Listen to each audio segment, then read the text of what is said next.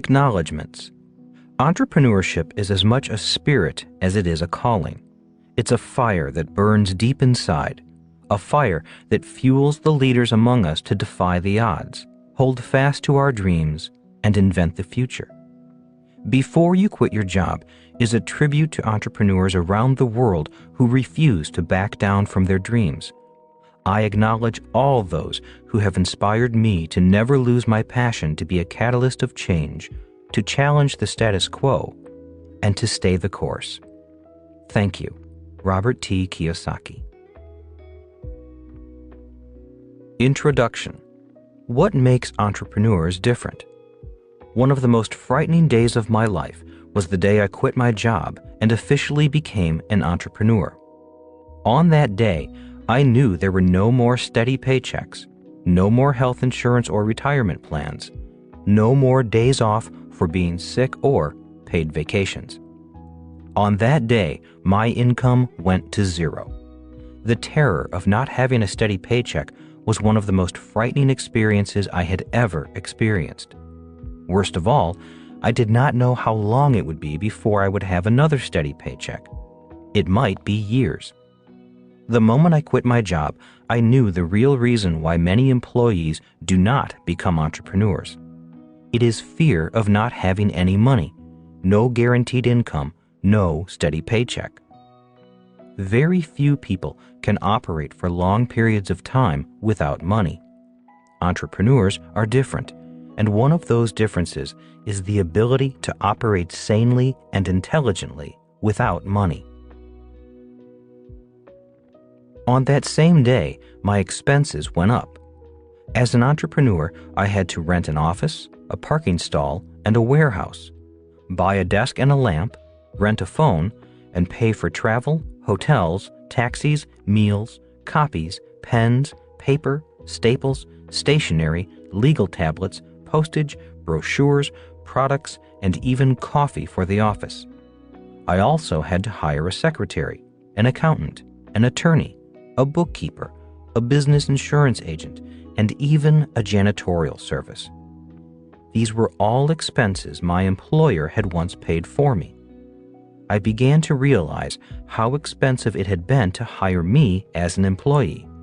I realized that employees cost far more than the number of dollars reflected in their paychecks. So, another difference between employees and entrepreneurs is that entrepreneurs need to know how to spend money, even if they have no money. The start of a new life. The day I officially left the company, I was in San Juan, Puerto Rico. It was June 1978. I was in Puerto Rico because I was attending the Xerox Corporation's President's Club celebration, an event recognizing the top achievers in the company. People had come from all over the world to be recognized. It was a great event, a gala I will always remember. I could not believe how much money Xerox was spending just to recognize the top salespeople in the company.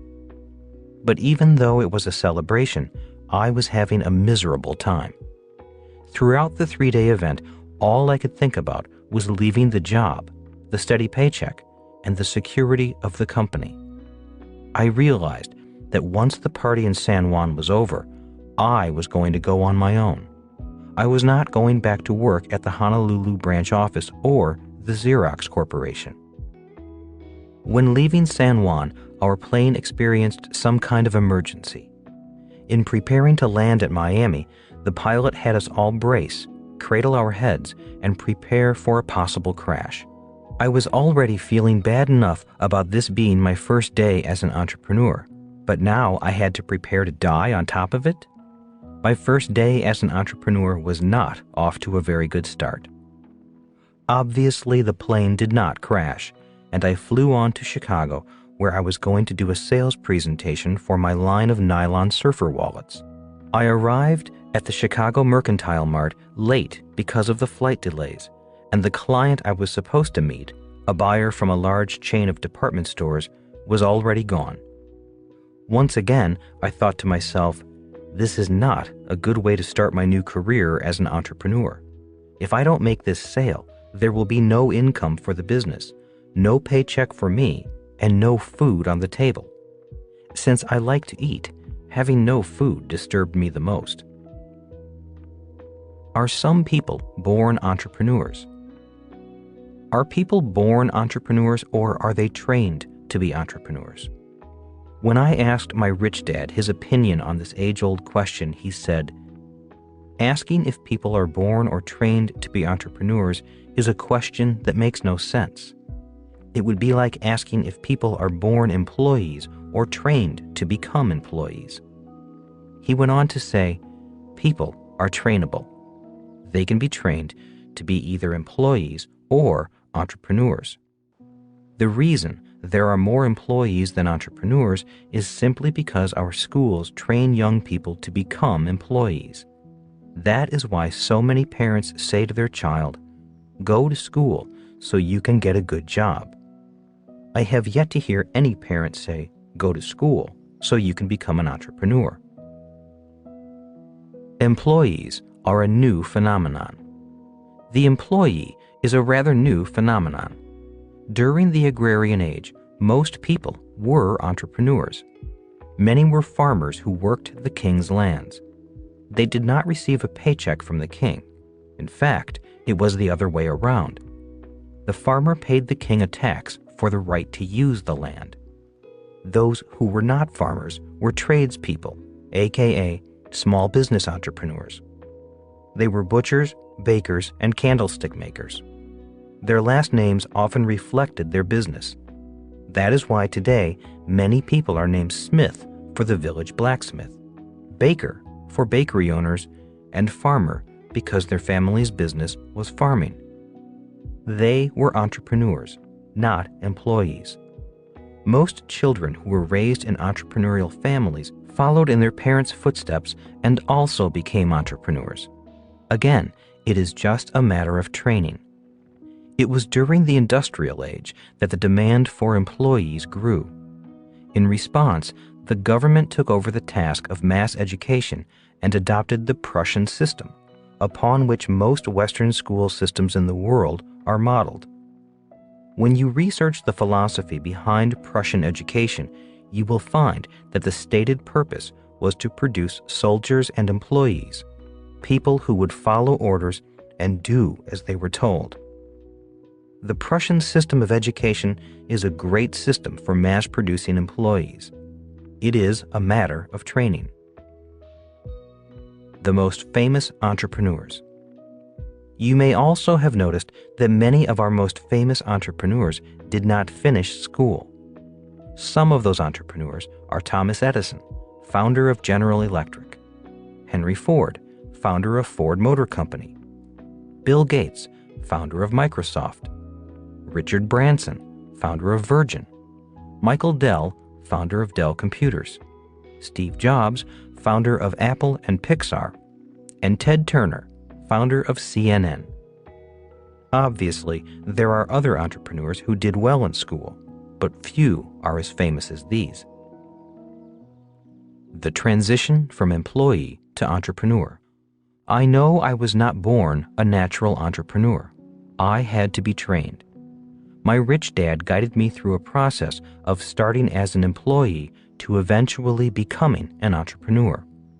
For me, it was not an easy process. There was a lot I had to unlearn before I could begin to understand the lessons he was trying to teach me. It was difficult hearing what my rich dad had to say because what he said was exactly opposite from the lessons my poor dad was trying to teach me. Every time my rich dad talked about entrepreneurship, he was talking about freedom. Every time my poor dad talked to me about going to school to get a job, he was talking about security. The clash of these two philosophies going on in my head was confusing me. Finally, I asked Rich Dad about the difference in philosophies. I asked, "Aren't security and freedom the same thing?" Smiling, he replied, "Security and freedom are not the same. In fact, they are opposites. The more security you seek, the less freedom you have. The people with the most security are in jail. That is why it is called maximum security." He went on to say, If you want freedom, you need to let go of security. Employees desire security. Entrepreneurs seek freedom. So the question is, can anyone become an entrepreneur? My answer is yes. It begins with a change in philosophy. It begins with a desire for more freedom than security. From caterpillar to butterfly. We all know that a caterpillar spins a cocoon and one day emerges as a butterfly. It is a change so profound it is known as a metamorphosis. One of the definitions of metamorphosis is a striking alteration in character. This book is about a similar metamorphosis. This book is about the changes a person goes through when transitioning from employee to entrepreneur. While many people dream of quitting their job and starting their own business, only a few actually do it. Why? Because the transition from employee to entrepreneur is more than changing jobs. It is a true metamorphosis. Entrepreneur books written by non-entrepreneurs. Over the years, I have read many books about entrepreneurs and entrepreneurship. I studied the lives of entrepreneurs such as Thomas Edison, Bill Gates, Richard Branson, and Henry Ford. I also read books on different entrepreneurial philosophies and what makes some entrepreneurs better than others. In every book, good or bad, I found some priceless bit of information or wisdom that has helped me in my quest to become a better entrepreneur. Looking back at the books I have read, I noticed that they fall into two basic categories: books written by entrepreneurs and books written by non-entrepreneurs. Most of the books are written by non-entrepreneurs, people who are professional authors, journalists, or college professors. While I have gotten something important from every book, regardless of who wrote it, I did find something missing. What I found missing was that down in the gutter, kicked in the gut, stabbed in the back, terrifying mistakes and horror stories that almost every entrepreneur goes through. Most of the books paint a picture of the entrepreneur as a brilliant, suave, cool business person who handles every challenge with ease. The books about great entrepreneurs often make it sound like they were born entrepreneurs. And granted, many of them were. Just as there are natural and gifted athletes, there are natural and gifted entrepreneurs, and most books are written about such people. Books on entrepreneurship written by college professors have a different flavor. College professors tend to boil the subject to the bone, leaving only the static facts or findings. I find reading such technically correct books difficult because the reading is often boring. There is no meat left, nothing juicy, just the bones. How this book is different. This is a book about entrepreneurship written by an entrepreneur who has experienced the ups and downs, the successes and failures of the real world. Today, the Rich Dad Company is an international business with products in 42 different languages, doing business in over 55 countries. But it all started as a company that my wife Kim and I started in 1997. Our initial investment was $1,500. My first book, Rich Dad, Poor Dad, has been on the New York Times bestseller list for over 4.5 years, an accomplishment shared by only 3 other books. Maybe, as you listen to this book, it will still be on the list. Rather than tell you how smart I am at business, which I am not, I thought it better to write a different type of book on entrepreneurship. Rather than tell you how I brilliantly sailed over the tallest peaks and made millions, I thought you might learn more from how I dug many deep holes, fell into them, and then had to dig my way out. Rather than tell you about all my successes, I believe you will learn more from my failures. Why write about failures? Many people do not become entrepreneurs because they are afraid of failing. By writing about the things many people are afraid of, I hope to help you better decide if becoming an entrepreneur is for you. My intent is not to frighten you off.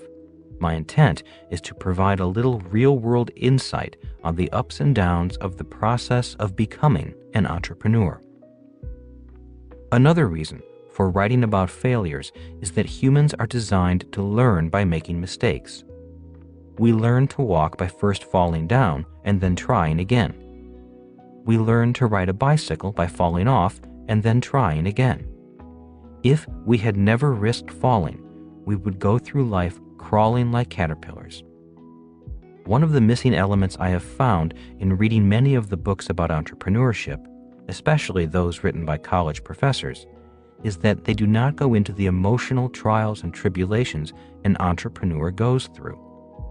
They do not discuss what happens to entrepreneurs emotionally when the business fails, when they run out of money, when they have to let employees go, and when their investors and creditors come after them. How would most college professors know how a failing entrepreneur feels? How would they know, since a steady paycheck, tenure, always knowing the right answers, and never making mistakes are highly prized in the academic world? Again, it's all a matter of training. In the late 1980s, I was invited to do a talk on entrepreneurship at Columbia University. Rather than talk about my successes, I talked about my failures and how much I learned from my mistakes. The young audience asked a lot of questions and seemed genuinely interested in the ups and downs of becoming an entrepreneur. I talked about the fears we all face when starting a business and how I faced those fears. I shared with them some of the more stupid mistakes I made and how those mistakes later became valuable lessons I would never have learned if I had not made the mistakes. I talked about the pain of having to shut a business down and lay people off because of my incompetence. I also shared with them how all my mistakes eventually made me a better entrepreneur, very rich, and, most important, financially free, never needing a job again. All in all, I thought it was an objective and realistic talk on the process of becoming an entrepreneur.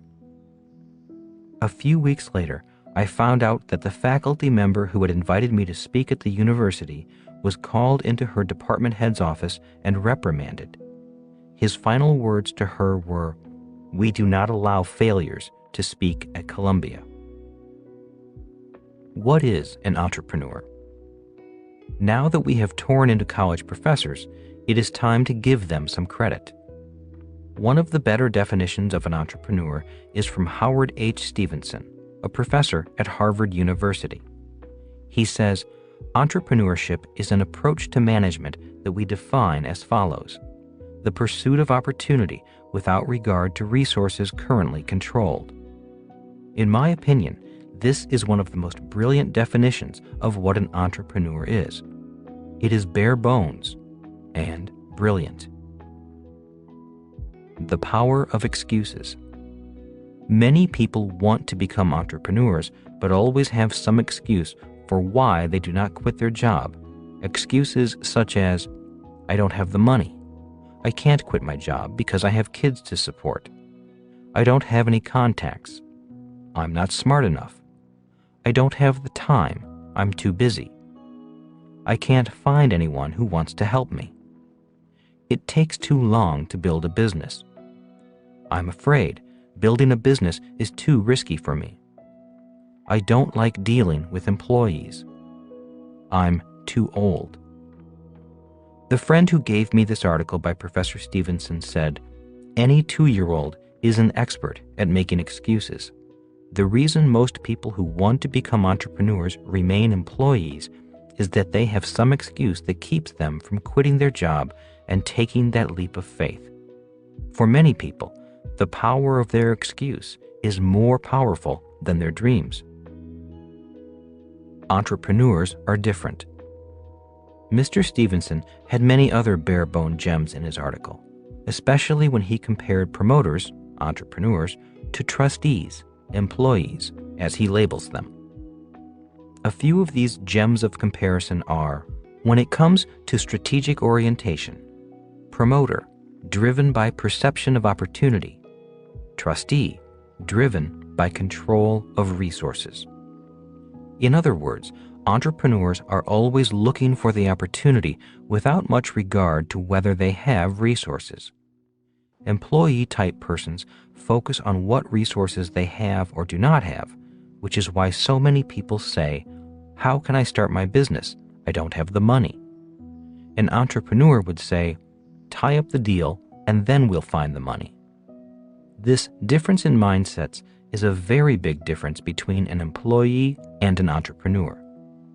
This is also why my poor dad often said, "I can't afford it." Being an employee, he looked at his resources. Those of you who have read or listened to my other books know that my rich dad forbade his son and me to ever say, "I can't afford it." Instead, he taught us to look at opportunities and ask, "How can I afford it?" He was an entrepreneur. When it comes to management structure, promoter, flat with multiple informal networks, trustee, formalized hierarchy with multiple tiers.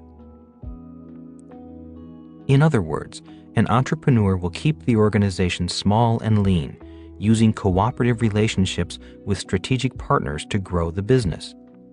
Employees want to build a hierarchy, which means a chain of command with them at the top. This is their concept of building an empire.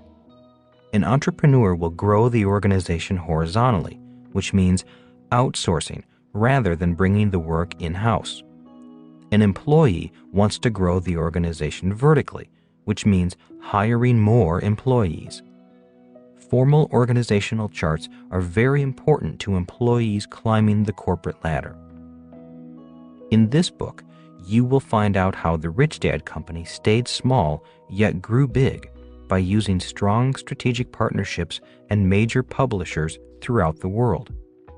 We decided to grow in this manner because it cost us less time, people, and money. We could grow faster, grow bigger, become very profitable, have a global presence, and yet remain small. We used other people's money and resources to grow the business. This book will explain how and why we did it that way. When it comes to reward philosophy, promoter, value-driven, performance-based, team-oriented. Trustee, security-driven, resource-based, job promotion-oriented. In simple terms, employees want job security with a strong company, a steady paycheck, and the opportunity for promotion, a chance to climb the corporate ladder. Many employees consider a promotion and title more important than money. I know my poor dad did. He loved his title, Superintendent of Public Education, even though he was not paid much. The entrepreneur doesn't want to climb the corporate ladder. He or she wants to own the corporate ladder. An entrepreneur is not driven by a paycheck, but by results of the team. Also, as Howard Stevenson states, many entrepreneurs start a business because they have very strong values that are more important than simply job security and a steady paycheck. For many entrepreneurs, their values are more important than money. They are passionate about their work, their mission, and love what they do. Many entrepreneurs will do their work even though there is no money. Rich Dad said, many employees are passionate about their work only as long as there is a paycheck. In this book, you will also learn about the 3 different types of money: competitive money, cooperative money, and spiritual money. 1. Competitive money is the type of money most people work for. They compete for jobs, promotions, pay raises, and against their business competition. 2. Cooperative money is achieved by networking instead of competing. In this book, you will find out how the Rich Dad Company expanded rapidly with very little money, simply by working for cooperative money. 3. A significant part of this book is dedicated to the mission of a business, the values. While we all know that there are many entrepreneurs who are opportunists, working only for competitive money, there are others who build a business on a strong mission, working for spiritual money, the best of all money. Different styles of management. There are two other points in the article that are refreshing, especially from a college professor. Howard Stevenson acknowledges that many people say that entrepreneurs are not good managers. Instead of agreeing with this commonly accepted point of view, he writes, "The entrepreneur is stereotyped as egocentric and idiosyncratic and thus unable to manage. However, although the managerial task is substantially different for the entrepreneur, the management skill is nonetheless essential." Right on, Howard. In other words, entrepreneurs manage people differently. The next point explains why there are differences in management style between entrepreneurs and employees. Know how to use other people's resources. The other point Stevenson makes correlates closely with his definition of an entrepreneur. The definition is, entrepreneurship is an approach to management that we define as follows: the pursuit of opportunity without regard to resources currently controlled. He states, entrepreneurs learn to use other people's resources well. This is what causes the difference in management style. Employees want to hire people so they can manage them. It puts them in direct control over them. They will do as they are told, or they are fired. This is why employee types want to build vertical hierarchies. They want the Prussian style of management. They want people to jump when they say jump. Since entrepreneurs are not necessarily managing employees, they need to manage people differently. Very simply put, entrepreneurs need to know how to manage other entrepreneurs. If you say jump to an entrepreneur, he or she usually responds with some rude comment or gesture. So entrepreneurs are not poor managers, as many people think. They simply have a very different management style because they are managing people they cannot tell what to do or fire. This difference in management style also explains why employee types work for competitive money, and entrepreneurs tend to work for cooperative money. Entrepreneurs looking for employees. Some of the more common complaints heard from new entrepreneurs are, "I can't find good employees," or "employees just don't want to work," or "all employees want is more money." This is a problem for a new entrepreneur with a confused management style. Management style is a matter of training. Again, compliments to Howard Stevenson, a college professor, for getting to the bare bones differences between entrepreneur and employee. Don't wait until all lights are green. Another reason many people are not as successful as they would like to be is fear. Often the fear of making mistakes or the fear of failing. There is another reason, also a fear, but it appears a little differently. These people disguise their fears by being perfectionists. They are waiting for all the stars to line up before starting their business. They want all the lights to be green before they will pull out of the driveway. When it comes to entrepreneurship, many of these people are still stuck in the driveway with their engine idling. 3 parts of a business deal. One of the best entrepreneurs I have ever known is a friend and business partner of mine. I have formed several companies with him, 3 that went public and have made us millions of dollars. He believes that there are 3 parts to putting a business deal together. 1. Finding the right people. 2. Finding the right opportunity. 3. Finding the money. He explained, rarely do all 3 pieces come together at the same time. Sometimes you have the people, but you do not have the deal or the money. Sometimes you have the money, but no deal or people. He also said, the most important job of an entrepreneur is to grab one piece and then begin to put the other two pieces together. That may take a week or it may take years, but if you have one piece, at least you've gotten started. In other words, an entrepreneur does not care if 2 out of 3 lights are red. In fact, an entrepreneur does not care if all 3 lights are red. Red lights do not prevent an entrepreneur from being an entrepreneur. Anything worth doing is worth doing poorly. Have you ever noticed that software, such as Microsoft Windows, comes in different versions? That means they have improved their product and now want you to buy the better version. In other words, the first product they sold you was not perfect. They may have sold it to you knowing that it had flaws and bugs and needed to be improved. Many people fail to get to market because they are constantly perfecting their product.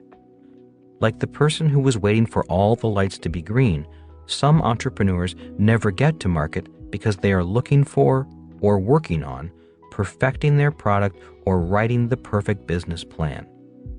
My rich dad often said, anything worth doing is worth doing poorly.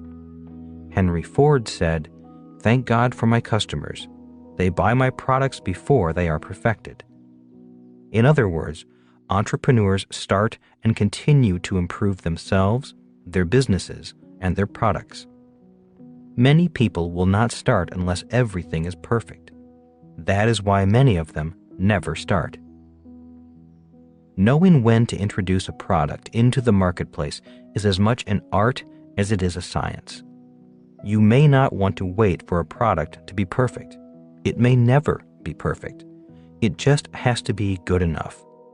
It merely has to work well enough to be accepted in the marketplace. However, if the product is so flawed that it doesn't work for its intended purpose, or otherwise does not meet marketplace expectations or causes problems, it can be very difficult to reestablish credibility and a reputation for quality.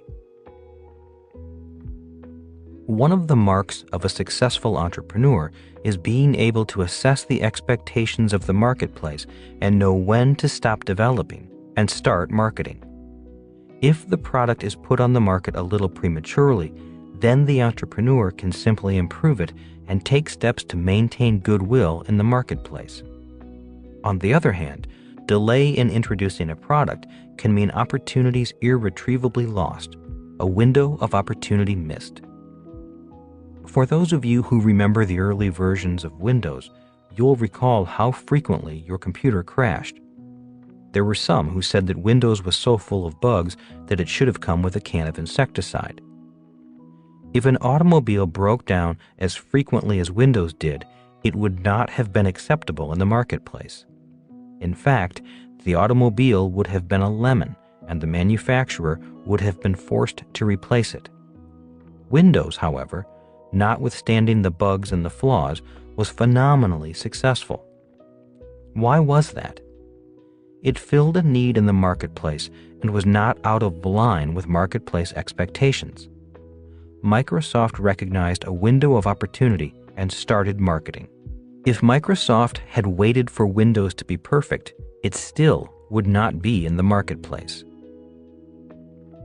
Street smarts versus school smarts. In martial arts, there is a saying that goes, "A cup that is full is useless. Only when a cup is empty is it useful." This is true for the entrepreneur.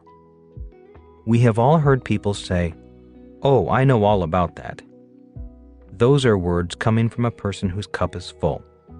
Those are the words coming from a person who believes he or she knows all the answers. An entrepreneur cannot afford to know all the answers. Entrepreneurs know that they can never know all the answers. They know their success requires that their cup is always empty.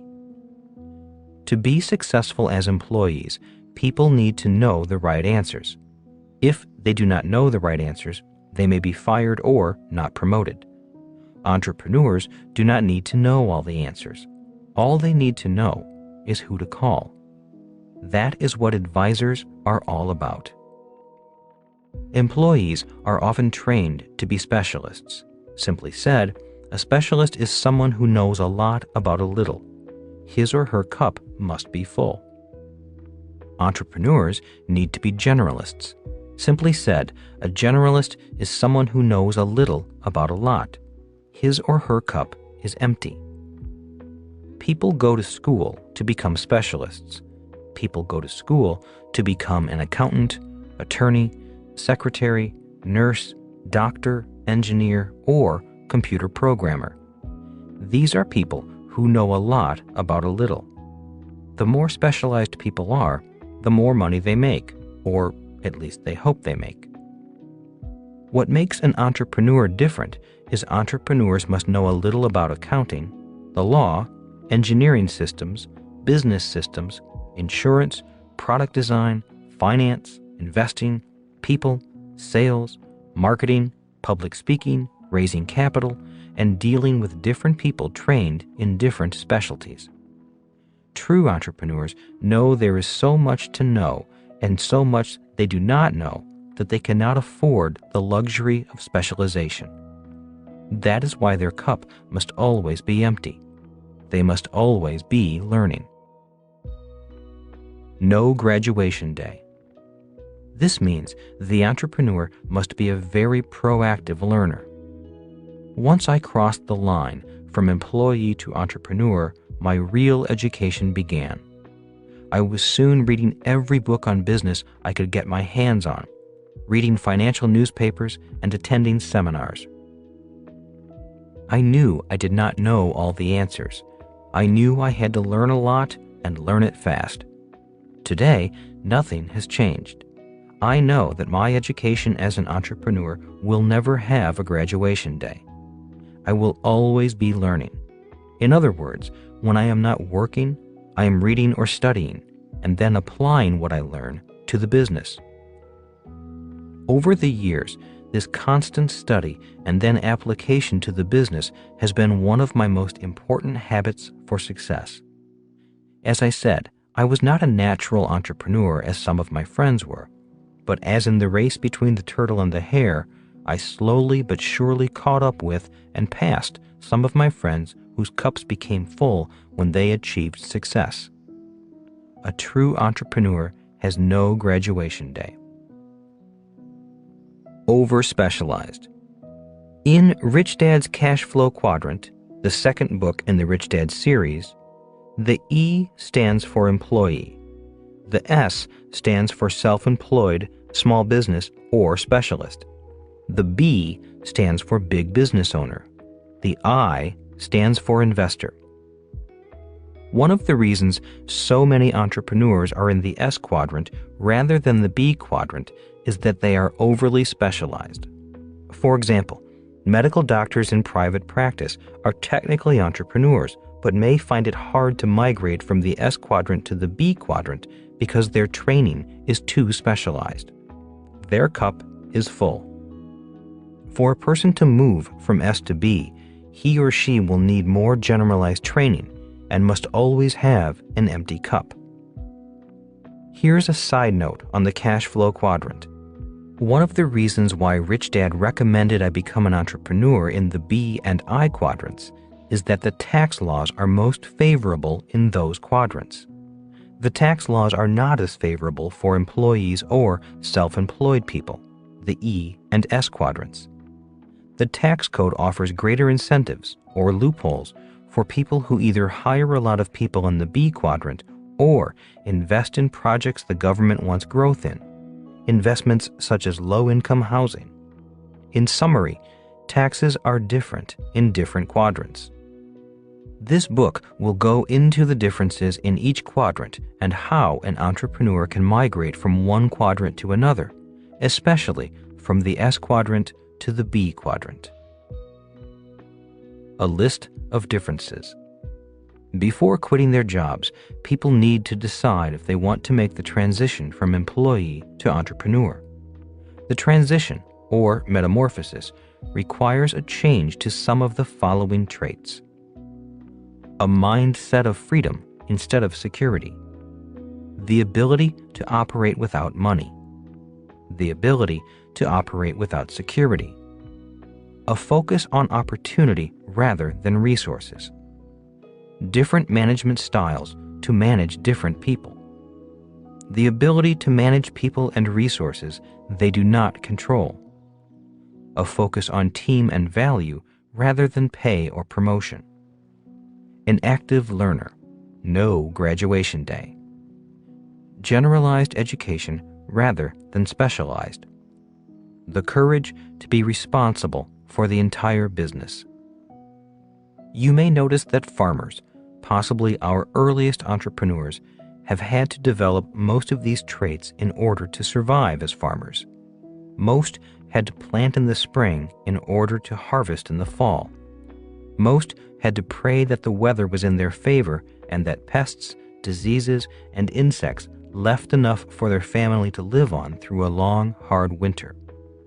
Rich Dad said, "If you have the mindset and toughness of a farmer, you will be a great entrepreneur." A pot of gold at the end of the rainbow. While this book starts off describing the process of becoming an entrepreneur as a painful and time-consuming process, I also want to let you know that there is a pot of gold at the end of the rainbow. As with any learning process, even learning to walk or ride a bicycle, the start of the process is always the hardest. You may recall that my first official day as an entrepreneur was not a good day. But if you stick with the learning process, your world will change, just as your world changed when you finally learned to walk or ride a bike. The same is true with entrepreneurship. For me, the pot of gold at the end of the rainbow has been greater than my wildest dreams. The process of becoming an entrepreneur has made me far richer than I could have become as an employee. Also, I have become somewhat famous and recognized throughout the world. I doubt if I would have become famous as an employee. Most important, our products have reached people throughout the world and in some ways have helped to make their lives a little better. The best part of learning to be an entrepreneur is being able to serve more and more people. Being able to serve more people has been my primary reason for becoming an entrepreneur. The philosophy of an entrepreneur. Becoming an entrepreneur began with a change of philosophy. The day in Puerto Rico that I left the Xerox Corporation, my philosophy shifted from the philosophy of my poor dad to the philosophy of my rich dad.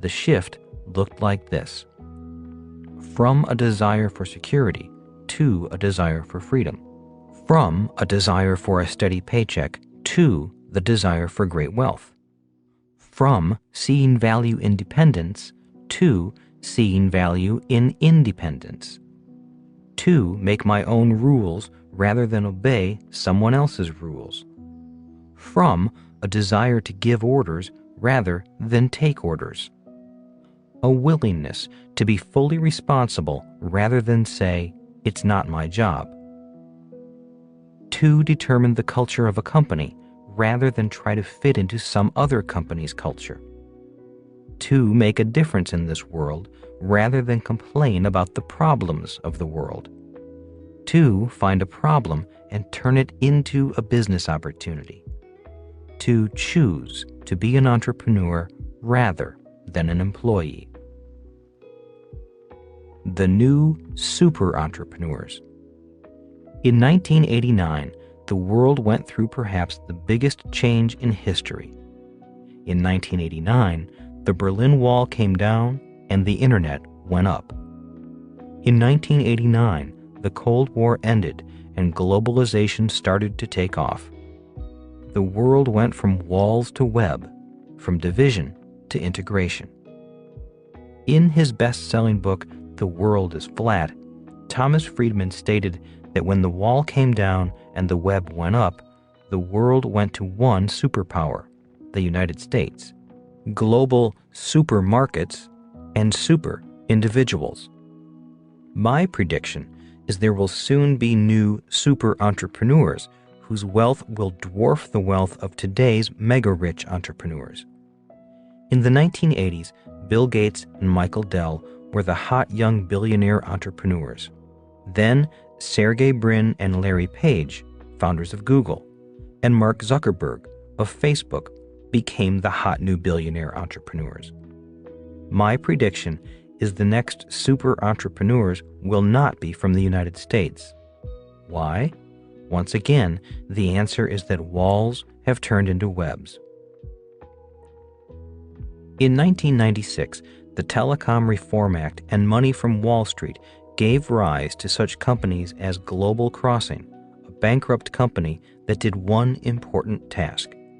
It linked the world with fiber optics.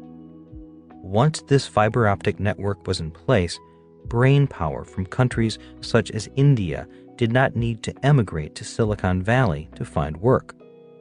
The brain power of India could now work from home for much lower wages. Due to the power of fiber optic cables and the internet, my prediction is that the next Bill Gates or Sergey Brin will come from outside the United States, possibly from India, China, Singapore, Ireland, New Zealand, or Eastern Europe. Brainpower, innovation, technology, and access to the world's supermarkets will create the next teenage multi-billionaire or trillionaire entrepreneur. Today, many Americans are panicked at the idea that our high-paying jobs are being outsourced, shipped not only to India, but all over the world. Today, even tasks performed by accountants, lawyers, stockbrokers, and travel agents can be performed somewhere else in the world for a lower price. No more high-paying jobs. So what does this do to the industrial age advice, go to school so you can find a good secure job with high pay, or work hard and climb the corporate ladder? In my opinion, this old industrial age advice is toast. Many employees will have less work to find, much less, since the person competing for their job lives thousands of miles away. Most of us know that wages have not gone up for many workers. How can their wages go up when someone else is willing to work for so much less? One big difference between an entrepreneur and an employee is that an entrepreneur is excited about the changes that the shift from wall to web is bringing. Many employees are terrified of the changes. One last difference. The last difference I will mention is the difference in pay between employees and entrepreneurs. Some of the most famous CEOs, like Steve Jobs and Warren Buffett, have the lowest salaries. Could it be because CEOs who are employees work for a paycheck, and CEOs who are entrepreneurs work for some other kind of pay? Are you an entrepreneur? As you can tell, there are differences between employees and entrepreneurs. The purpose of this book is to go deeper into those differences so you can decide, before you quit your job, if being an entrepreneur is the path for you. In conclusion, in my opinion, the biggest difference between an entrepreneur and an employee is found in the differences between the desire for security and the desire for freedom. My rich dad said, if you become a successful entrepreneur, you will come to know a freedom very few people will ever know. It is not simply a matter of having a lot of money or free time. It is freedom from the fear of fear itself. Freedom from the fear of fear? I asked. Nodding, he continued.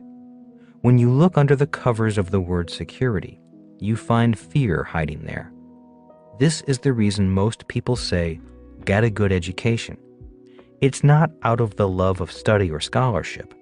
It is out of fear. The fear you won't get a good job or be able to earn money. Look at how a teacher motivates students in school. It is motivation by fear. They say, if you don't study, you will fail.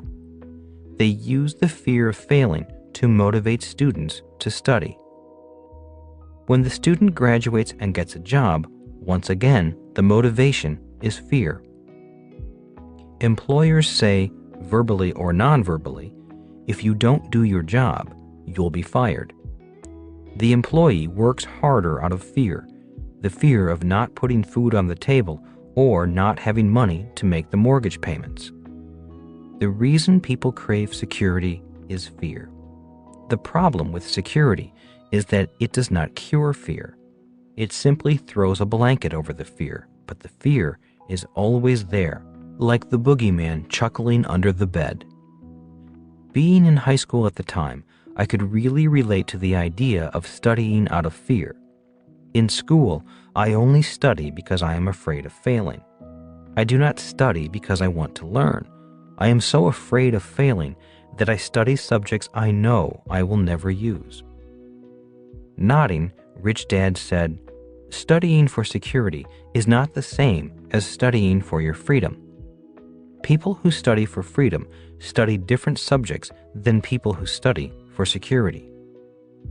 Why don't they offer a choice of study in school? I asked. I don't know, said Rich Dad. The problem with studying for security is that the fear is always there. And if the fear is always there, then you rarely feel secure. So you buy more insurance and think of ways to protect yourself. You always quietly worry, even if you pretend you're successful and have nothing to worry about. The worst thing about living a life of security is that you often lead two lives. The life you live and the unlived life you know you could be living. Those are some of the problems with studying for security. The biggest problem of all is that the fear is still there. So, becoming an entrepreneur means you will not have any fear? I asked. Of course not, smiled Rich Dad. Only fools believe they have no fear. Fear is always present. Anyone who says he or she doesn't have fear is out of touch with reality. What I said is freedom from the fear of fear. In other words, you don't have to be afraid of fear. You don't have to be a prisoner of fear. Fear will not define your world as it does most people's worlds. Instead of fearing fear, you will learn to confront fear and use it to your advantage. Instead of quitting because your business is out of money, because you are afraid of not being able to pay your bills, being a true entrepreneur will give you the courage to go forward, to think clearly, to study, to read, to talk to new people, to come up with new ideas and new actions. The desire for freedom can give you the courage to operate for years without needing a secure job or a steady paycheck. That is the kind of freedom I am talking about. It is the freedom from the fear of fear. We all have fear. The difference is whether fear causes us to seek security or to seek freedom. An employee will seek security. An entrepreneur will seek freedom. So, if security is the result of fear, what is the driving force behind freedom? I asked. Courage, smiled Rich Dad. The word courage comes from the French word le cœur, the heart. He paused for a moment and then finished the conversation by saying, your answer for choosing to be an entrepreneur or an employee is found in your heart. Freedom is more important than life. One of my favorite movies of all times is the classic Easy Rider, starring Peter Fonda, Dennis Hopper, and Jack Nicholson. In one of the scenes just before Jack Nicholson is killed, he talks with Dennis Hopper about freedom. I believe it is appropriate to end this introduction with those lines because it is why I chose to be an entrepreneur. I chose to be an entrepreneur to be free. For me, freedom is more important than life itself. In this scene, the three of them are camped in a swamp after being teased, threatened, and run out of town by a bunch of good old boys. Dennis Hopper. They're scared, man. Jack Nicholson. Oh, they're not scared of you. They're scared of what you represent. Dennis Hopper. All we represent to them is somebody who needs a haircut. Jack Nicholson. Oh no, what you represent to them is freedom. Dennis Hopper. What the hell is wrong with freedom, man? That's what it's all about. Jack Nicholson. Oh yeah, that's right. That's what it's all about, all right. But talking about it and being it, that's two different things. I mean, it's real hard to be free when you're bought and sold in the marketplace.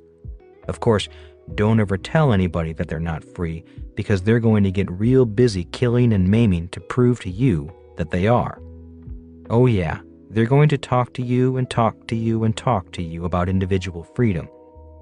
But when they see a free individual, it's going to scare them. Dennis Hopper. Well, it don't make them run scared. Jack Nicholson. No, it makes them dangerous. Right after this scene, the three of them are ambushed and beaten by the same good old boys.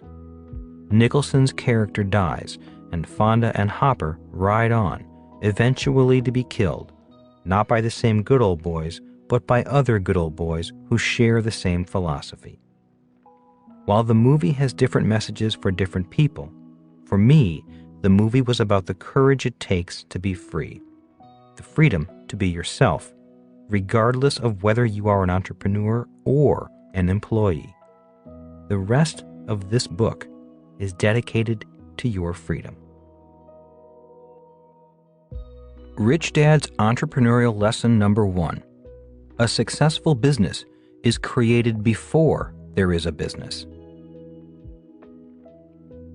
Chapter 1. What is the difference between an employee and an entrepreneur? Starting with the right mindset. When I was growing up, my poor dad often said, "Go to school and get good grades so you can find a good job with good benefits." He was encouraging me to become an employee. My rich dad often said, "Learn to build your own business and hire good people." He was encouraging me to become an entrepreneur. One day, I asked my rich dad what the difference was between an employee and an entrepreneur. His reply was, "Employees look for a job after the business is built. An entrepreneur's work begins before there is a business." 99% failure rate. Statistics show that 90% of all new businesses fail within the first 5 years. Statistics also show that 90% of the 10% that survive the first 5 years fail before their 10th anniversary. In other words, approximately 99% of all startup businesses fail within 10 years. Why? While the reasons are many, the following are some of the more critical ones. Our schools train students to be employees who look for jobs rather than train entrepreneurs who create jobs and businesses. The skills to be a good employee are not the same skills required to be a good entrepreneur. Many entrepreneurs fail to build a business. Instead, they work hard building a job that they own. They become self-employed rather than business owners. Many entrepreneurs work longer hours and are paid less per hour than their employees. Hence, many quit out of exhaustion. Many new entrepreneurs start without enough real-life experience and without enough capital. Many entrepreneurs have a great product or service, but don't have the business skills to build a successful business around that product or service. Building the parachute. My rich dad said, starting a business is like jumping out of an airplane without a parachute. In midair, the entrepreneur begins building a parachute and hopes it opens before hitting the ground. He also said, if the entrepreneur hits the ground before the parachute is built, it is very tough to climb back into the plane and try again. For those of you familiar with the Rich Dad books, you know that I have jumped out of the plane many times and failed to build the parachute. The good news is that I hit the ground and bounced. This book will share with you some of my jumps, falls, and bounces. Many of my failures and successes were small ones, so the bounce was not that painful. That is, until I started my nylon and Velcro wallet business.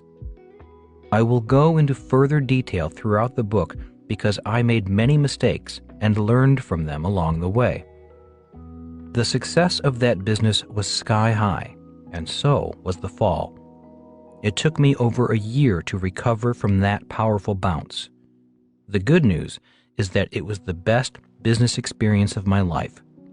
I learned a lot about business and about myself through the process of rebuilding. The crack in the dam. One of the reasons I fell so hard in the nylon surfer wallet business was that I did not pay attention to the little things. There is some truth to the age-old statement, the bigger they are, the harder they fall. My little surfer wallet business grew so fast that the business was a lot bigger than the capabilities of the 3 entrepreneurs who created the business. Instead of creating a business, we had created Dr. Frankenstein's monster and did not realize it. In other words, our sudden success was accelerating our failures. The real problem was that we did not know we were failing. We thought we were successful. We thought we were rich. We thought we were geniuses. Even though we consulted expert advisors, like patent attorneys, we did not listen to them. As 3 successful entrepreneurs in our late 20s and early 30s, we took our minds off the business and partied into the night. We actually thought we had built a business. We actually thought we were entrepreneurs. We actually believed our own story of success. We started bragging. Champagne started to flow.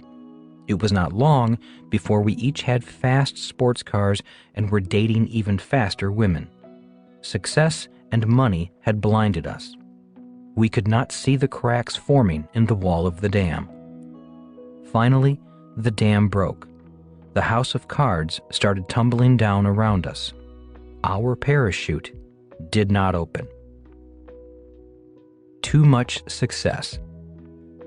The point in sharing my entrepreneurial stupidity is that many people think that it is the lack of success that kills a business. In many cases, that is true. The failure of my surfer wallet business was a valuable experience because I found out early in my career as an entrepreneur that too much success can also kill a business. The point I am making is that a poorly conceived business can fail whether it is initially successful or not. Hard work covers up poor design. A poorly conceived business startup may be able to survive as long as the entrepreneur works hard and holds the business together with sheer determination. In other words, hard work can cover up a poorly designed business and keep it from failing. The world is filled with millions of small business entrepreneurs who are able to keep their leaky business afloat with hard work, sheer willpower, duct tape, and baling wire. The problem is, if they stop working, the business breaks apart and sinks. All over the world, entrepreneurs kiss their families goodbye and head off to their own businesses, their pieces of the rock.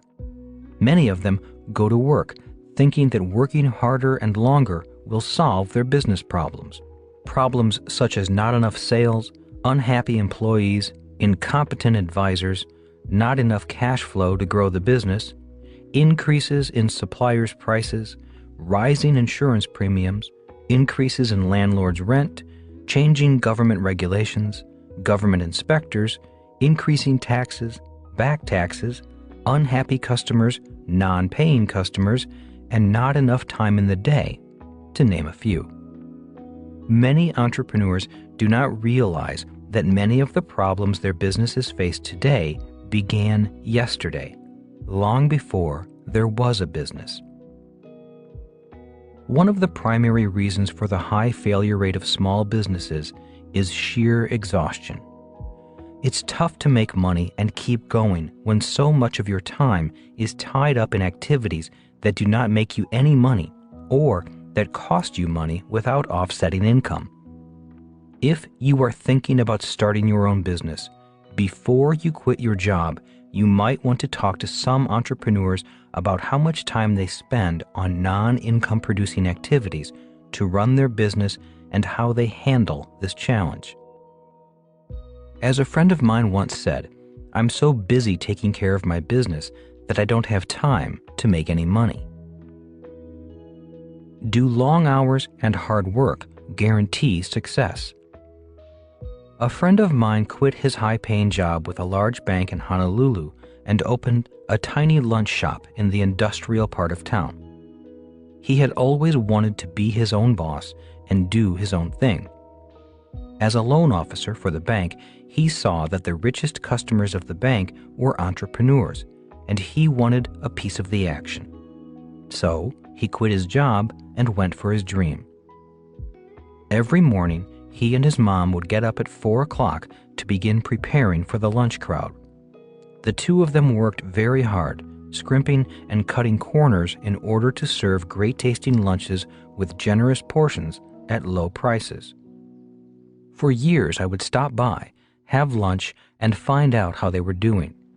They seemed very happy, enjoying their customers and their work. "Someday we'll expand," said my friend. "Someday we'll hire people to do the hard work for us." The problem was that someday never came. His mom passed away, the business closed, and my friend took a job as manager of a fast food franchise restaurant. He returned to being an employee. The last time I saw him, he said, "The pay isn't great, but at least the hours are better." In his case, his parachute did not open. He hit the ground before he built a business. Now, I can hear some of you saying, "At least he went for it," or "It was just bad luck. If his mom had lived, they might have expanded and gone on to make a lot of money," or "How can you criticize such good, hard-working people?" And I agree with these sentiments. My intent is not to criticize them. Although not related to them, I loved the two of them dearly. I knew they were happy, yet it pained me to see them work so hard and not get ahead day after day. I only relate this story to make the same point. The business began to fail before there was a business. It was poorly conceived before he quit his job. Is being an entrepreneur for you? If this story about working long hours or failing if unsuccessful and possibly failing if successful, or jumping out of a plane without a parachute and bouncing frightens you, then being an entrepreneur may not be for you. But if the stories intrigue you or challenge you, then continue listening. After finishing this book, at least you will have a better idea of what entrepreneurs need to know to succeed. You will also have a better understanding of how to create, design, and build a business that grows with or without you, and possibly makes you rich beyond your wildest dreams. After all, if you are going to jump out of a plane without a parachute, you might as well win big if you are going to win at all. The job of an entrepreneur. An entrepreneur's most important job begins before there is a business or employees. The job of an entrepreneur is to design a business that can grow, employ many people, add value to its customers, be a responsible corporate citizen, bring prosperity to all those who work on the business, be charitable, and eventually no longer need the entrepreneur. Before there is a business, a successful entrepreneur is designing this type of business in his or her mind's eye. According to my rich dad, this is the job of a true entrepreneur. Failure leads to success. After one of my demoralizing business failures, I went to Rich Dad and asked, So what did I do wrong? I thought I designed it well. Obviously you didn't, Rich Dad said with a smirk. How many times do I have to do this? I'm the biggest failure I know. Rich Dad said, losers quit when they fail. Winners fail until they succeed. Shuffling the papers at his desk for a moment, he then looked up at me and said, the world is filled with wannabe entrepreneurs. They sit behind desks, have important sounding titles like vice president, branch manager, or supervisor, and some even take home a decent paycheck. These wannabe entrepreneurs dream of someday starting their own business empire. Maybe someday some of them will. Yet I believe most will never make the leap. Most will have some excuse, some rationalization such as, when the kids are grown, or I'll go back to school first, or when I have enough money saved. But they never jump from the plane, I said, finishing his thoughts. Rich Dad nodded. What kind of entrepreneur do you want to be? Rich Dad went on to explain that the world is filled with different types of entrepreneurs. There are entrepreneurs who are big and small, rich and poor, honest and crooked, for-profit and not-for-profit, saint and sinner, small town and international, successful and failing. He said, the word entrepreneur is a big word, and it means different things to different people. The cash flow quadrant. As I mentioned in the introduction, the cash flow quadrant explains that there are 4 different types of people who make up the world of business. They are often different people technically, emotionally, and mentally. E stands for employee. S stands for self-employed or small business owner. B stands for big business owner. I stands for investor. For example, employees will always say the same words, whether they are the president of the company or the janitor. An employee always says, I'm looking for a safe, secure job with benefits. The operative words are safe and secure. In other words, the emotion of fear often keeps them boxed in that quadrant. If they want to change quadrants, not only are there skills and technical things to learn, but in many cases, they also have emotional challenges to overcome. A person in the S quadrant may say, if you want it done right, do it yourself. In many cases, this person's challenge is learning to trust other people to do a better job than he or she can. This lack of trust often keeps them small, since it's hard to grow a business without eventually trusting other people. If S quadrant people do grow, they often grow as a partnership, which in many cases is a group of S's binding together to do the same job. B quadrant people are always looking for good people and good business systems. They do not necessarily want to do the work themselves. They want to build a business to do the work. A true B quadrant entrepreneur can grow his or her business all over the world. An S quadrant entrepreneur is often restricted to a small area, an area he or she can personally control. Of course, there are always exceptions. I quadrant people, investors, are looking for smart S's or B's to take care of their money and grow it. Rich Dad trained his son and me to first build a successful S quadrant business that had the capability of expanding into a successful B quadrant business. That is what this book is about. What kind of business do you want to build? As part of my entrepreneurial training with Rich Dad, he encouraged his son and me to go out and study as many different types of business systems as we could. He said, how can you be an entrepreneur designing a business if you do not know about the different types of businesses and entrepreneurs? Self-employed entrepreneurs. Rich Dad was adamant in explaining that many entrepreneurs are not business owners, but self-employed entrepreneurs who own a job, not a business. He said, "You are probably self-employed if your name is the name of the business, if your income stops if you stop working, if clients come to see you, or your employees call you if there is a problem. You may also be self-employed if you are the smartest, most talented, or the best educated person in your business." He had nothing against self-employed entrepreneurs. He simply wanted us to know the difference between entrepreneurs who own businesses and those who own jobs. Consultants, musicians, actors, cleaning people, restaurant owners, small shop owners, and most small business people fall into the S quadrant and own jobs instead of businesses. The main point Rich Dad was making about the difference between a self-employed entrepreneur and a big business entrepreneur is that many self-employed businesses have a tough time growing into a big business. In other words, they have a real challenge going from the S quadrant to the B quadrant. Why? Again, the answer is that the business was poorly designed before there was a business. It was doomed before it even started.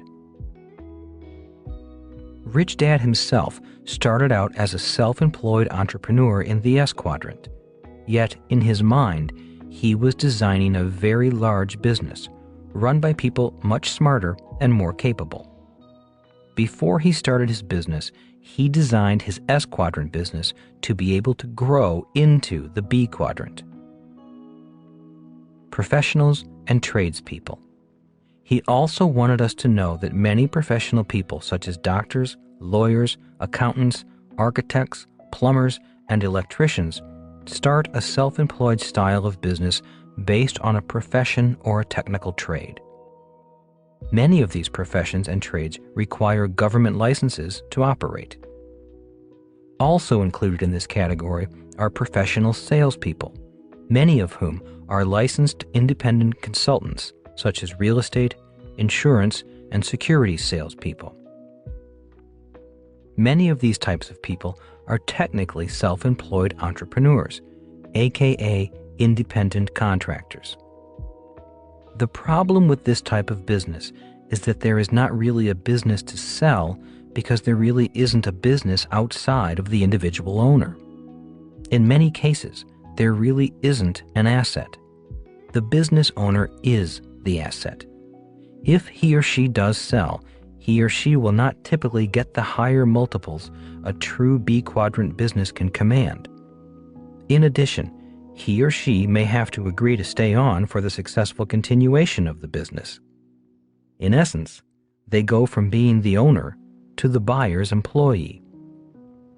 In my rich dad's mind, it made no sense to work hard and not build an asset.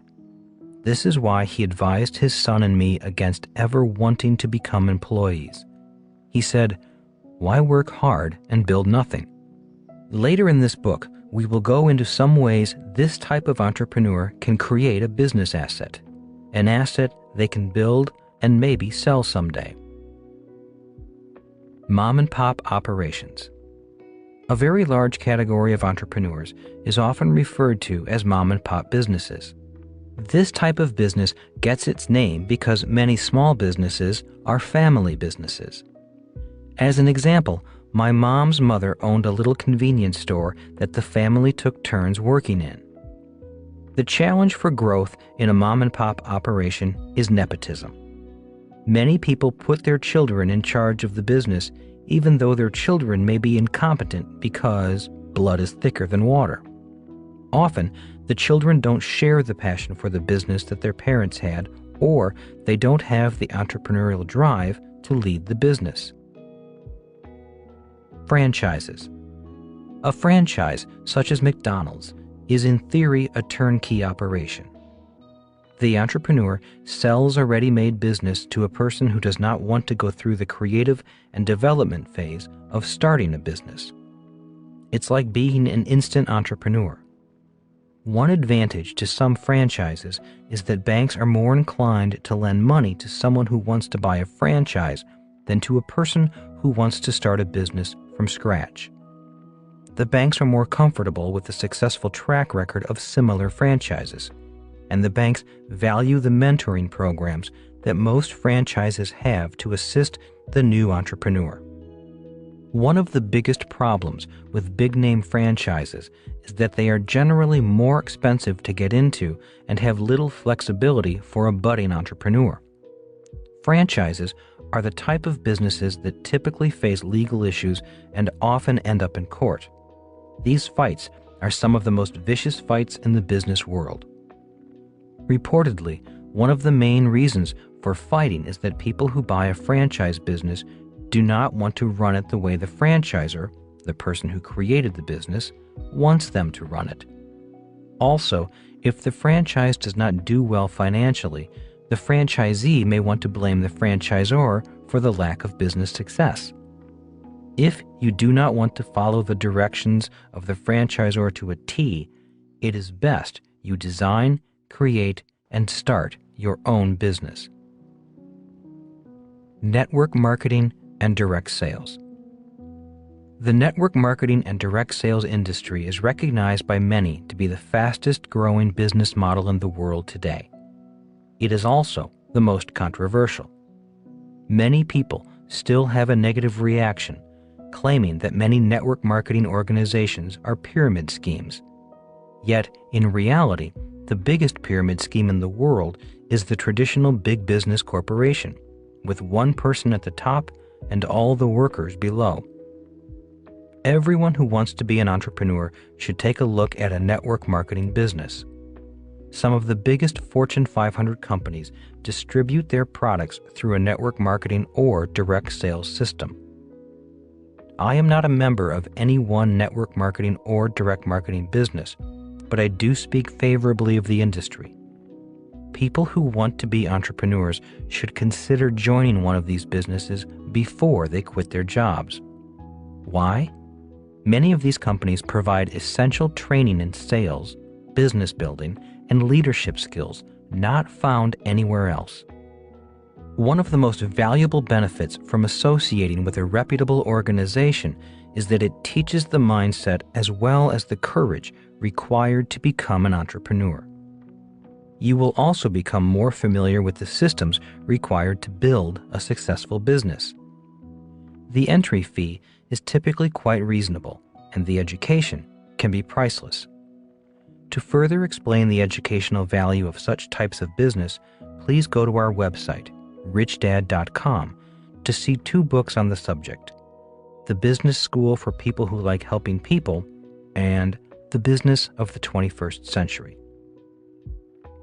If I were starting my entrepreneurial career all over again, I would start with a network marketing or direct sales business.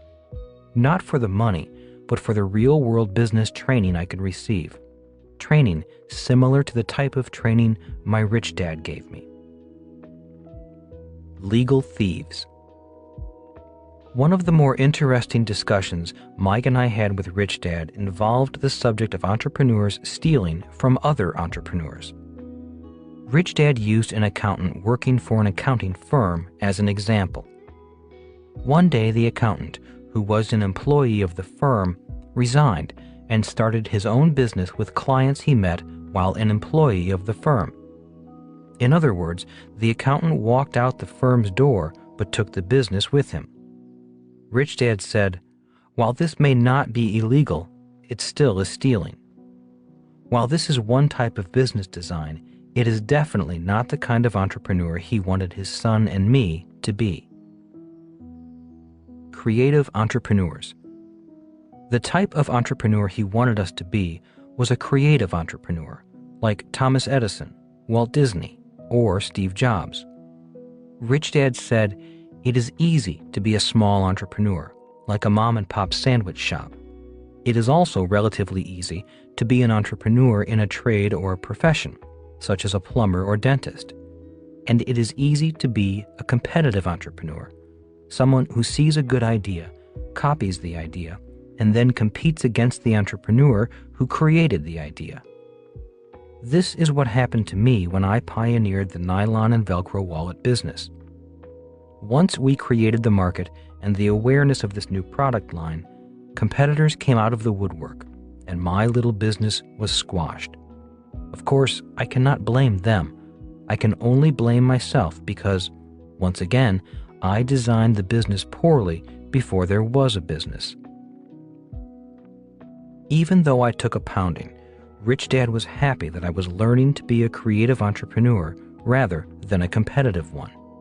He said, "Some entrepreneurs win by creating. Other entrepreneurs win by copying and competing.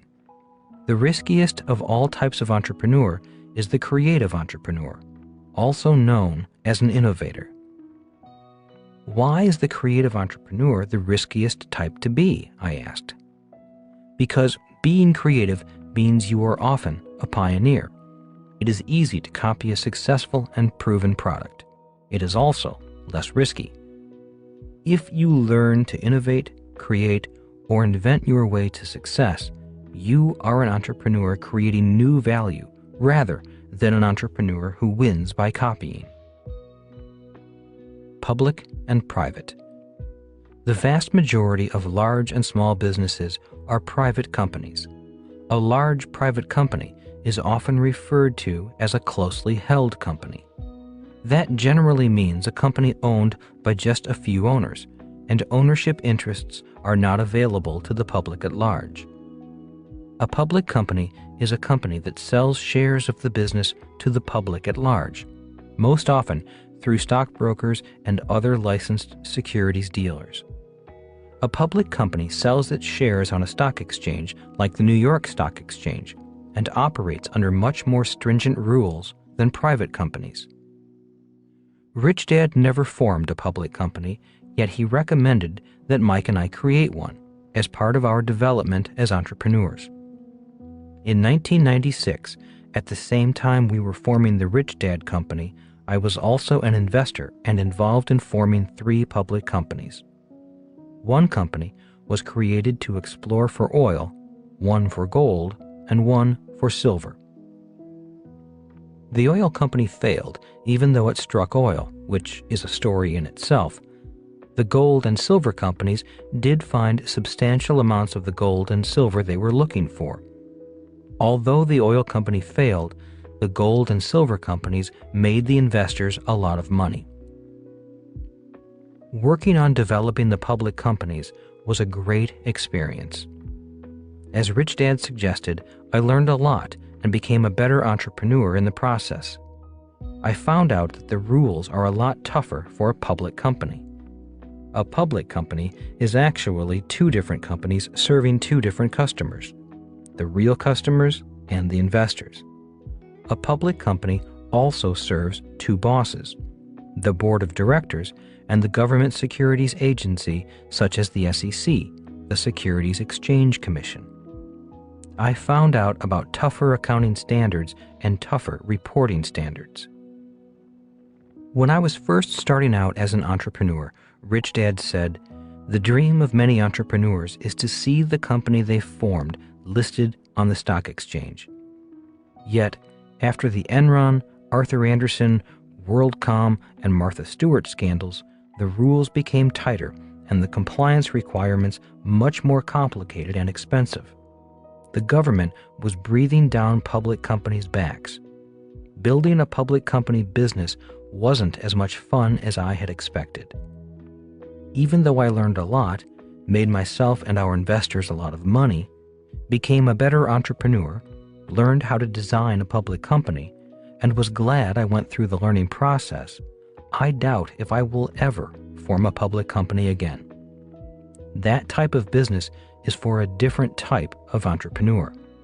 I can make more money and have more fun in small, closely held private businesses. Can anyone be an entrepreneur? Rich Dad wanted his son and me to understand that anyone can be an entrepreneur. Being an entrepreneur is not that special. He did not want the idea of being an entrepreneur to go to our heads. He did not want us looking down on anyone or thinking we were better than other people if we became successful entrepreneurs. To this, he said, anyone can be an entrepreneur. Your neighborhood babysitter is an entrepreneur. So was Henry Ford, founder of the Ford Motor Company. Anyone with a little initiative can be an entrepreneur. So don't think entrepreneurs are special or better than other people. Your job is to decide which entrepreneur you most want to be like, the babysitter or Henry Ford. They both provide a valuable product or service. Both are important to their customers, yet they operate in very different spectrums, different bandwidths of entrepreneurship. It's like the difference between sandlot football, high school football, college football, and professional football. With that example, I understood the point Rich Dad was making. When I was in college in New York playing college football, our team had the opportunity to practice with a few players from a professional football team, the New York Jets. It was a very humbling experience.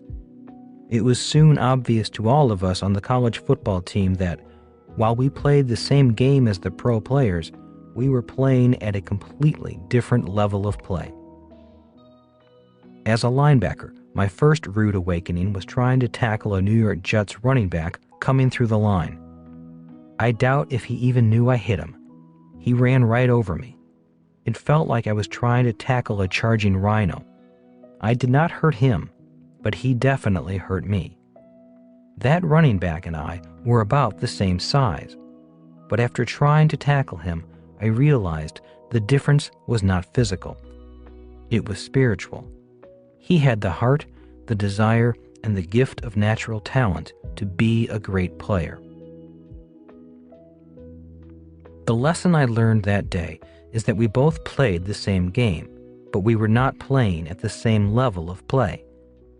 The same is true in the business world and the game of entrepreneurship. We can all be entrepreneurs. Being an entrepreneur is not that big a deal. A better question in designing a business is, at what level of play do you want to play the game? Today, older and wiser, I do not have illusions that I would ever be as great an entrepreneur as Thomas Edison, Henry Ford, Steve Jobs, or Walt Disney. Yet, I can still learn from them and use them as mentors and role models. And that is Rich Dad's entrepreneurial lesson number 1. A successful business is created before there is a business. The most important job of an entrepreneur is to design the business before there is a business. Designing your business. Most new entrepreneurs get excited about a new product or an opportunity they think will make them rich. Unfortunately, many of them focus on the product or opportunity rather than invest the time designing the business around the product or opportunity. Before quitting your job, it might be a good idea to study the lives of entrepreneurs and the different types of businesses they created. You might also want to find a mentor who has been an entrepreneur. All too often, people ask business advice from people who have business experience as an employee, but not as an entrepreneur.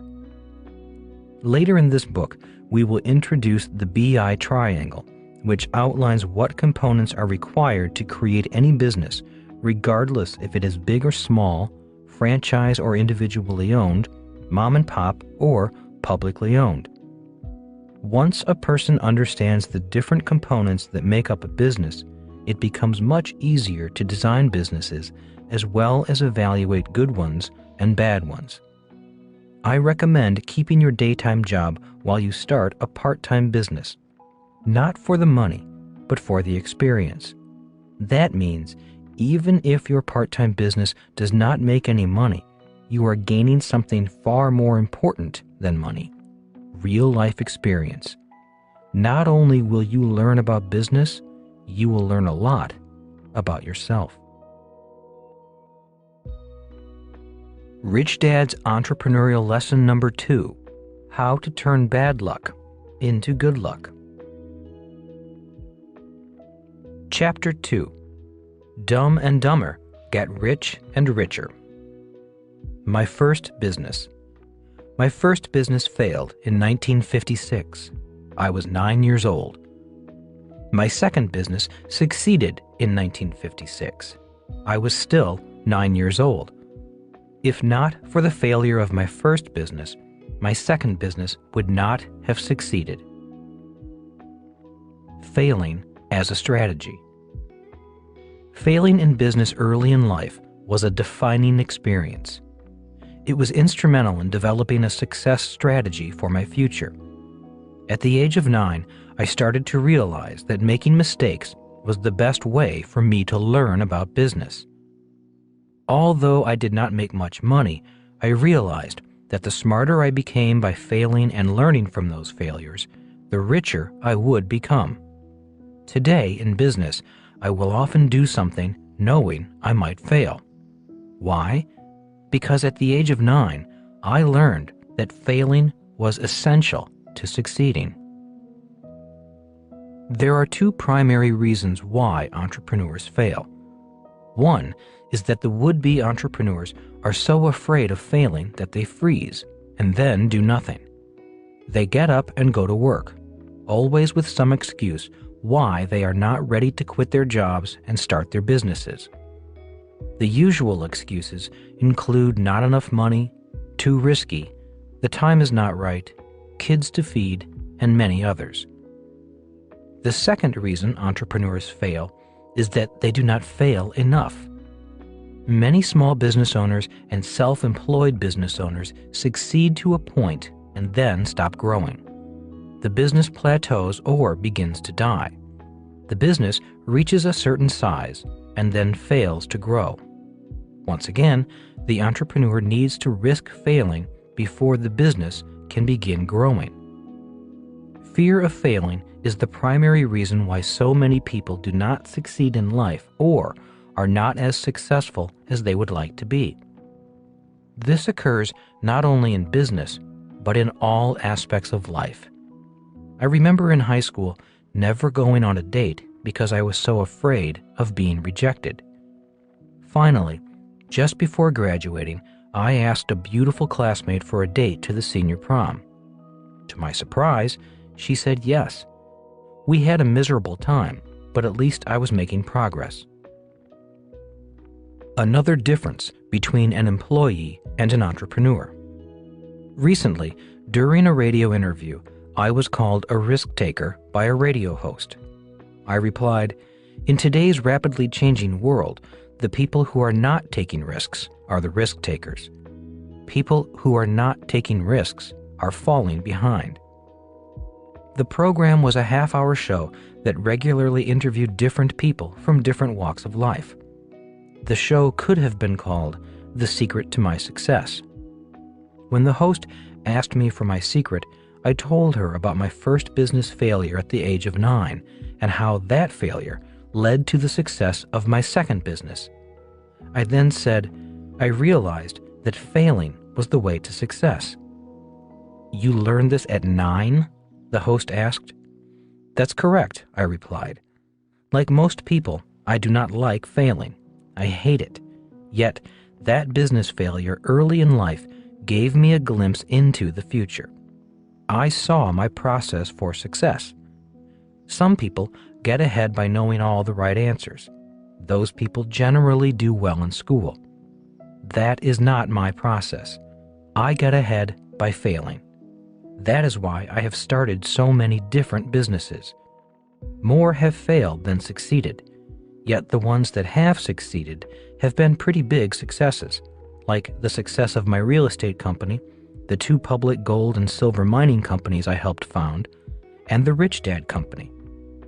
Also, I did not make much money early in my career as an entrepreneur, but now, later in life, I make more money than most people. So, the secret to your business success is being willing to make mistakes and then learning from them. Yes, that is my job as an entrepreneur. My job is to set new goals, create a plan, make mistakes, and risk failing. The more mistakes I make, the smarter I become. Hopefully, the company grows and prospers from the lessons learned. "I'd get fired if I made too many mistakes on the job," replied the radio interviewer. To me, making mistakes and failing is failing. I do everything possible not to make mistakes. I hate making mistakes. I hate feeling stupid. I must know the answers. I feel it is important to do everything the way the company tells me to do it. And that is why you are a good employee, I replied kindly. Employees are hired to not make mistakes. An employee's job is to follow the rules, do as they are told, and do their job the right way. If employees want to do things their own way, or do not follow the rules or make too many mistakes, they are fired because they are not doing the job they were hired to do. So my job as an employee is to not take risks, and your job as an entrepreneur is to take risks, to make mistakes, and to sometimes fail. Is that what you are saying? Yes, I replied. That difference is the key difference between an entrepreneur and an employee. So you take risks. Is that what you do as an entrepreneur? No, not quite, I said, chuckling. I don't randomly take any risk that comes along. First of all, I had to learn the science of making mistakes and learning from mistakes. Second, I had to learn how to choose the risks I took. The better my skills as an entrepreneur became, the better my judgment at taking calculated risks. Today, I look at taking risks as part of my job. Failing is not fun, but it is necessary for progress. So, do you like failing? Asked the host. No, on the contrary, I hate failing as much as the next person. The difference is, I know that failing is part of the process of my business's success. The moment I fail, I know I am at the point of a breakthrough in learning. It's the point where the new me emerges. The new you, shrieked the radio host. What kind of hocus pocus is that? Well, I replied slowly, we have all experienced this new me experience. For example, when we were babies and could not walk, we stood and fell, stood and fell. Then one day we stopped falling and began to walk. The moment we could walk, we were no longer babies. People called us children, not babies. When we learned to drive a car, we became young adults. Each time we learned a new skill, a new person emerged and our worlds changed. That is what I mean by a new you or a new me. We are new because we have new skills and are better able to face a new world. So there is a world of difference between an employee and an entrepreneur? Asked the host sarcastically. Oh, absolutely, I replied, working hard not to get caught up in her skepticism. We live in very different worlds because we are very different people. One of us lives in a world that thrives on risk. The other lives in a world that avoids risk. Different worlds, different people. There was silence for a moment. The host seemed to be gathering her thoughts. And that is why so many employees do not make it as entrepreneurs? It's one of the reasons, but not the only reason, I said gently. It's not easy transitioning from a world of avoiding mistakes to a world of actively making mistakes. But you make it sound easy, said the host. You seem so nonchalant about failing. I never said it was easy, but it does get easier, I replied. Look, the point is entrepreneurs have a lot to learn and need to learn quickly. They don't have the luxury of a steady paycheck. They must make mistakes and correct quickly. If entrepreneurs avoid making mistakes, or if they pretend they haven't made a mistake or blame someone else for their mistakes, the learning process will overwhelm the entrepreneur and the business fails. You have to learn quickly because you're making something out of nothing, added the host. There is nothing there to support you. Especially in the beginning of your development as an entrepreneur, yet as you get better, you can go from nothing to something very quickly. One of the great joys of being an entrepreneur is the ability to take an idea and turn that idea into a successful business in a short period of time. Centuries ago, alchemists were trying to turn lead into gold. An entrepreneur's job is to turn an idea into gold. It's almost money for nothing, said the radio host. Almost, I replied. If you can do that, you'll never need a job. You can go just about anywhere you want in the world and strike it rich. I do business in over 80 countries. One of my mining companies operates in China, and the other operates in South America. An employee or a self-employed person's scope of business is often limited to a town, state, or country. So it is a different world, conceded the host. Yes, I replied. That is the world of an entrepreneur. If you are good, you are free to travel the world and do business. Most employees need to apply for a work visa before they can work in another country. An entrepreneur may enter a country as a corporation or form a joint venture with another corporation in that country. Training yourself to be an entrepreneur is developing your potential to access a world of nearly unlimited wealth. And to do that, you need to learn to turn your failures into successes. That's correct, I replied. And what if you fail and lose money? She asked. It's just part of being an entrepreneur. I do not know many entrepreneurs who have not lost money at one time or another. But if an employee lost the company's money, the employee would be fired, said the host with an edge in her voice. In many companies they would be, I replied quietly. My point is that it is the fear of losing money that costs people the most money. They are so afraid of losing, they lose. They settle for a steady paycheck. They may not lose much money in their life, but they lose out on the potential for great wealth. Truth during the commercial break. I need to take a commercial break, said the host as she shut down the studio. The sound engineer then took over and began to play the commercials that supported the show. I've wanted to quit my job for years, said the host, feeling safer in her soundproof room and not broadcasting to the world. But you were paid too much to quit, I said, completing her thoughts.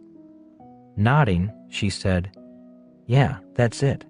I'm not paid a lot, just enough so I won't quit and go somewhere else. I need my paycheck.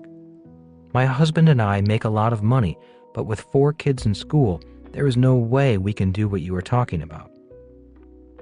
Although I did not agree with her point of view, I did let her know I understood how she felt. So, what would you say to me? How do I break out? I need that paycheck. I need this job, even if it doesn't pay much. I feel I am trapped in a room with walls that are closing in around me. What can I do? Taking a moment to collect my thoughts, I finally asked, Do you remember the example I used of the baby learning to walk? Yes, I do, said the host. And once they can walk, the baby becomes a child. And once they learn to drive, they become a young adult. And that is how we learn anything in life. We learn by first having a desire for a change. We want something better. You may have enjoyed your work at one time, but now you know it is time for a change. It's time to move on, just as a baby somehow knows it is time to change. It's time to stop crawling. At some magical point in time, the baby knows when the time is right, when it's time to do something different. The baby begins by clinging to something, like a parent's pants leg or the leg of a table. Babies wobble as they are learning to bridge the gap between crawling and walking. They do this repeatedly, and then one day they let go and fall down. The baby failed. Instead of quitting, which is what many adults would do, the baby repeats the process again and again. Then one day, the baby's mind, body, and spirit come into alignment and the baby can stand. Soon after standing, the baby learns to walk. The baby becomes a child. Then come bicycles and then come cars, said the host. Babies become children and children become adults.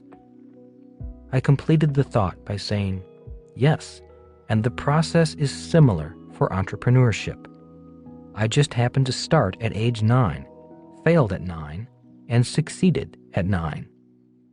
You can do the same if you are willing to risk going through your learning process. So, you are confident in your skills as an entrepreneur? Asked the host. No, not really. I am confident in my ability to make mistakes, correct, and improve my business. I am a better entrepreneur today, and I plan on getting better. But no, I am never fully confident in my skills as an entrepreneur because I do not rest on my laurels or my past successes. I constantly put myself in situations where I am beyond my skills. I am always on edge, always tentative, always testing myself. That is the way I continually get better. And that is why you start new businesses, even if you fail? Asked the host. I start new businesses, even if I succeed. That is why I have so many businesses that run without me. That is my secret to great wealth. Most employees have one job. As an entrepreneur, I have multiple businesses. That's why you do not want to be self-employed or run the business. Yes, and that is why I am glad I failed at the age of 9. At the age of 9, I learned how to start businesses that run without me. I wrote about those businesses in Rich Dad, Poor Dad. Yes, I remember, said the host. I just did not get the significance of those businesses. I did not realize those tiny businesses would have such a profound impact on your life. Nodding again, I said, I found my strategy for life at the age of 9. The sound engineer then informed us the commercial break was over, and it was time to continue the interview. The host turned on her microphone and said, We only have a few minutes left, so let's wrap this up. You're telling us that an entrepreneur's job is to make mistakes, and an employee's job is to not make mistakes. Is that your message? Yes, it is. At least, that is the way I see it. If I am not taking calculated risks, not making mistakes, and growing the company, I should be fired. If my employees make too many mistakes, I might have to let them go. That is why I hire smart employees who hate making mistakes. They do their job, I do mine. That is why we say to our kids, go to school so you can get a good job, said the host. Schools are training our kids to be employees. Yes, I replied. If you do well in school, you'll probably do well in the corporate world or in government. Did you like school? Asked the host. Not really, I replied. I did not do well in school because I made too many mistakes. I was a C, D, and on several occasions, an F student. So in school, I figured out that since I was already good at making mistakes, I might as well become an expert at making mistakes. That is why I'm an entrepreneur, not an employee. I am not that academically smart. No one would hire me for a high-paying job. I don't like following orders, so I'd probably never be promoted. I like changing things and doing things my way rather than doing what I am told to do. You would definitely not get a job at this radio station, said the host. I might not get a job here, but I do know how to buy this radio station and hire people smarter than me to run it for me, I added with a hint of humor in my voice. Okay, we have to wrap this up, said the host. Do you have any other examples that show that making mistakes and failing are essential to being an entrepreneur? Is there another example besides you that can support this point of view? Oh, sure, I replied. Thomas Edison was asked to leave school because teachers complained that he was addled or scatterbrained. Later in life, he was criticized for having failed over 1,000 times before inventing his version of the electric light bulb. When asked how he felt about failing over 1,000 times, he said something to the effect of, I did fail over 1,000 times. I believe it was 1,014 experiments that failed before we finally succeeded. It takes at least 1,000 failures to qualify you to invent a light bulb. What does he mean that it takes at least 1,000 failures to qualify you to invent the light bulb? The host asked. It means if you or I wanted to invent a light bulb today, instead of just buying one from the store, we would probably fail at least 1,000 times before we knew how to make a light bulb. So he was labeled a scatterbrain in school and failed 1,000 times before inventing the light bulb, said the host. That means he is an inventor. How does that make him an entrepreneur? Do you know what company he founded? I asked. No, I do not. He founded General Electric, one of the most powerful companies in the world.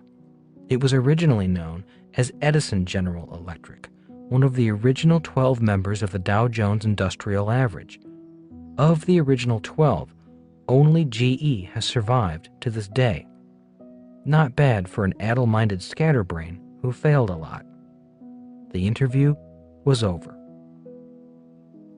Learn from your mistakes. My rich dad believed in learning from your mistakes. He did not view mistakes as bad, but simply as opportunities to learn something about business and yourself. He said, mistakes are like stop signs. Mistakes say to you, hey, time to stop, take a moment, you don't know something, it's time to stop and think. Rich Dad also said, a mistake is a signal that it's time to learn something new, something you did not know before. Along that line of reasoning, he also said, too many people are too lazy to think. Instead of learning something new, they think the same thoughts day in and day out. Thinking is hard work. When you are forced to think, you expand your mental capacity. When you expand your mental capacity, your wealth increases. So, every time you make a mistake, stop and take the opportunity to learn something new, something you obviously need to learn. When something does not go your way, or something goes wrong, or you fail, take the time to think. Once you find the hidden lesson, you will be thankful for the mistake. If you are upset, angry, ashamed, blaming someone else for the mistake, or pretending you haven't made a mistake, you haven't been thinking hard enough. Your mental capacity hasn't expanded enough. You haven't learned the lesson, so keep thinking. Poor Dad's philosophy on mistakes. My poor dad, being an educator, had a different point of view on mistakes. To him, making a mistake also indicated you did not know something, but to him, making a mistake meant you were stupid or intellectually challenged. When my poor dad made a mistake, he often pretended he did not make one, denied making one, or blamed someone else for the mistake. He did not view making mistakes as an opportunity to learn and increase one's intellectual capacity. He did his best to avoid making mistakes. He did not view making mistakes as a good thing, like my rich dad did. Bad luck to good luck. Lesson number 2, turning bad luck into good luck, is the second lesson because of the differences I noticed between my rich dad and my poor dad when it came to making mistakes. In my opinion, it was each man's personal philosophy on the subject of mistakes that determined his ultimate success in life. His first big failure. In earlier books, I talked about coming home from the Vietnam War and having to decide in which dad's footsteps I would follow. I was about 25 at the time, and both my dads were just turning 50. My poor dad had just lost his bid as the Republican candidate for lieutenant governor of the state of Hawaii. Since he ran for office against his boss, the governor, my dad was informed that he would never work in state government again. So he was unemployed and out of work at the age of 50. The problem was, all he knew was the world of education. He entered the academic world at the age of 5 and did not leave that world until the age of 50. Out of work, he had to take early retirement. He took his retirement money, entered the world of business as a reluctant entrepreneur, and purchased a big-name ice cream franchise. He purchased this big-name franchise because he thought it was a cannot-fail business. In less than 2 years, the cannot-fail franchise failed, and my father was once again out of work and now out of money. Blaming instead of learning. My poor dad was angry, depressed, upset, and blaming the franchisor as well as his partners for the failure of the business and the loss of his money. It was during this period that I understood why my rich dad stressed the importance of stopping, thinking, learning, and correcting. It was obvious from my dad's mental and emotional state of mind that he had gone through many stop signs and was blaming instead of learning. He was continuing to think with the mental capacity of an employee, not an entrepreneur. Within just a few months of opening his ice cream business, my dad knew it was in trouble. Once friends stopped coming by to buy a cone, the store was virtually empty. My dad would sit there for hours, all by himself, without customers. Instead of taking a moment to stop, think, and ask for guidance, he fired his employees to reduce costs, worked longer and harder in the business, fought with his partners, and then spent the remainder of his money by hiring an attorney to go after the franchisor. In other words, he used up his money blaming the franchisor for his problems. Out of money, the business finally closed. It was obvious that my real dad had taken bad luck and turned it into more bad luck. Instead of stopping, learning, and correcting, he could not admit that he might be making mistakes. Instead of making things better, he made matters worse. With his political campaign loss and the loss of his first and only business, he remained angry and defeated until he died, nearly 20 years later.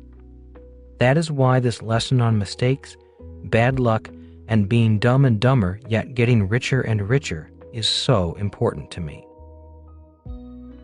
Show me a happy loser. I once heard Vince Lombardi, the famous coach of the Green Bay Packers professional football team, say, "Show me a happy loser, and I will show you a loser." Over the years, I have taken the time to look deeper into the multiple meanings of that statement. On the surface, Vince Lombardi's words seemed to mean that people who take losing lightly are losers. I have been that happy loser many times in life, saying such things as, "Oh, it doesn't matter. Winning is not that important to me. It's how I played the game that matters." On the surface, I may have appeared nonchalant or happy about losing, but truthfully, deep down inside, I hated losing. In other words, when I pretended to be okay about losing, I was lying to myself. The more I thought about Lombardi's quotation, the more meanings came to the surface. Some of the other things he might have meant are: nobody likes to lose. Losing is not something we look forward to. Losing should inspire winning. Some people avoid losing at all costs because it is so painful. In my opinion, it is the third meaning that caused my poor dad's business failure. For years, he operated in a world where losing, making mistakes, and failing were to be avoided at all costs. As an employee, he was used to and wanted his steady paychecks and guaranteed benefits. To many workers like my dad, security is far more important than opportunity. That is why so many employees, as a personal philosophy, will avoid making mistakes at all costs. One of the reasons my dad failed was simply because he had avoided making mistakes for too long. High-speed learning. In March 2005, my wife Kim and I signed up to take Bob Bondurant's 4-day Formula One racing school, located in Phoenix, Arizona. Don't ask us why we signed up for it. We just did simply because it sounded fun and exciting. We are not professional race car drivers and have no intention of becoming professional race car drivers. All my life, I loved movies about Grand Prix races and Formula car racing. I envied Paul Newman and his hobby of auto racing.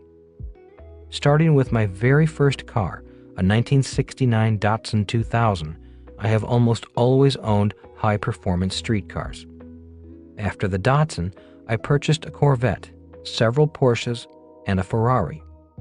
My problem has always been that the cars had more power than I had talent. That problem was one of the reasons why Kim, who also owns a very fast Porsche, and I decided once and for all to learn to drive race cars on a racetrack.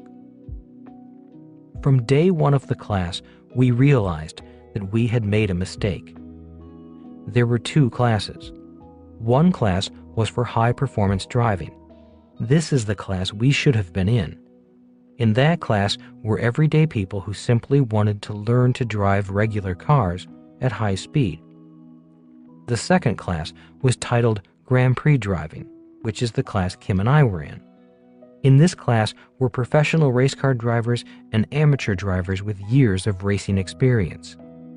Kim and I did not realize we were in the wrong class until we noticed that the high-performance class was driving high-performance Cadillacs, while we were in the Grand Prix class driving high-performance Corvettes. The thought of asking for a transfer crossed our minds, but we decided hanging out with professional drivers might be a great way to learn a lot faster. But a knot formed in my stomach once we decided to stay with our class. I knew I was about to face some of my greatest fears. On the morning of the second day, the knot in my stomach was worse. My logical mind was chattering away, trying to find a way to quit gracefully. In the classroom, my instructor came up to me and kindly said, "You're driving too slowly. You need to drive much faster." At that moment, I was ready to quit, and I would have, except the instructor then said, "Your wife Kim is catching on. She's driving much faster than you are." Immediately, my male pride kicked in, logic went out the window, and I had no choice. If Kim was driving faster than me, I had to stay. As a side note, Kim was the only woman in our class of 12 people. She was very excited about passing men. Burn out the fear. For 3 full days, the knot in my stomach grew worse as speeds kept increasing, turns came faster, and my mind went into sensory overload with all I had to learn and do at high speeds. At lunch on the 3rd day, I finally asked my instructor why he kept insisting I increase my speed. After all, I wanted to drive slowly so I could learn the lessons before adding speed. He smiled and said, "I want you to go fast because speed will burn that fear out of you. Your fear keeps you stuck. You get up to your fear and then back off of the throttle. Your fear is still driving the car. That is why, when you get up to that fear, I want you to go full throttle." Again, I wanted to quit. Again, I was being told I was not going fast enough. Again, I thought that the way to learn was to practice at slow speeds, not fast speeds. "Look," said Les, my instructor, "you have to trust that there is a Grand Prix driver inside you. If you don't go fast, you'll never meet the driver inside you. I want you to push yourself. Push that throttle so the driver in you comes forward and takes over the car. If I let you go slowly, the coward in you is still driving the car. There is only one way the professional driver can come out, and that is by pushing hard on the accelerator. When you go to full throttle, you have to trust that the professional race car driver in you will take over." On the 4th day, the knot in my gut was even worse, and my mind was coming up with every reason why I did not have to do this course. The 4th day is when the class stops driving the Corvette and gets into Formula 1 open-wheeled racers. On this day, we had red jumpsuits and helmets on. Being overweight, I had trouble sliding down into the car. It felt like I was sliding into a coffin. I couldn't move. Again, the coward in me almost took over. I wanted to quit. I could hear my mind saying, "You don't need to do this. You don't have anything to prove. You'll never be a race car driver. Why are you doing this? This is nuts." In less than an hour, I was happier than I have been in years. I was at home in the car. Suddenly, all 3 days of lessons, fears, and frustrations clicked, and I was driving the car at full throttle. Instead of fear, it was exhilaration. The driver in me had pushed the coward aside and taken over the car. As we left the class late that afternoon high as kites, one of the students who was in the high-performance sedan driving course instead of the Formula One racing class we were in came over to us and said, "I loved the class I was in, but I really wish I was in your class." I replied, "That's funny, because up until today, I was wishing I was in your class." Two different worlds. The reason I mentioned the driving school is not to brag about my new driving skills. I mention it because the school is about a process very similar to an employee becoming an entrepreneur, a process of going from one world to another. One of the first lessons I learned is that what I need to do on the streets and highways is opposite to what I have to do on the racetrack. For example, on the highway, if you see a wreck directly in front of you, most people step on their brakes. In the driving school, we were taught to step on the throttle. In the real world, when a car begins to skid, most people step on their brakes. In driving school, we have to know when to step on the brake and when to step on the throttle. In other words, with different skids, there are different responses. Trust me, stepping on the brake is easy.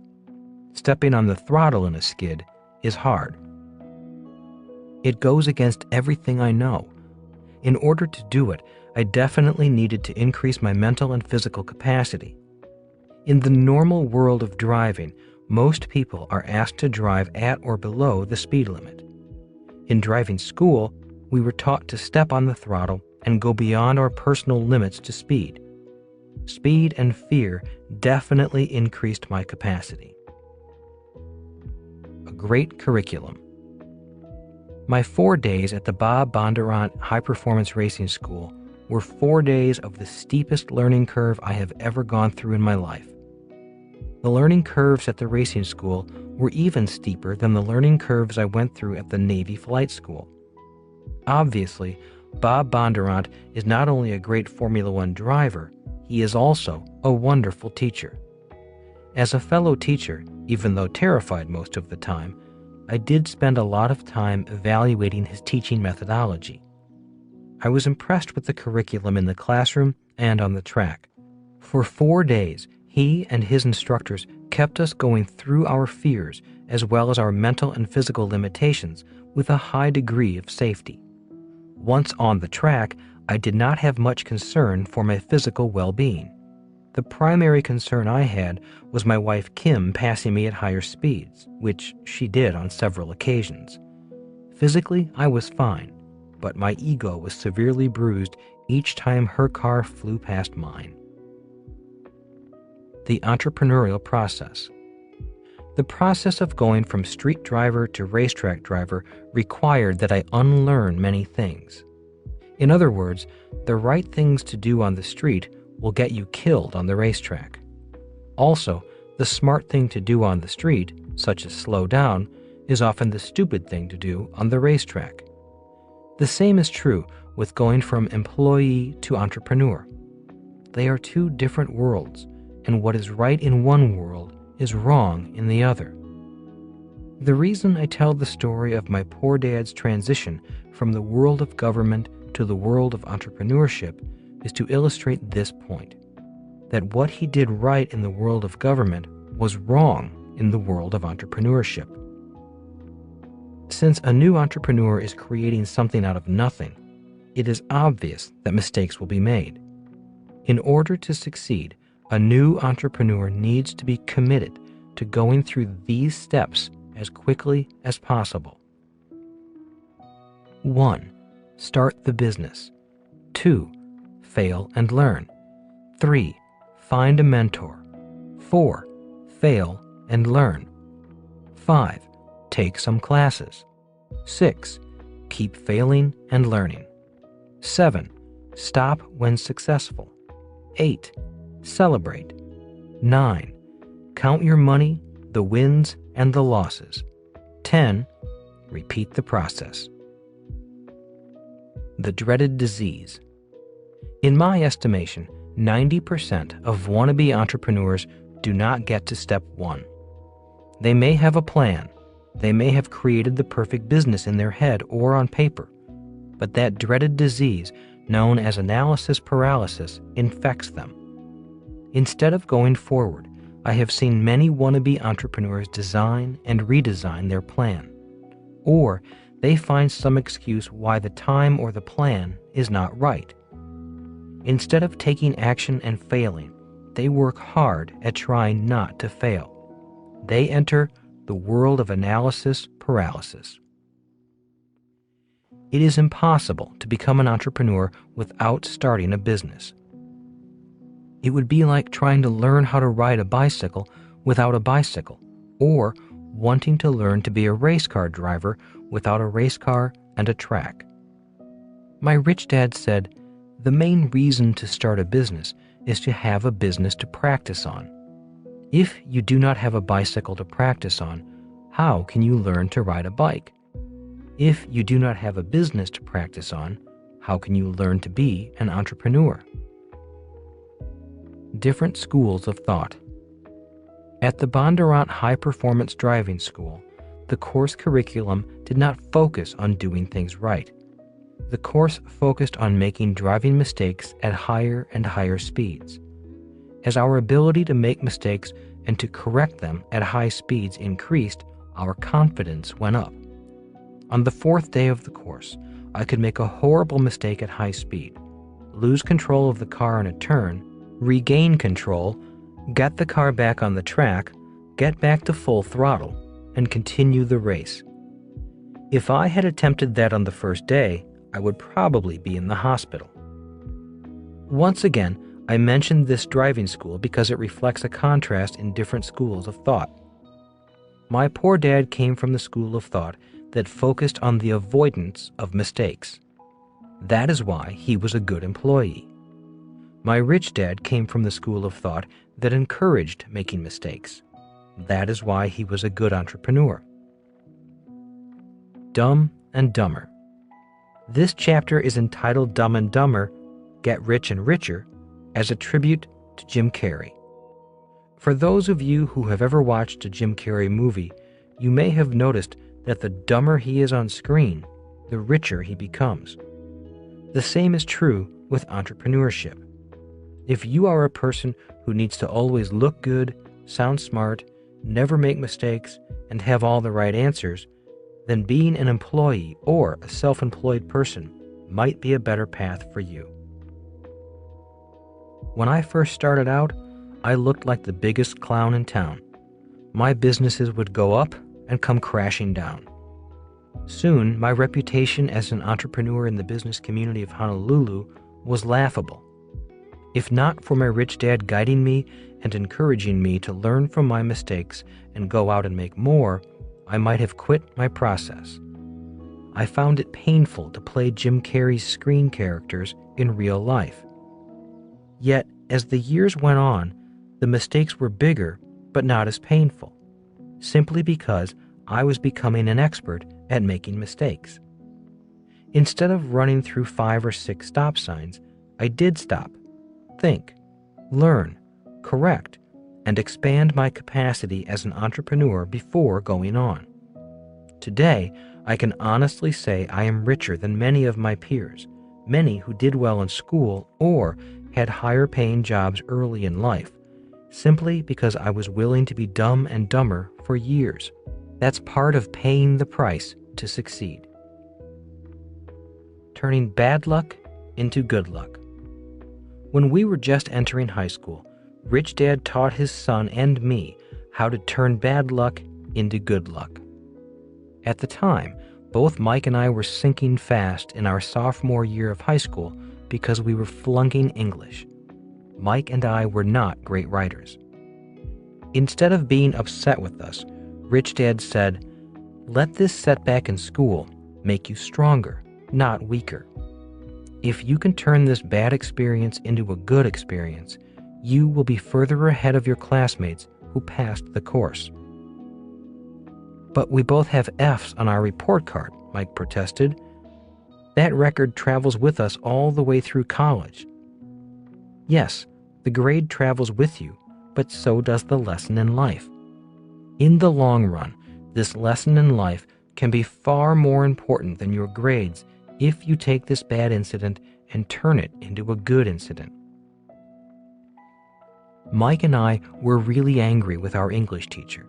We were depressed and felt like failures. Looking at us, Rich Dad chuckled and said, "Your teacher is winning.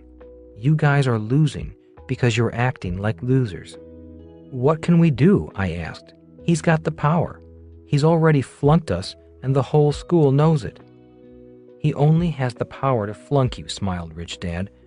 "You have the power to take your anger and do something even more stupid, like slash the tires on his car, which I suspect has crossed your minds. Or do something good, like take your anger and do well in school or do well in football or in surfing. Take your anger and turn it into greatness. Then you will win. If you take your anger and slash the tires on his car, you will take a bad situation and make it worse. You'll probably spend time in jail if you do what you are thinking." The power of emotions. That day, Rich Dad taught us as humans we have 4 basic emotions. They are 1. Joy, 2. Anger, 3. Fear, 4. Love. He also explained that there were many other emotions, but these were the basic ones. Many of the other emotions were combinations of 2 or more of these basic emotions. For example, sadness is often a combination of anger, fear, and love, and occasionally joy. He then taught us that each emotion can be used in 2 basic ways, for good or for bad. For example, I could feel joy and use the joy to go out and drink heavily, which would be using the emotion of joy for a bad purpose. I could also use the emotion of joy and send thank you notes to everyone who helped me in life. The same is true with all 4 basic emotions, even love. Today, I still do not like my English teacher, yet I am grateful that he flunked me. If not for that F, I might not have studied harder to get through college, and I might never have become an international best-selling author. In other words, that F at the age of 15, combined with my first business failure at the age of 9, has made me a millionaire over and over again. Best of all, not only did I learn many lessons about life and myself, but I learned to turn my anger into joy.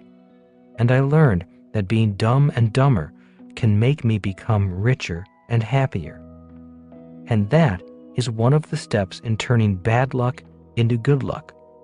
As Rich Dad said, if you can turn bad luck into good luck, you will be twice as lucky in love, life, health, and money.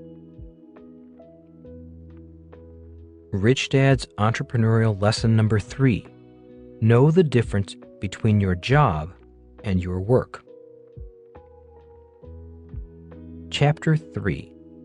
Why work for free? The difference between work and a job. Do you know the difference between your job and your work? Asked Rich Dad one day. Puzzled, I asked, aren't they the same thing? Isn't a job the same as work? Rich Dad shook his head and said, if you want to be successful in life, you need to know the difference. What's the big deal? Asked Mike as he and I shrugged our shoulders and waited for the lesson we knew was coming, whether we wanted it or not. What does your dad always say to you about getting a job? Asked Rich Dad. Thinking for a moment, I replied, he says things like, go to school and work hard so you can get a good job. Does he say, do your homework so you can get a good job? Yeah, I replied. He does say things like that. So what is the difference between your job and your work? Asked Rich Dad again. I don't know, I replied. It all sounds like work to me. Oh, I get what you're saying, said Mike. A job is something I get paid for. I do not get paid for work, such as my homework. Work is what I do to prepare me for my job. Rich Dad nodded. That's it. That's the difference between your work and your job. You get paid for a job, but you do not get paid for doing your work. Looking at me, he asked, do you get paid for doing yard work at home, or does your mom get paid for doing her housework? No, I replied. Not in my family. I don't even get an allowance. Do you get paid to do your homework? Asked Rich Dad.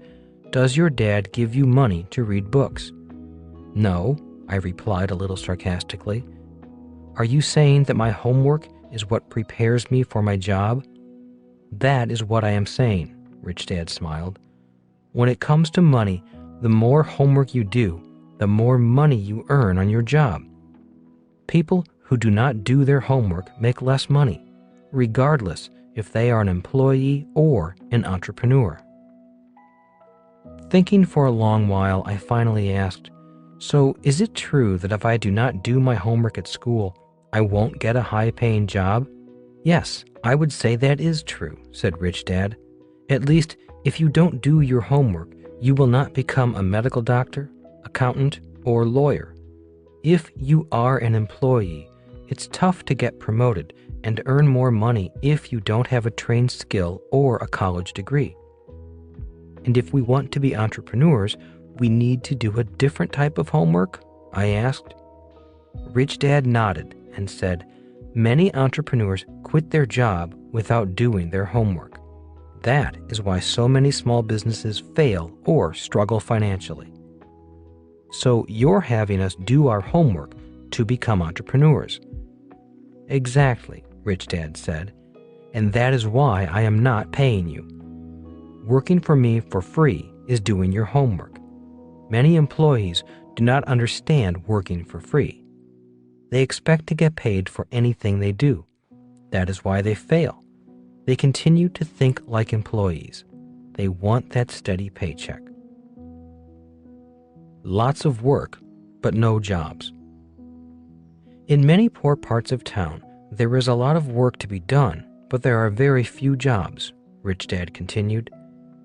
Thinking for a moment, I finally repeated what he said. There is a lot of work, but no jobs? To me, it was puzzling, and I needed to think more about what he said. Why is that? Asked his son Mike. Well, one reason is that we are trained in school to look for jobs. If there are no jobs, people are out of work, even if there is a lot of work to do. When a factory closes or moves overseas, it usually leaves behind a lot of unemployed employees. Rich Dad continued to explain. Employees see no jobs, so they do nothing.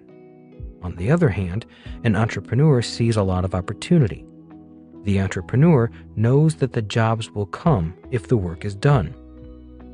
So they need to be retrained. They need to do their homework, I added. That's the work that needs to be done. That is some of the work, said Rich Dad. Look, the point I am making is that too many people confuse work with their job. Too many people expect to get their job training for free. Even if a person has a job, too many employees expect their employers to provide them with training and pay them at the same time. They want the company to pay for their education? I asked. Being a teenager and not having worked in a big company, the idea of expecting to be paid for training was strange to me. Many people also expect the government to provide them with job training for free, added Rich Dad. And that is why you say they are poor people, said Mike. It's more than financial. It is a poor attitude toward the value of education, training, and preparing oneself to have a skill people will pay for. Rich Dad agreed. I've seen employees attending training classes while keeping one eye on their watch.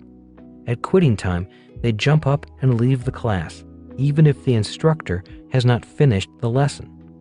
Or I've seen employees who are outside, smoking and gossiping, or drinking in the bar and watching sports on TV, or flirting with other workers rather than attending the class the employer is paying them to attend. That is why so many people do not get ahead in life financially.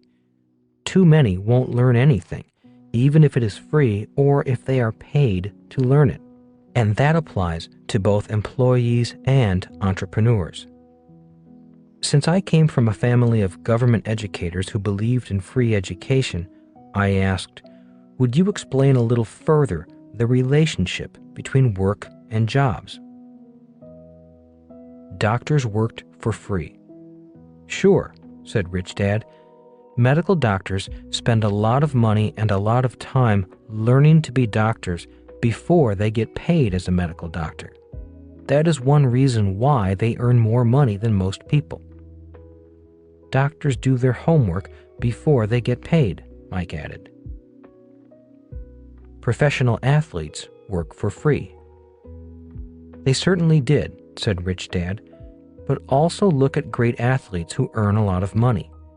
I do not know of a single great athlete who got paid for practicing their sport. Most professional athletes started young and practiced longer and harder than the average athlete. Most professional athletes practiced for years and put in many hours long before they got paid. They had to do their homework before they got their jobs as pros. That is why you don't pay us, I said softly. We work for you for free. Rich Dad smiled. Even the Beatles worked for free before they became world famous and rich. Like the medical doctor or professional, they paid their dues. They did their homework. They did not ask for a guaranteed record contract, a steady paycheck, or medical benefits before they began practicing. I've bought a lot of their records, said Mike. I've helped make them rich. They made themselves rich, said Rich Dad with a smile. Doing your homework applies to more than just money. It also applies to your health. Many people are unhealthy because they do not work out. They don't exercise, I said, so they have poor health. Notice the word poor? Asked Rich Dad. Poor financially and poor in health. People who are lazy and lack discipline are often the people with the worst health and the worst wealth. So we need to do our homework if we want to become entrepreneurs, I summarized. That is why you boys have been working for me for free for all these years. You've been doing your homework to become entrepreneurs. If I were training you to be employees, I would be paying you by the hour. So that is why my dad, a government school teacher, got so angry when I worked for you for free, I added. Chuckling and nodding again, Rich Dad said, Your father thinks like an employee. That is why he thinks I should pay you. He does not understand working for free. He does not understand that you are receiving a priceless education. It's just not the kind of education he values. The type of education an employee needs is different from the type of education an entrepreneur requires. That is why he thinks you're cheating us, I added. I know, smiled Rich Dad. Look, years from now, you'll be a lot richer because of what I am teaching you. What you are learning is much more valuable than a small paycheck. Why a business struggles. Before quitting your job, you will need to find out how many different jobs make up a business. Rich Dad said, even if a person is a highly successful employee, let's say in sales, that does not mean he or she will be successful in business. The reason he said this was that selling is only one of many jobs required by a business. His other point was that a struggling business is a business where a job or several jobs are not being done at all or are not being done well. He said, an entrepreneur may be working hard, but only working hard at one job at a time.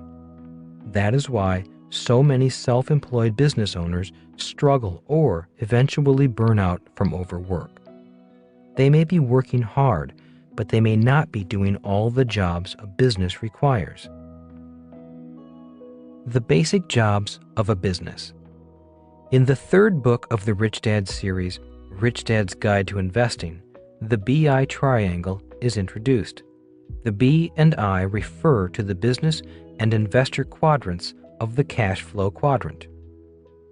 Rich Dad said to me, if you are going to be an entrepreneur or an investor, fully understanding the BI triangle is essential to your success.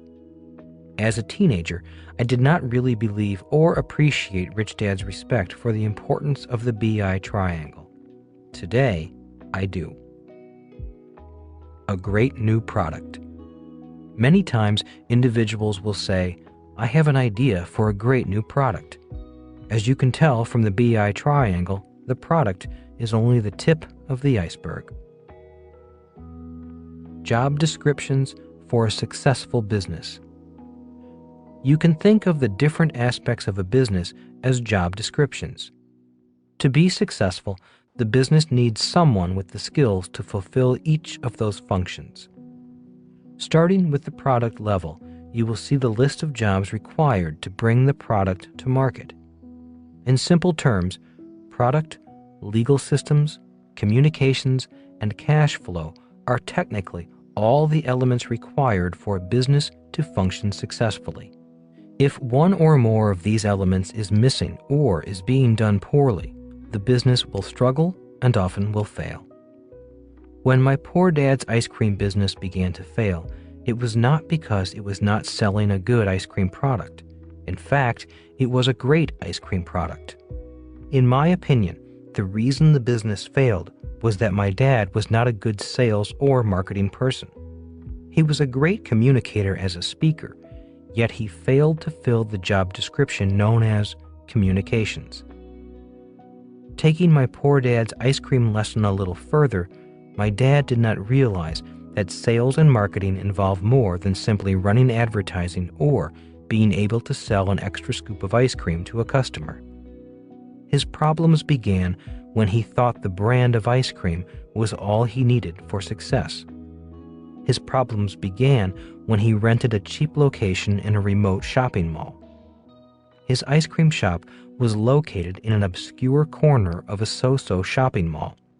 That meant he did not have foot traffic or car traffic passing in front of his shop. No one knew where his ice cream shop was. He thought the brand of the ice cream was strong enough to pull customers in.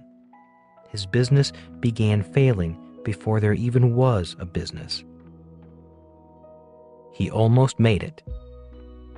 In retrospect, he did well when it came to choosing a good product. The legal work for the franchise was also done well. The system for making the ice cream was excellent.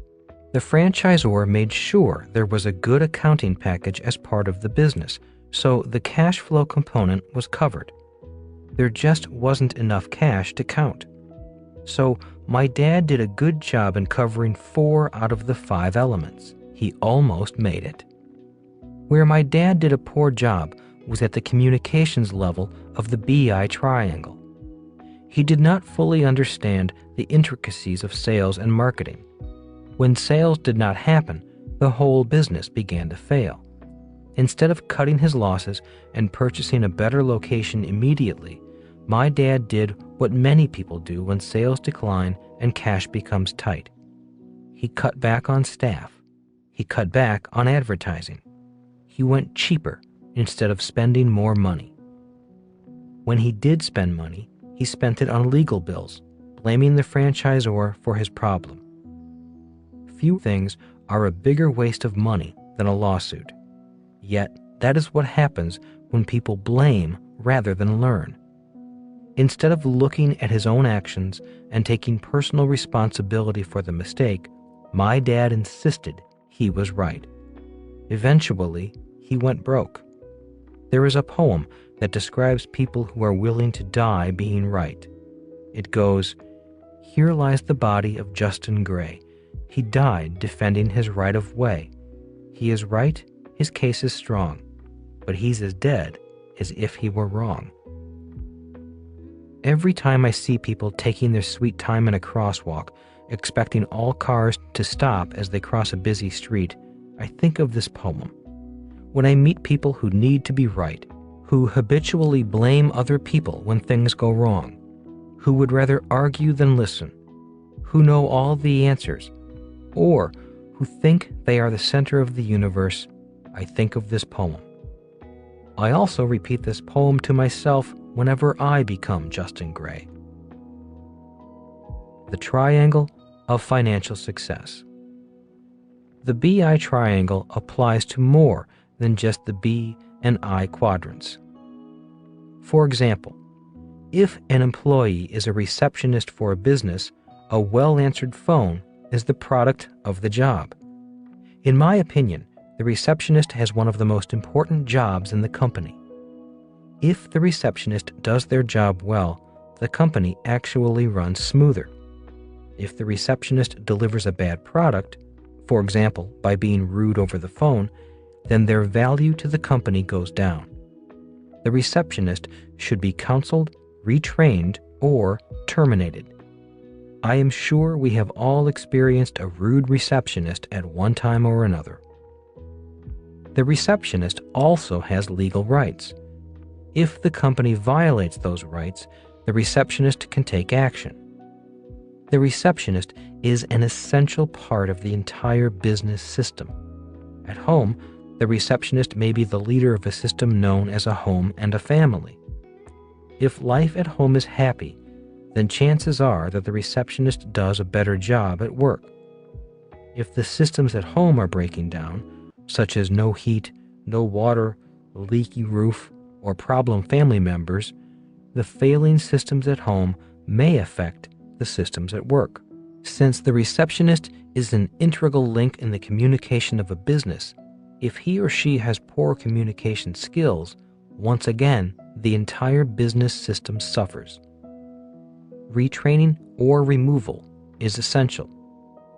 If the receptionist has loving communications at home, this reflects in the receptionist's life. If communications at home are abusive, it can greatly affect the job performance of the receptionist. Managing cash flow at home is very important. If the receptionist spends too much money, this not only affects life at home, but may also affect the receptionist's attitude at work. The number one reason for arguments in a marriage is money. Sadly, many divorces are caused by problems in the cash flow of the family. An entrepreneur's homework. Before quitting their jobs, entrepreneurs should do their homework. That means making sure that the BI Triangle's 5 components for their new business are covered. 1. Product. 2. Legal. 3. Systems. 4. Communications. 5. Cash flow. If the entrepreneur is weak in covering just one of the 5 elements, the business may fail, struggle financially, or fail to grow. That is why the lesson in the first chapter is, a successful business is created before there is a business. A simple checklist. A business is far more complex than this overly simplified list of 5 jobs. Nonetheless, this simple list has served me well over the years. I often use these 5 jobs as a checklist. Whenever a business begins to struggle, this list of 5 jobs can help analyze and identify where the problem or problems may lie. I have an idea for a new product. Whenever someone says, "I have an idea for a new product," this simple checklist can be used to bring some reality to what may be required to bring the product to market. In most instances, the wannabe entrepreneurs give up on their idea because they are not willing to do their homework. They soon realize why a new product is just the tip of the iceberg, or in this case, the tip of the BI triangle. Why they give up. One reason why so many wannabe entrepreneurs give up is that they start to realize they are only trained for one out of the 5 levels. For example, a creative artist may only be formally trained at product design. An attorney may only be formally trained for the legal level of a business. An engineer may be formally trained for products or systems, but not the other levels. A person with a sales and marketing degree may only be trained for the communications level. And an accountant may only be prepared for the cash flow level. When wannabe entrepreneurs look at the 5 levels, they often realize they have more homework to do before their hot new product makes them rich. Self-employed professionals. Highly educated professional people often have a higher rate of success because their education often prepares them for more than one element. For example, consider an attorney's business in terms of the BI triangle. Product. The attorney is the product. You hire attorneys for the services they have been trained to perform. Legal. Attorneys are licensed, which protects them from non-licensed competitors. Generally, agreements are in place defining the rights and duties of the members of the law firm and their relative compensations. In addition, most lawyers enter into engagement agreements, letters, to define their relationship with their clients. Systems. Lawyers are trained to establish business systems for performing services and for invoicing and collecting payment for those services. Systems for leveraging the expertise of more experienced attorneys are tried and true within the legal profession. For example, to provide for efficient and cost-effective legal research, less experienced, less expensive attorneys will do the initial research to find applicable case law on an issue, which is then provided to a more experienced attorney for analysis. Commercially available software packages are often used to implement billing and collection systems. Communications. Attorneys understand that to be successful, they need to maintain a good reputation and a good relationship with their clients. Most law firms market through word of mouth, although some are now resorting to advertising. Most people have an understanding of what an attorney does, which means they need to communicate less or explain less. Cash flow. People expect to pay for an attorney's services. However, this does not mean an attorney can ignore issues of cash flow. Very often, services are not invoiced until the end of the month during which they are provided, and clients often delay paying attorneys' fees. It is not uncommon for 90 or 120 days to pass from the time an invoice for services is sent out until receipt of payment. In the meantime, the attorney's payroll must be met and bills paid. Again, this is oversimplified, yet it does explain why people such as attorneys, accountants, medical doctors, dentists, plumbers, electricians, truck drivers, cab drivers, and babysitters may have an easier time setting up a business. There is a market in need of their services and willing to pay for their services. For professionals such as school teachers and social workers, the road to becoming highly paid self-employed entrepreneurs may be a little tougher. It can be done, yet it is a sad reality that someone will be more likely to hire and pay money for the services of a self-employed attorney than a self-employed school teacher.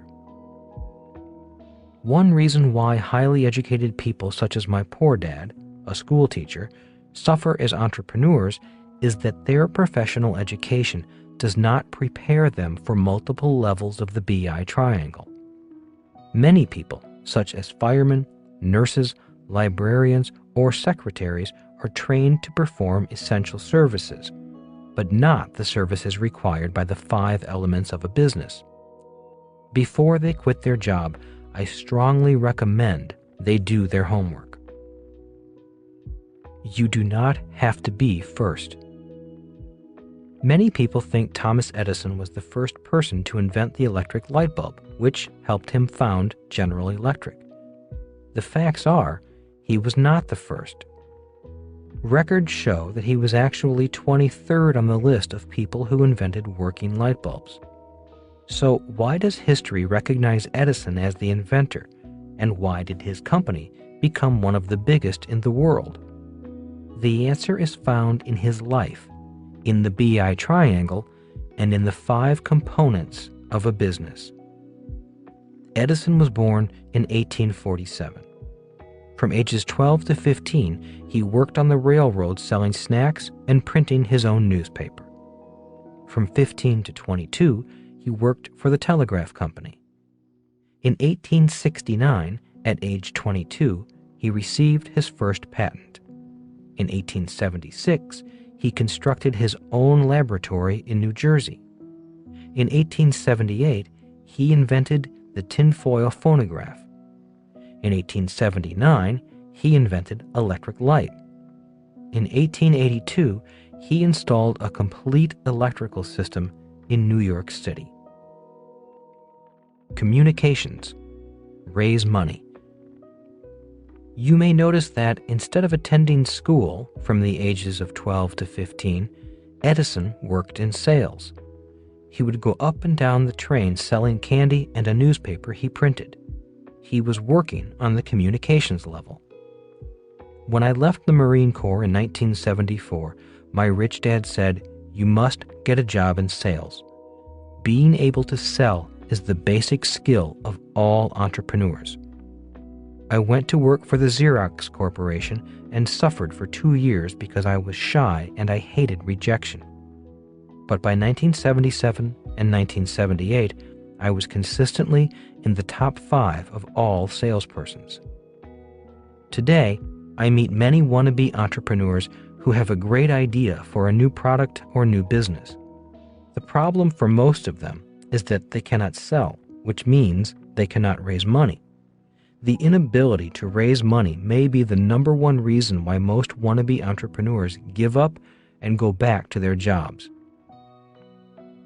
Cash flow. Develop your ability to sell. If you cannot sell, you cannot be an entrepreneur. If you cannot sell, you cannot raise money. If the thought of sales terrifies you, get a job at a department store and begin there.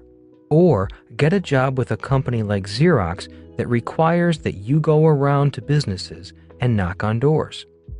As your courage increases, you may want to try a company in network marketing or direct sales that is willing to train you.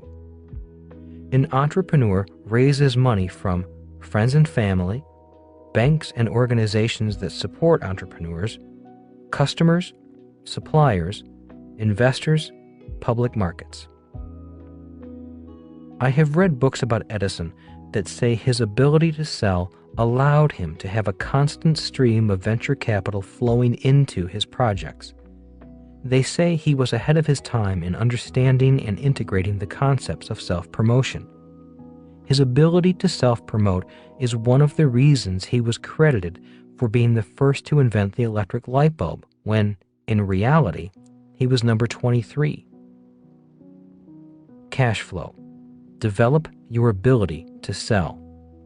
Typically, the person who raises the money or puts up the money to start the business owns the lion's share of the business. So learn how to sell and keep learning.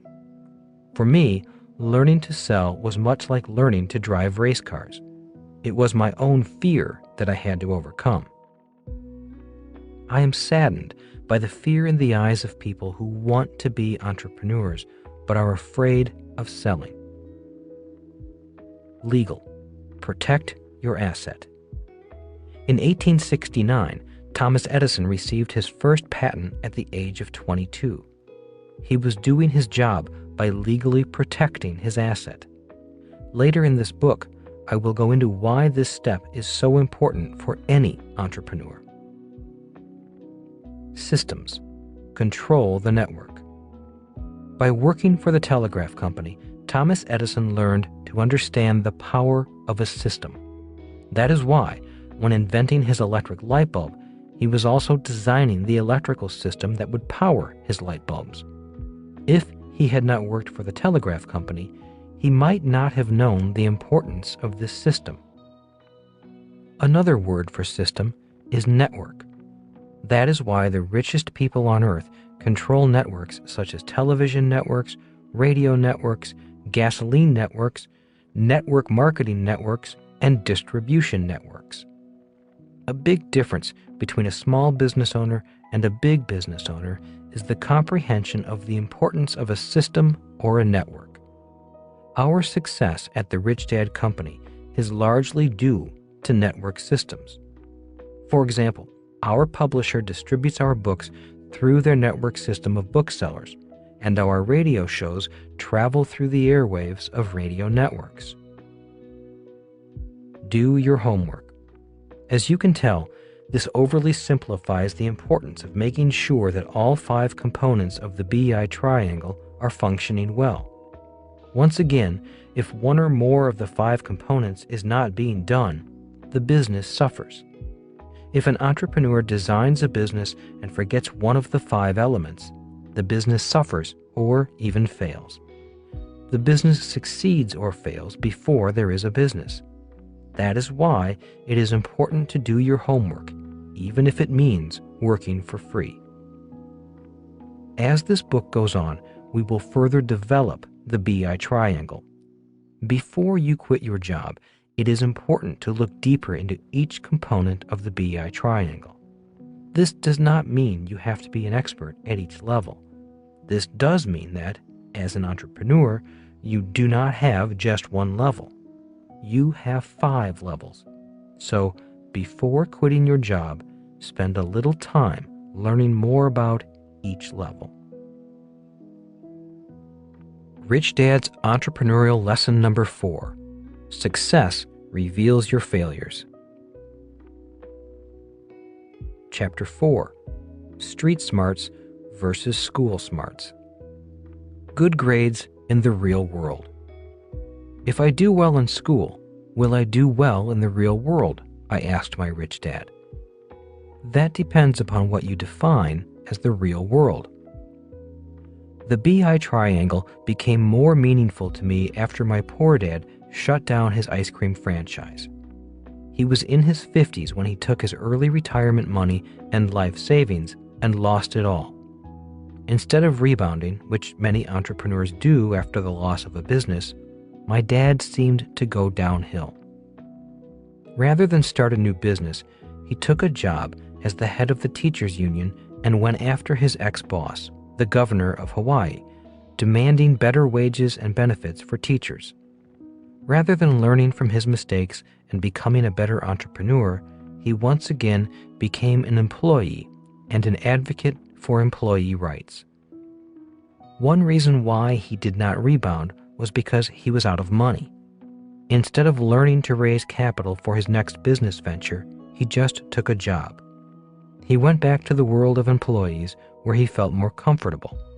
In effect, he went back to doing what he knew, working for and saving money, rather than learning something new, such as how to raise money. My education continues. Realizing that it was the lack of skill in the communications level that brought my dad down, I applied for a job in sales at IBM and the Xerox Corporation. It was not the paycheck, but the sales training that I was applying for. Rich Dad had told me that if I wanted to be an entrepreneur, I had best do my homework at the communications level of the BI triangle. After 2 interviews, it was obvious that IBM was not the company for me, and I am certain they knew that I was not the employee for them. After 5 interviews at Xerox, however, I was on the short list of 10 candidates applying for 4 positions. The final interview was with the Honolulu branch manager. On that day, 6 of the 10 finalists sat outside his office. The other 4 candidates had already been interviewed. At the time of the interview, I was still in the Marine Corps and was dressed in my Marine Corps uniform. Sitting outside the branch manager's office, I nervously surveyed my competition. All of them were younger than I was, fresh out of college, very attractive men and women, and dressed like corporate executives.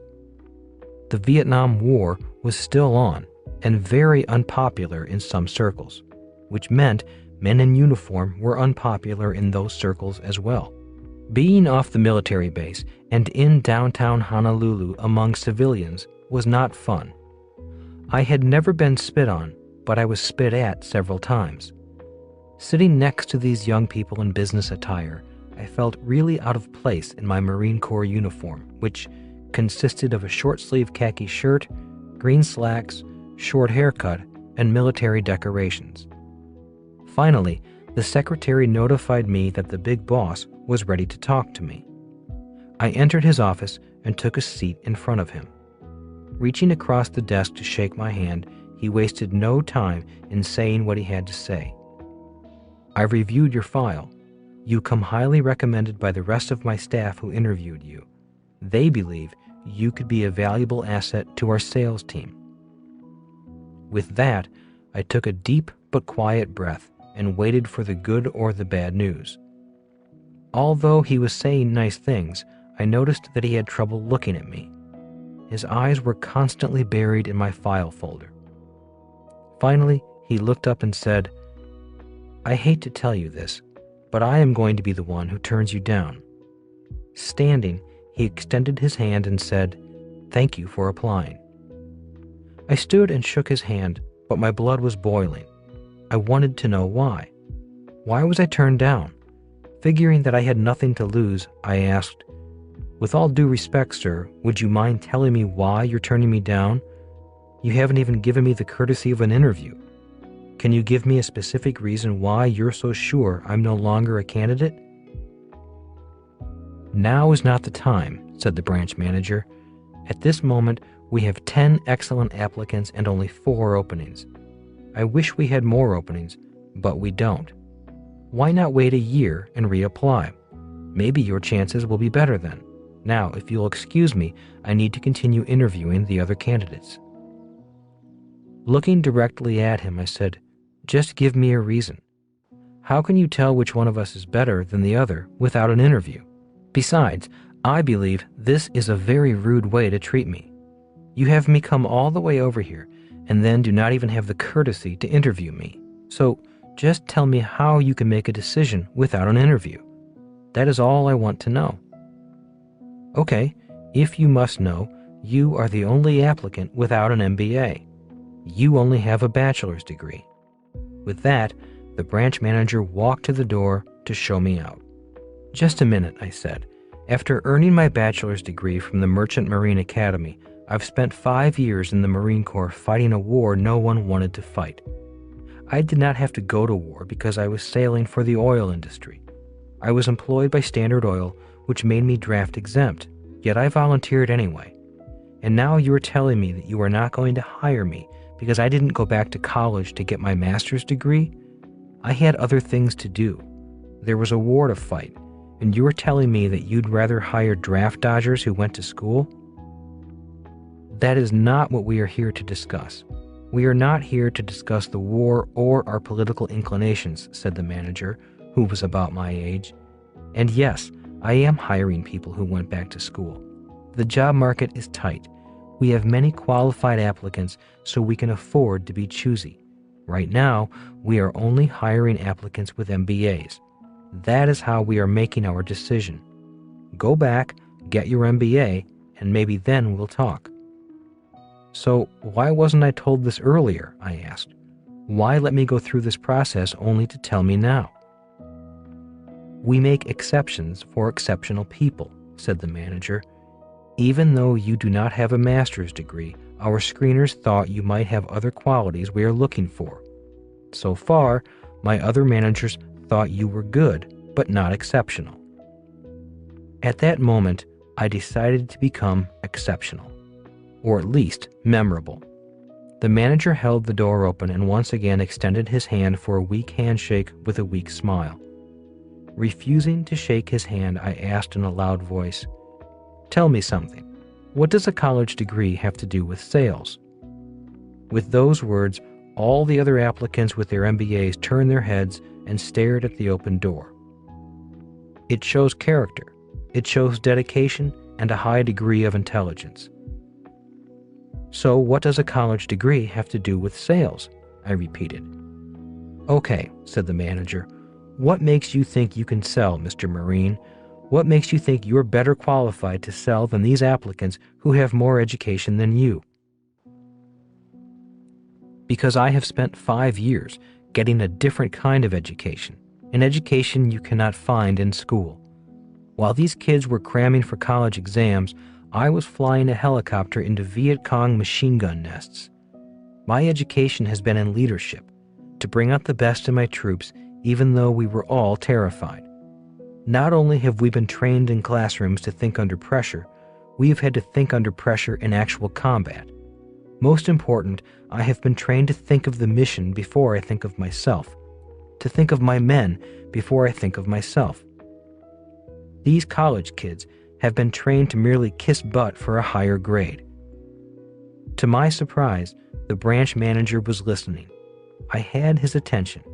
At that moment, I decided to go for the close. Even though I do not have an MBA, I know I have the guts, the courage, and the ability to think under pressure. I know because I have been tested, not in the classroom, but on the battlefield.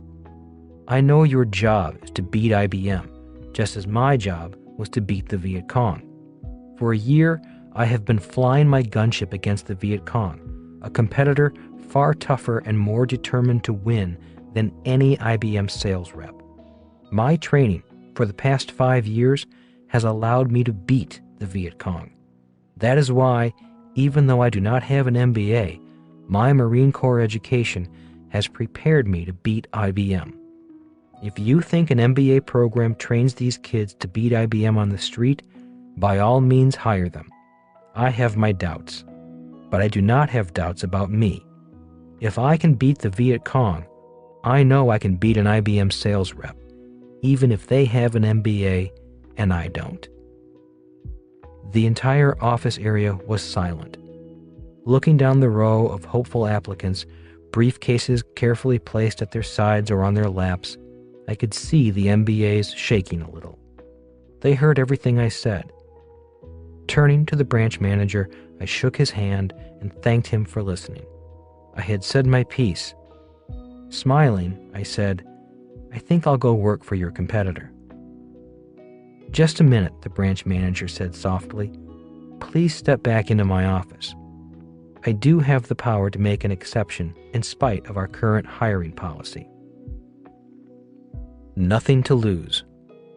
After being hired, I went to Rich Dad's office to tell him the news. I also told him what I said once I heard I was not going to be hired. He smiled and said, sometimes we win the most when we have nothing to lose. He also said, the hard part for most people is getting to nothing. Most people would rather hang on to a little than let go and get to nothing.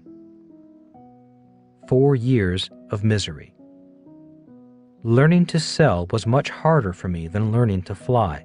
In fact, there were many days I wished I were back in Vietnam flying against Viet Cong machine gun nests instead of being on the streets of Honolulu knocking on doors.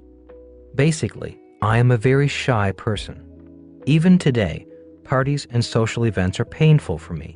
So, knocking on the doors of strangers was a terrifying daily experience. For 2 years, I was the worst salesperson on the Xerox sales team. Every time I saw the branch manager in the hallway, I was embarrassed. I saw him. I remembered the Vietnam hero speech I gave to get the job. At my semi-annual reviews, my branch manager always reminded me that he had hired me on faith and how his faith in me was slipping. Finally, on the verge of being fired, I called Rich Dad and asked for a meeting. Over lunch, I explained to him that I was failing. My sales numbers were down, my income was down, and I was always at the bottom of the list of salespeople. What do you think my problem is? You're not failing fast enough. Rich Dad laughed his usual laugh.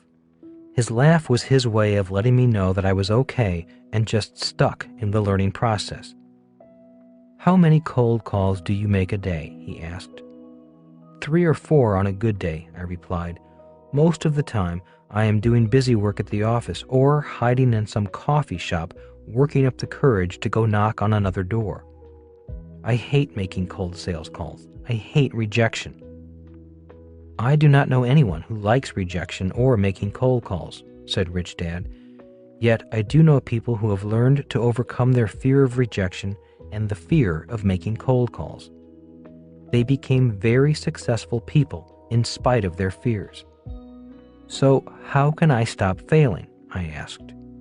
Again, Rich Dad laughed and said, "The way to stop failing is to fail faster." "Fail faster?" I whined. "Are you kidding me? Why would I want to fail faster?" "If you don't fail faster, you'll fail anyway," smiled Rich Dad. "Look, you're in the middle of a learning process. The process requires that you make many mistakes and learn from those mistakes. The faster you make mistakes, the faster you get through the process and get to the other side. Or you can quit. Then the process spits you out." Rich Dad was saying the same thing Thomas Edison had said about failing 1,000 times before inventing the electric light bulb. Rich Dad was saying the same thing my driving instructor was saying to me when I was learning how to drive a race car at high speed. They were saying that if I wanted to get through the process faster, I had to be willing to fail faster. Failing at failing faster. For a few weeks, I took Rich Dad's advice to heart and did my best to make more cold calls. I knocked on door after door at high speed. The problem was, I was still not getting in front of the person I needed to talk to.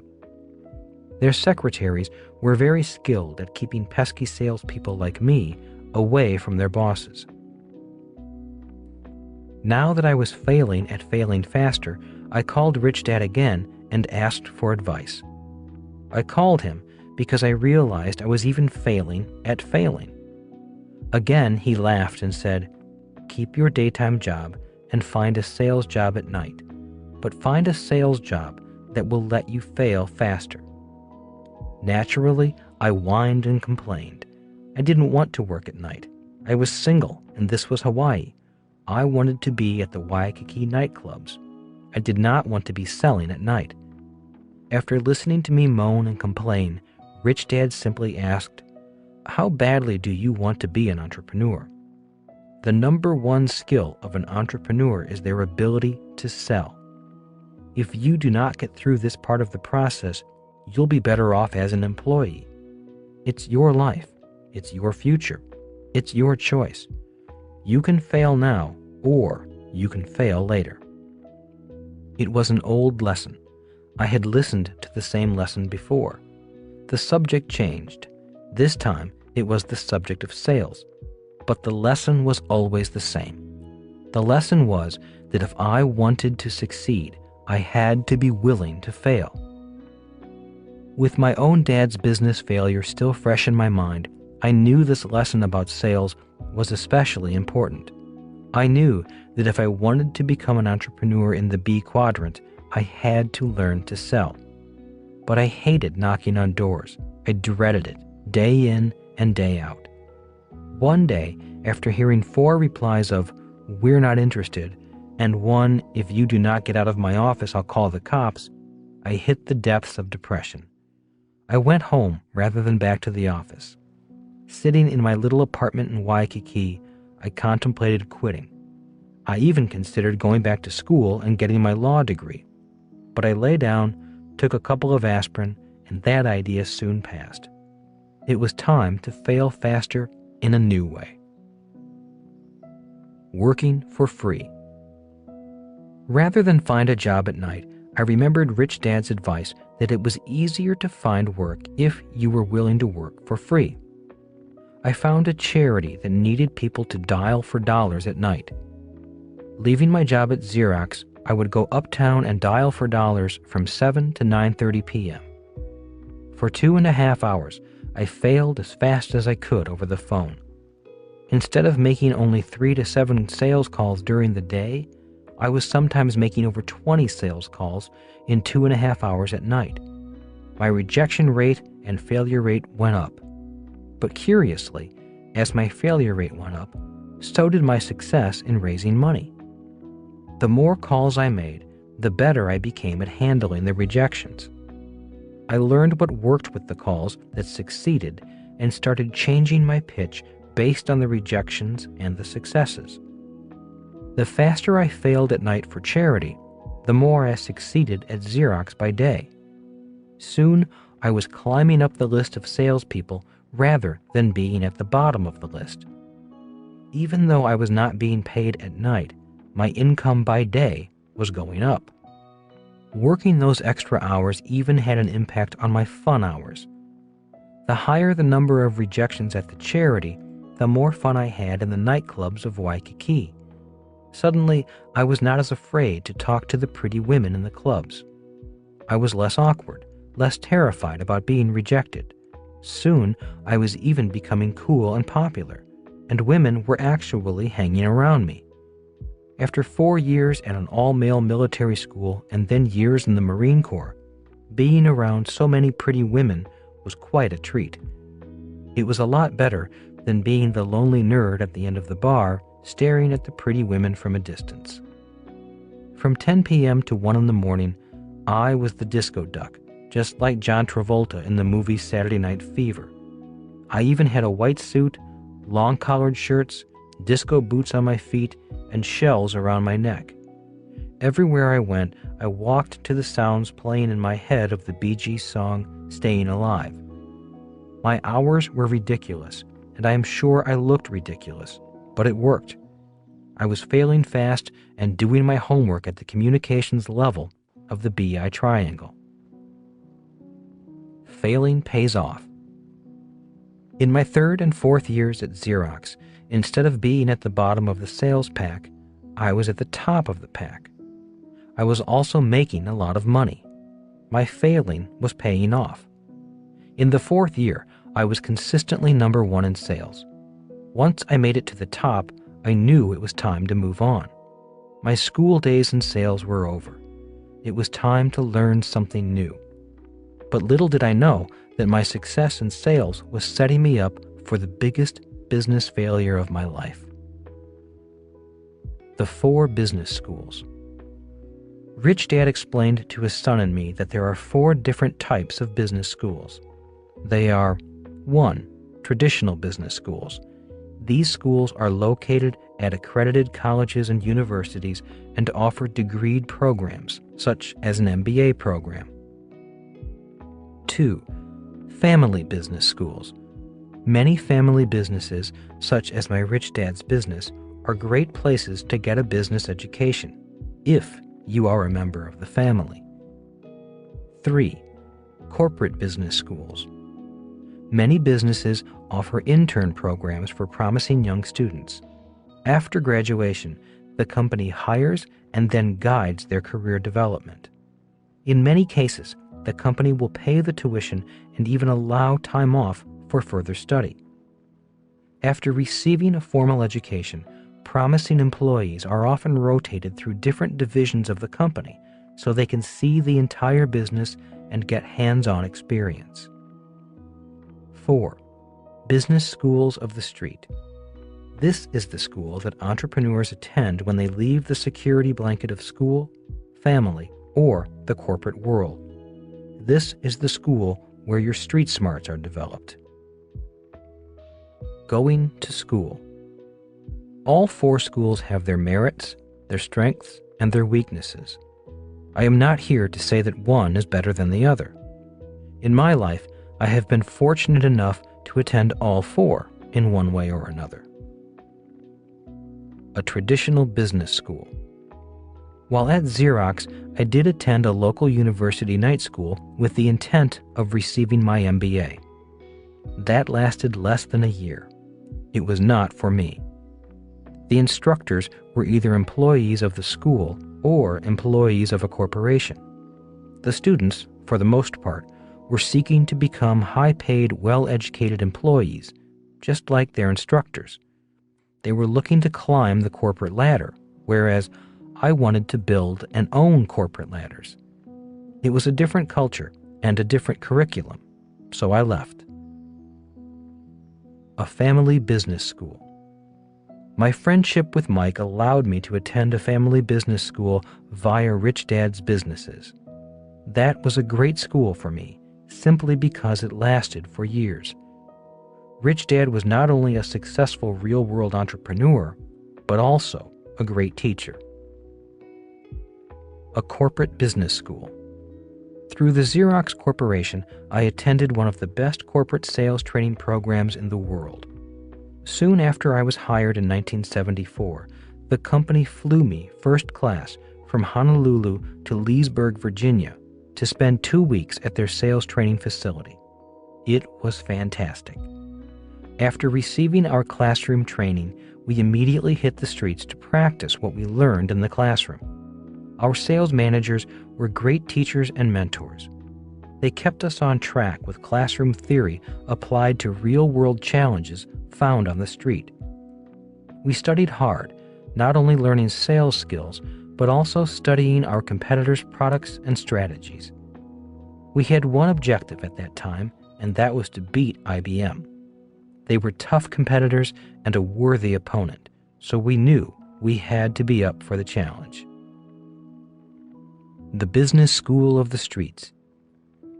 But the toughest business school for me was the business school of the streets. Once I left Xerox and hit the streets, I literally hit the streets. The business school of streets was a horrible school, a harsh teacher, and tough on grades. Many times I came face to face with my greatest fears and the depths of personal self-doubt. Yet, it was also the best business school for me. It was just what I needed. Instead of A's and B's as grades, street grades are measured in dollars earned or dollars lost. Graduation day. In 1978, I graduated from the Xerox Corporate Business School and entered the business school of the streets. It was an emotionally tough transition for me. I went from the world of flying first class, having nice offices, a steady paycheck, and everything paid for by the company, to a world where I paid for everything, including paper clips, travel, and other people's salaries and benefits. Before I left the corporate business school, I had no idea how much running a business cost.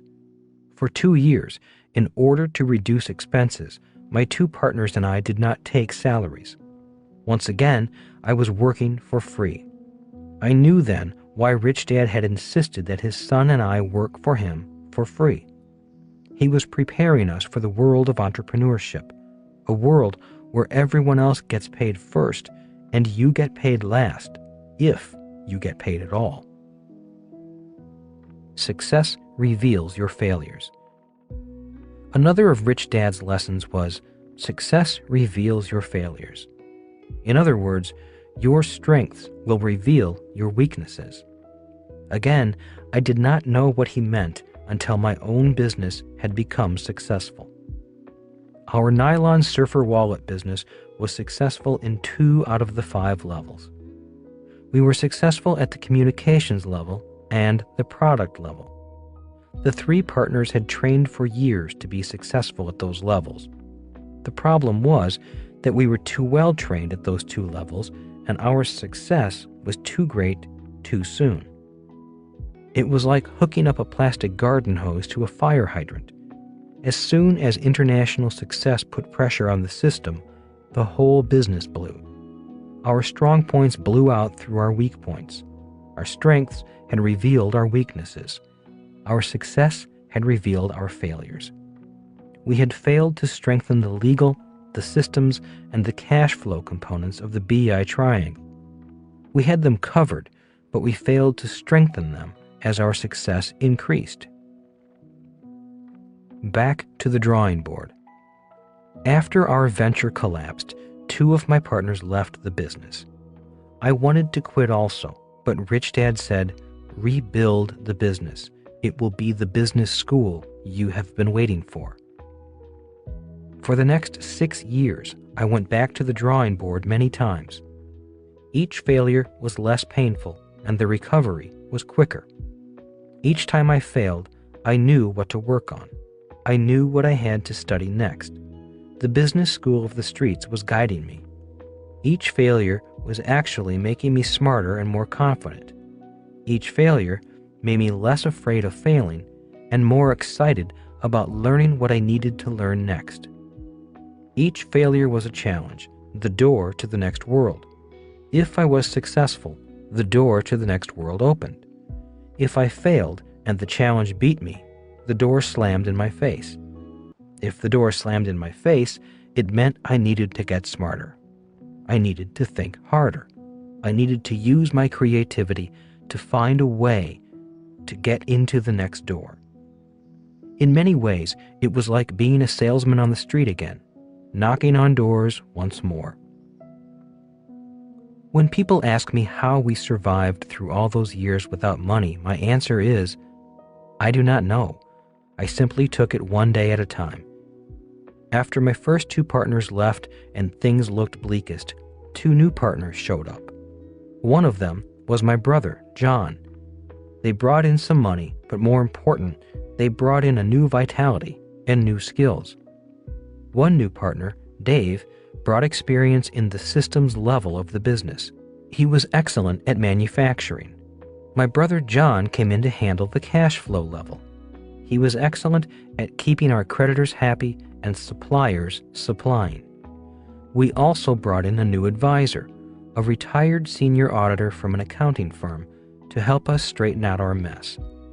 He was happy to work for free since his wife wanted him out of the house anyway. He was happy to have an office to go to. I also believed he found our struggles entertaining. He would chuckle a lot as my 2 new partners and I moaned and groaned about our problems. More than work for free and straighten out our mess, he also helped us raise more capital by teaching us how to raise capital in a more professional manner. As I said, we survived by taking it one day at a time.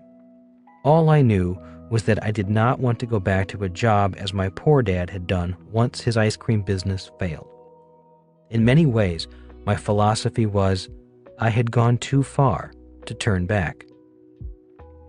Rich Dad was correct. It was the best 10-year business school I could have attended. I started with a Xerox in 1974 and finally built a successful business by 1984. It was a 10-year process of building, failing, correcting, rebuilding, and failing. For me, it was the best way to learn. Many times, I felt like I was building a race car instead of a business. Our team would work on the business, take it out to the racetrack, step on the gas, blow an engine or hydraulic line, and return to the shop. A system of systems. In many ways, building a business is very much like building a car. A car is a system of systems. A car consists of an electrical system, fuel system, brake system, hydraulic system, and so on. If one of the systems breaks, the car shuts down or becomes unsafe. The human body is also a system of systems. We have the circulatory system, respiratory system, digestive system, skeletal system, and more. If one of the systems breaks, the body may also shut down. In many ways, learning to be an entrepreneur is like going to school to become an auto mechanic or a medical doctor. Just as a medical doctor will look at x-rays or your blood tests, an entrepreneur will look at the BI triangle to assess the overall health and vitality of his or her business. After building and rebuilding my nylon wallet business several times, and building and rebuilding other businesses, analyzing businesses became easier and easier. Today, instead of fear, there is excitement. Today, instead of great risks, I see great opportunities. Today, I know that if I lost everything, I could rebuild it. Going through all 4 of the business schools and gaining school smarts as well as street smarts was a great education.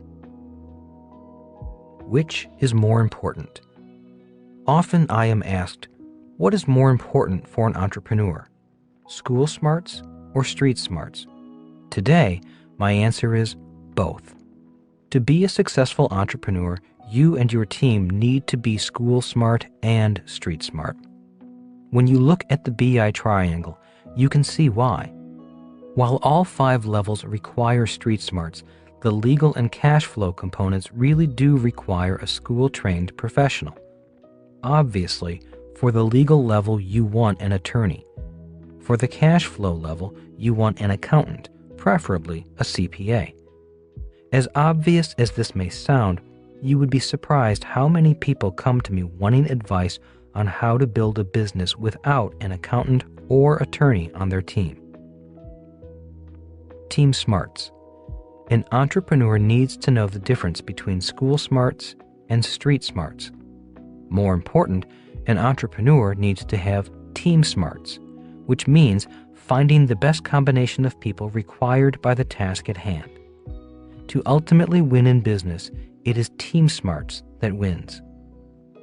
In Jim Collins' best-selling book, Good to Great, he talks about the importance of having the right people on the bus and in the right seats on the bus.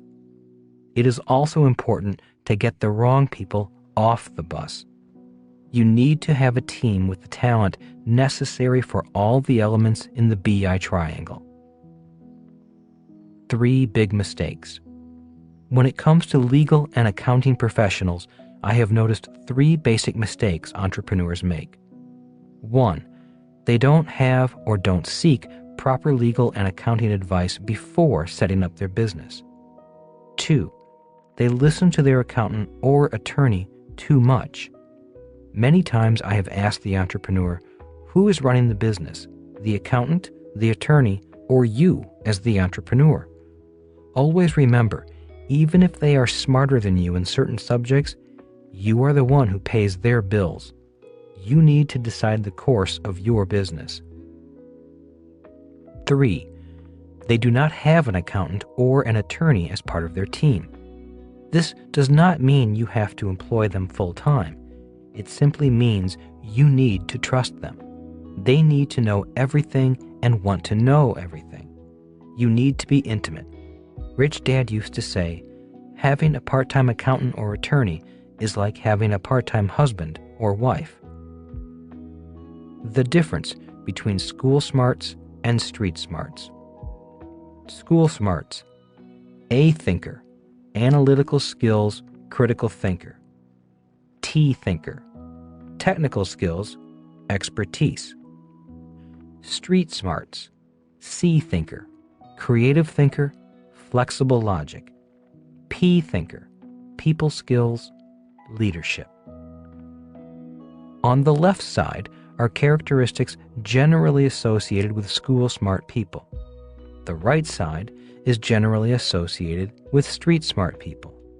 My rich dad said, if you are to develop as an entrepreneur, you will need to develop all 4 areas. I will refer again to these traits, and they should become clearer with each example. For now, I will briefly explain each quadrant. A thinker. We all know people with great analytical skills. They enjoyed solving math problems in school. If you offer a new idea, they will probably be critical or cynical more than open to the new idea. Rather than make a quick decision, they will usually think and analyze the situation for a long period of time before deciding. Before making a decision, they will come back to you and ask for more details. C thinker. We all know people who are creative artists in their work. This does not mean they are artists who paint. It's just that they are creative. They could be accountants or attorneys. They like to see the big picture. They think outside the box. C thinkers often drive A thinkers crazy. Flexible logic means they are flexible in what makes sense to them. For example, when I say I can make more money when the market is crashing, C thinkers may be better able to grasp that logic than A thinkers. In other words, C thinkers can take something illogical and make it fit their logic. They are more open-minded. A thinkers often just reject anything that does not fit their way of thinking. T thinker. We all know people who are technical wizards. They may be computer wizards who speak a language found only on Mars, or they may be motorheads who think everyone knows how to drop a transmission and fix it. T thinkers are often the exact opposite of P thinkers. Why? Because T thinkers seem to be most comfortable with people who enjoy the same technical subject they do. They attend computer conventions just to meet other computer geeks. They hang out in auto parts stores just to meet someone they can talk to. P thinker. In high school, the strongest P thinkers often ran for student body officer or were voted most popular. Unlike the T thinker, P thinkers can start a conversation with anyone. At a party, P thinkers are the stars. Everyone invites them to their parties because they make the party fun. In business, the staff and employees love this person. They will do anything for a P thinker. In business, P thinkers can make great leaders if they also possess the necessary business skills. When they speak, people listen. Different thinker, different entrepreneur. As you may have already guessed, each different type of thinker will be attracted to different types of entrepreneurial businesses. For example, a T thinker motorhead may enjoy opening an auto parts store. An A thinker lawyer may like opening a law practice. A C thinking medical doctor may want to become a cosmetic surgeon. And P thinkers may become perpetual politicians, always running for office. They may also become pastors, ministering to their flock, or they may become entertainers, getting paid to be the center of attention. All four are important. Rich Dad said all four types of thinkers are important for a business. Small businesses stay small or fail because they lack one or more of the different types of thinkers. One of the reasons why my nylon surfer wallet business failed was that we were too strong in the C and P categories and very weak in the A and T categories. Many self-employed entrepreneurs are very strong in the A or T category. A person may be a great lawyer in the A category or a great electrician in the T category. These people are very smart experts in one market niche and do best on their own. They may struggle to grow because they are weak in the C or P category. In the world of investing, an A or T person will invest differently from a C or P person. A and T people want a precise formula to follow. They want to see the numbers and analyze them repeatedly. C or P investors are more interested in exotic deals or want to know who the other players are in the deal. Notice the word player, which means people are important in the investment equation. This is important for P thinkers. When I give my classes on investing, I will often have a group of people ask, "Tell me what to do. What is the formula you followed?" When I hear such questions, I know they are probably A or T thinkers. It drives them crazy when I say, "We just created the investment. We got together with a group of people and put the deal together and made a lot of money." It drives them crazy because our way of investing does not fit their logic system. It is easy for A and T thinkers to follow a formula such as save money, get out of debt, invest for the long term, and diversify. This formula soothes their need for a logical formula for investing, even though it is not the greatest investment formula. They may get frustrated with my formulas since they may not have minds that allow flexible logic. Rich Dad's advice. Rich Dad was concerned about my becoming an entrepreneur because I was weak in all four categories. I was not strong as an A, T, P, or C thinker. He said, "You have to find one category and become good at it." On a legal tablet, he wrote down the 5 elements of the BI triangle. 1. Product. 2. Legal. 3. Systems. 4. Communications. 5. Cash flow. He then said, "I don't think you have a realistic chance in the legal, systems, or cash flow levels of the BI triangle. You have not done well in school, and you probably never will. I don't think you'll ever go back to school and become a lawyer, accountant, or engineer. That leaves the product level and the communications level. Choose one and commit the rest of your life to being the best at that level."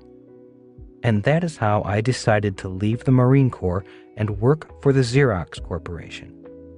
In 1974, I decided my best chance for success as an entrepreneur was to be an expert at communicating to people. I was not a natural thinker, but I decided it was a category I was willing to study for the rest of my life. Today, I have tremendous respect for people with school smarts, people who are creative and can design products, or legal minds who have made the study of law their life, or engineers who are great at systems. I have tremendous respect for smart accountants who know how to keep track of where the cash has been flowing. Become an expert at only one level. When I asked my rich dad why I should become an expert at one level, his reply was, "If you want to have the best team around you, you need to be the best at something as well. If you are only mediocre at communications, then you will never need the best attorneys, engineers, designers, or accountants. You will only need mediocre ones because you are mediocre." Build a team of experts. Some self-employed people do not do as well as they could because they feel they have to be experts at all 5 levels. They are often smart and good at all 5 levels, but they may not be strong at all levels. This may be why they often stay in the S quadrant. If you want to be a success in the B quadrant, you need to be the best at one of the levels, and then build a team of experts around you that fill in the rest of the levels. As I overcame my shyness, I would say I became pretty good at sales, marketing, writing, speaking, and creating informational products. If not for years of training at the communication level and developing my thinking abilities, I doubt if the Rich Dad Company would have become as successful as it has become. Today, the Rich Dad Company has strong product design teams, aggressive and smart legal teams, and established international distribution systems. It also has marketing communication systems throughout the world and a world-class accounting team that keeps the cash flowing. As a business, we have thousands of people throughout the world working for us or our products. As the old saying goes, the Rich Dad Company was an overnight success, but it took years to get there. Develop yourself. The business school of the streets is a very tough school. I still have memories of walking around New York City, running out of money, knocking on doors, hoping to find someone who would say yes to my nylon wallets. I love New York City, yet I always know that it can be a very cruel city if you are poor, unsuccessful, and unknown. Although the Rich Dad Company's offices are in Arizona, the engines of the business are located in New York City and cities all over the world. It is exciting to have access to the offices of some of the most powerful companies in the world, such as American Express, ABC, NBC, CBS, Fortune, Business Week magazine, Forbes magazine, the New York Times, New York Post, and CNN. It is even more exciting to do, or propose to do, business with them. Yet, as successful as we have become over the last few years, I always remember the streets of New York and how cold the city can become if one of the components of the BI triangle becomes weak. So, before quitting your job, Know that your most important job is to develop yourself. If you will dedicate yourself to becoming a great entrepreneur, you will find it easier to find great people to be members of your team. If you can put together a great team, you will find it easier to be successful wherever you are. Just remember, it is very important to strive to be as smart as you can be, both in street smarts and in school smarts. Rich Dad's Entrepreneurial Lesson Number 5. The process is more important than the goal. Chapter 5. Money Talks. We were rich for 6 months, I said. Money was pouring in, and then the roof caved in. Well, at least you were millionaires, even if it was only for 6 months, said Rich Dad, chuckling. Many people will never know what it feels like to be rich. Yes, and now I'm financially ruined, I whined. 6 months of success and years to pay it back. Well, at least you had a taste of the good life, Rich Dad smiled, doing his best to cheer me up. Most people will never know what it feels like to build an international business and be an international success. Most people will never know what it feels like to have money pouring in the door. And most people will never know what it feels like to be an international failure with money pouring out the door, I said, now beginning to laugh. So, why are you laughing? Asked Rich Dad. I don't really know, I replied. I guess I am laughing because, as painful as it is right now, I would not trade this experience for anything. As you said, I caught a glimpse of a different world, a world very few people will ever see, a world I would like to see again. It was all so very exciting for a while. Rich Dad leaned back in his chair. For a long period of time, he seemed to sit there silently reflecting upon his life, the battles won and battles lost. Finally, he came out of his thoughts and said, Most people dash from home to work seeking security from this world. For many, work and home are where they hide from the harsh realities of a competitive world. All they want is a steady paycheck and a place to call home away from home. Rich Dad again paused and then said, And others seek something else. You mean something more than just security and money? I asked. With a wistful look in his eye, Rich Dad said, Yes, if all I wanted was a secure job, a steady paycheck, and a home away from home, I would never have become an entrepreneur. And what were you looking for beyond security and money? I asked. A different world, a different way of living. As you know, I came from a very poor family. I wanted more than just a lot of money. I wanted more than just a big house and nice cars. I wanted a life few people ever live. I knew I faced greater chances of failing than succeeding. I knew there would be highs and lows as an entrepreneur. And like everyone else, I was concerned by the highs and lows. Yet, it was the thought of a different level of life that made the risks seem worthwhile. It was not just about making money. It was about a life's adventure. Rich Dad then stopped for a long moment, thinking his private thoughts. Finally continuing, he said, When my life is over, I already know the highs and lows will become memories of just one great adventure, of deals won and deals lost, friends made and friends lost, and of money made and money lost. It will be memories of total strangers walking in your door just to join you on your next adventure, and walking out your door once the adventure is over.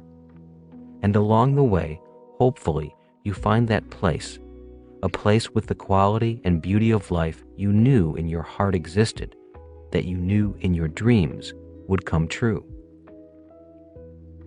And have you found your place? I asked. Rich Dad simply nodded and smiled contentedly. A glimpse of your future. With that, there really was not much more to talk about. I knew what I had to do. I had creditors to talk to and a business to repair and rebuild. I still had many things to learn, so I knew it was time to get back to work. Picking up my things, I shook Rich Dad's hand and headed for the door. "One more thing," said Rich Dad. Turning at the door, I asked, "What is that?" "You know those 6 months when you were on top of the world?" "Yes, I do," I replied. "That was a glimpse of your future." "A glimpse?" I repeated. "What do you mean? A glimpse of what future?" "In 1974, when you decided to follow my advice rather than your dad's, you began a journey, a process. The process has a beginning and an ending. It may take years, but it does have an ending. Someday, this struggle you are in will suddenly end, and a new life and new process will begin. You will win if you remain faithful to this process. During this current process, you will be given many more challenges and more lessons to learn. The process is testing you as well as teaching you. If you pass the test and learn the lesson, you get to go on to your next process. If you fail a test and quit rather than retake the test, the process spits you out. So, those 6 months of the good life were giving you a glimpse of your future, a glimpse of the world you seek, a glimpse of a world that awaits you, a glimpse of your future, and a way of saying to you, keep going, you're on the right track. It's giving you a shot of courage to face the process to come and the motivation to keep going and keep learning." "And how do you know this?" I asked. "Did you also receive a glimpse of your future when you needed it?" Once again, Rich Dad simply nodded and grinned. A 10-year process. Rich Dad's lesson on the subject of process has proven to be a very important lesson in my life. Looking back, it seems that my personal processes ran in approximately 10-year cycles, with each 10-year cycle a different process. For example, 1974 to 1984, the learning process. This is the period of time when I was learning the real-world skills of an entrepreneur. Classroom days were over, and the business school of the streets was doing the teaching. I was making many big mistakes simply because I had a lot to learn. During this period of time, I was practicing my entrepreneurial skills, building a company that manufactured nylon wallets in the Far East and marketed them throughout the world. We also designed merchandise products for rock bands such as Duran Duran, Van Halen, Judas Priest, Pink Floyd, and Boy George. At this time, I was learning as much as I could about all the elements of the BI triangle. This was the real-world business school. 1984 to 1994, the earning process. During this period of time, I began to make a lot of money as well as build a foundation of wealth. The lessons learned from the mistakes were paying off in money. Investing that money in real estate gave Kim and me not only a foundation of assets generating passive income, but also more experience as real estate investors. During this period, I was following my passion, which was to teach entrepreneurship and investing. Our company put on courses entitled The Business School for Entrepreneurs and The Business School for Investors. At this point, I was combining my poor dad's profession, teaching, with my rich dad's lessons on business and investing. This was also my time to advance my skills on the communication level of the BI triangle by learning to teach in ways far different than the traditional methods of teaching. As stated in a previous chapter, I had to decide which level I wanted to become an expert at.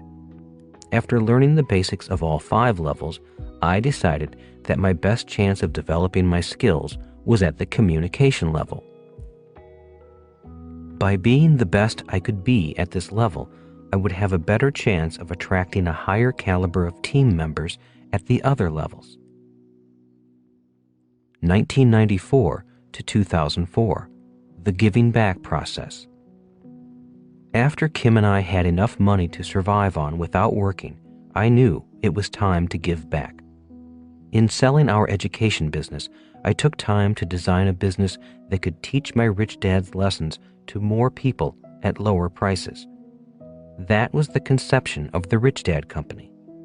Instead of teaching via seminars that at times cost over $5,000 to attend, I decided to create the cash flow game. During this period of time, my focus shifted from making money to asking myself the question, how can I serve more people? Ironically, I have made more money focusing on serving more people than focusing on how to make more money. In 2004, Kim and I decided that we had taken the business to a point where we needed to bring in additional management to take it to the next level, and the business has much further to go. The 10-year cycles were not planned. It just seemed to happen that way. It was only when I looked back over my shoulder that I recognized the 10-year pattern. Today, I live the life I caught a glimpse of in 1978. The process kept its promise to me. The process is more important than the goal. Most of us have heard that it is important to set goals. Yet Rich Dad had a different take on goals. He said, goals are important, but the process of obtaining the goal is far more important than the goal. Explaining, he would say, if you ask most people who wants to be a millionaire, most people would raise their hand. They have a goal of becoming a millionaire, but now they need to choose the process for achieving that goal.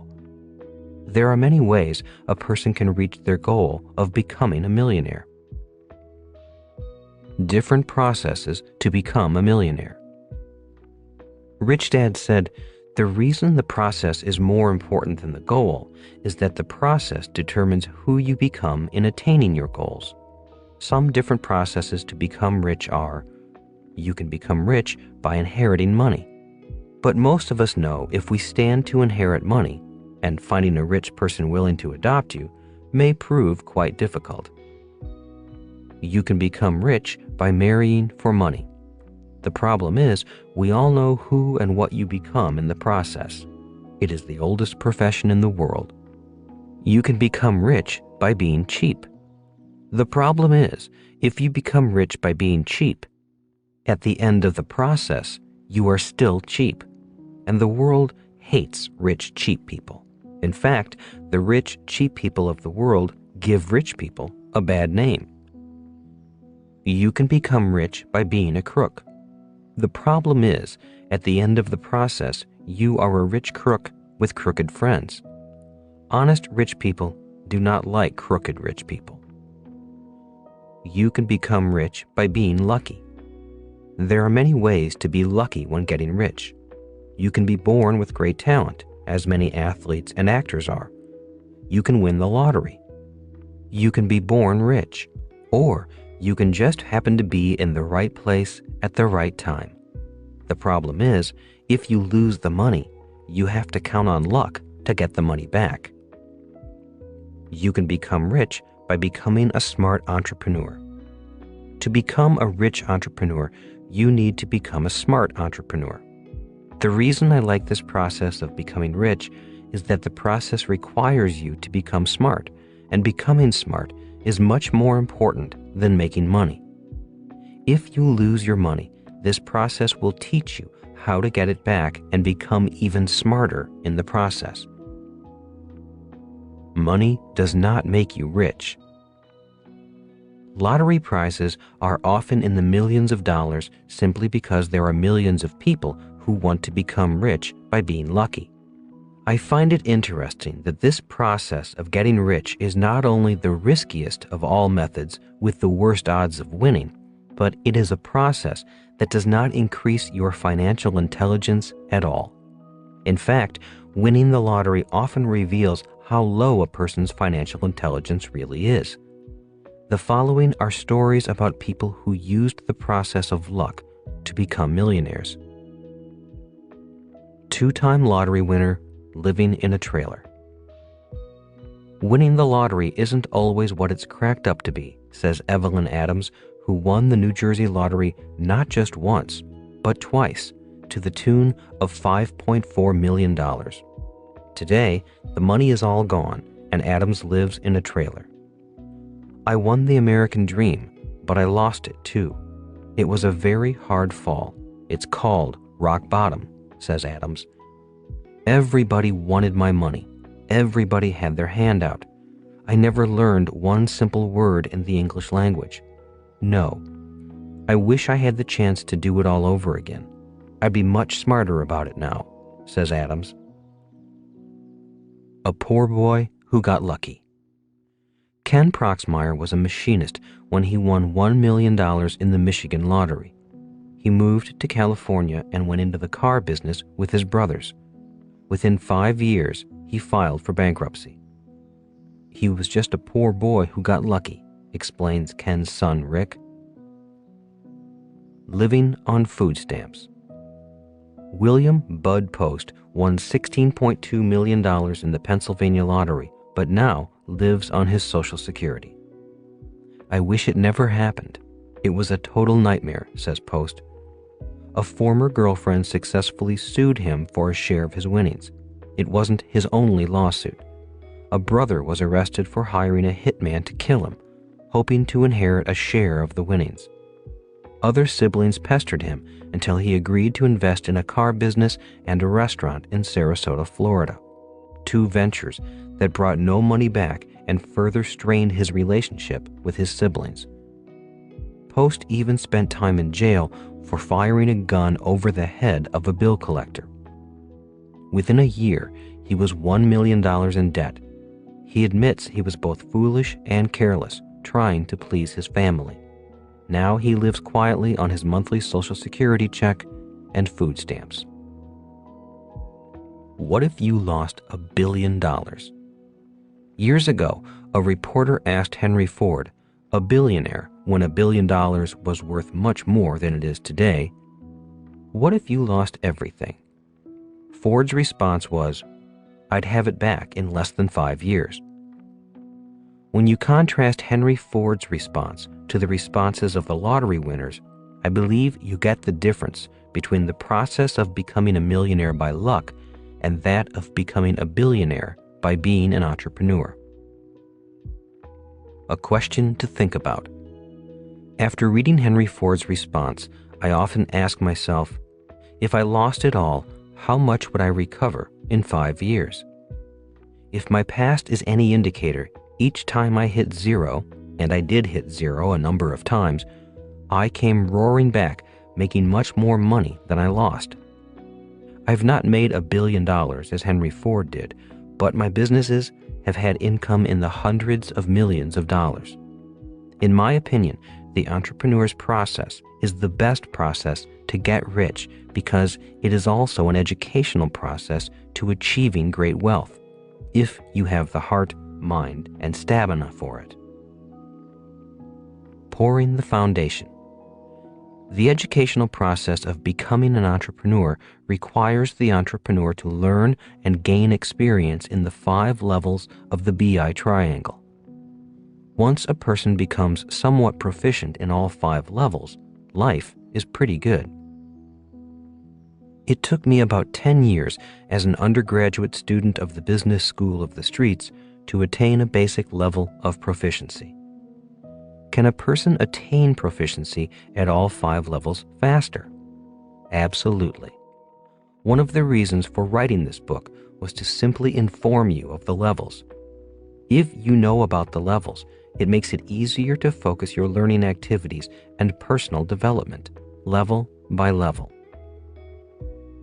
Why cash flow is the base level. Most wannabe entrepreneurs focus on the product level, the top level of the BI triangle. While product is important, looking at the BI triangle, you notice that cash flow is the base level with the most area allocated to it. When I first started out as a professional entrepreneur, I used to get excited looking at new products or ideas. That is how I got caught up in the nylon wallet business. The nylon wallet was just one of about 50 different product ideas we considered. Some of the other ideas were wooden puzzles, sugar packets with Hawaiian pictures on the packets wrapped in a burlap box, a magazine, and even candy bullets packaged in a box that said, "Bite the bullet." As you can tell, our see-thinking ability was unlimited. As soon as we decided on the nylon wallet as our product, the three of us began designing its packaging.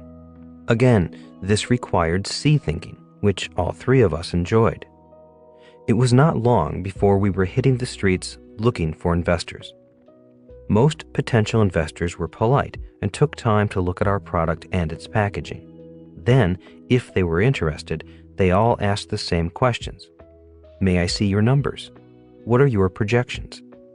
When we did not have the answers, we were turned down, and turned down quickly. Even Rich Dad turned us down, but he did not turn us down politely. He was furious. Kicking my two partners out of his office, he closed the door behind them and gave me one of the most severe reprimands I have ever had from either of my dads. I have written about this incident in other books, so I will not retell the details of the story, yet the lesson is worth repeating. The lesson is, for successful business people and investors, the numbers are very important. Today, older, wiser, and much wealthier, whenever I am asked to evaluate a new product or business, I do the same thing those investors did to me years ago. I ask for the numbers. This does not mean I am any better at reading or producing numbers today than I was in 1978.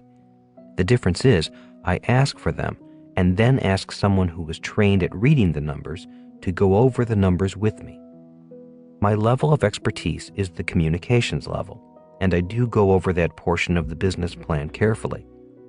I am pretty good at the communications level, but not that good at the cash flow level. But that is not an excuse for me to ignore the cash flow level, or any level for that matter.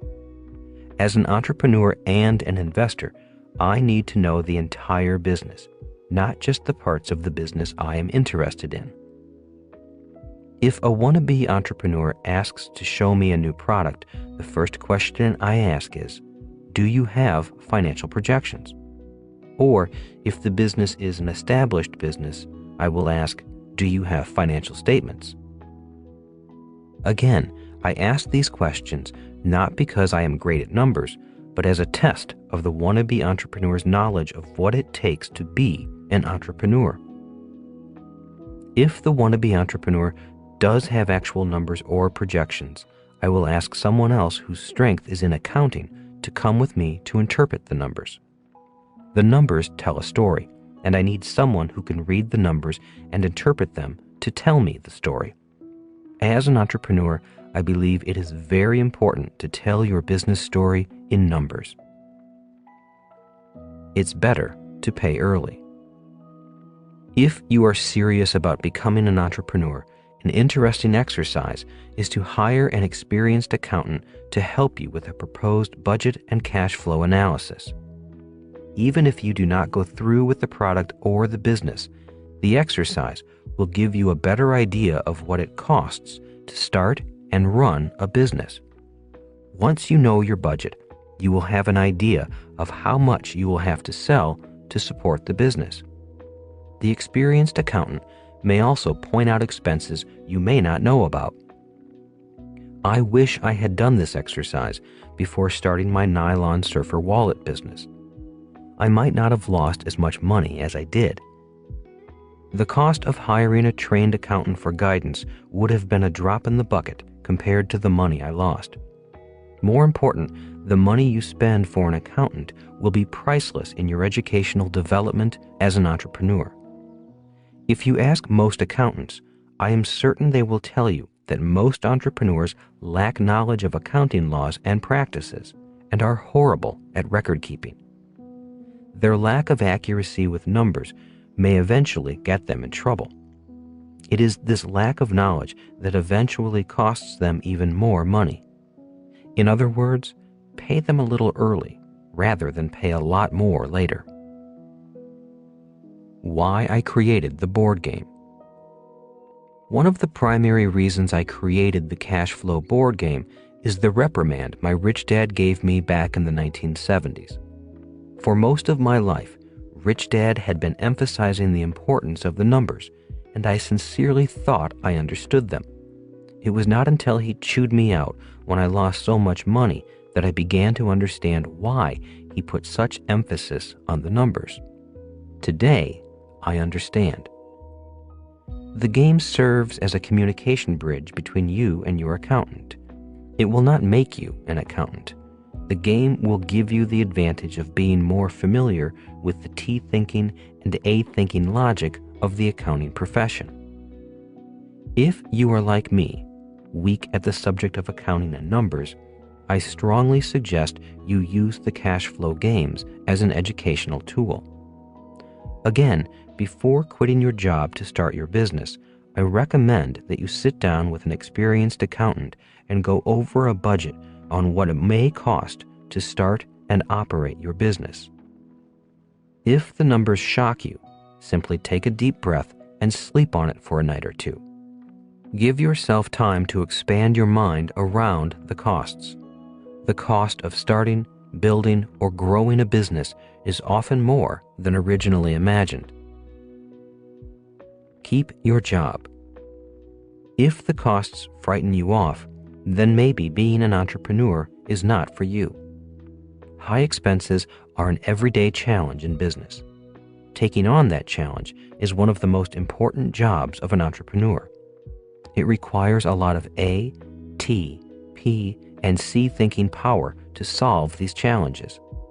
Personally, I do not like the challenges, but every time I have taken them on, I have become a better, wiser, and more confident entrepreneur. Show me the numbers. When wannabe entrepreneurs call looking for money, they fall into two categories. 1, those with a business plan and financial projections. 2, those with nothing. If a person comes with empty hands, it either means they are very early in the process or they don't have a clue what they are doing, or both.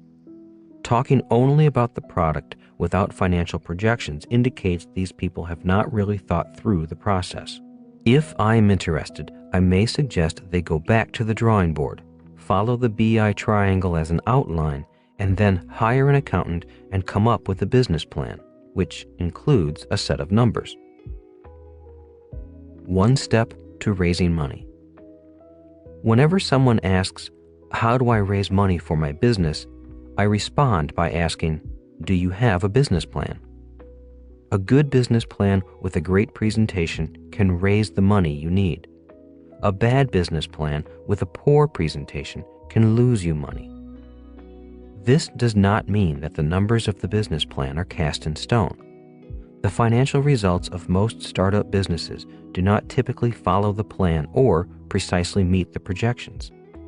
The process of creating a business plan with numbers is an A thinking and T thinking process that causes the entrepreneur to think through the venture in more detail and then put it down on paper.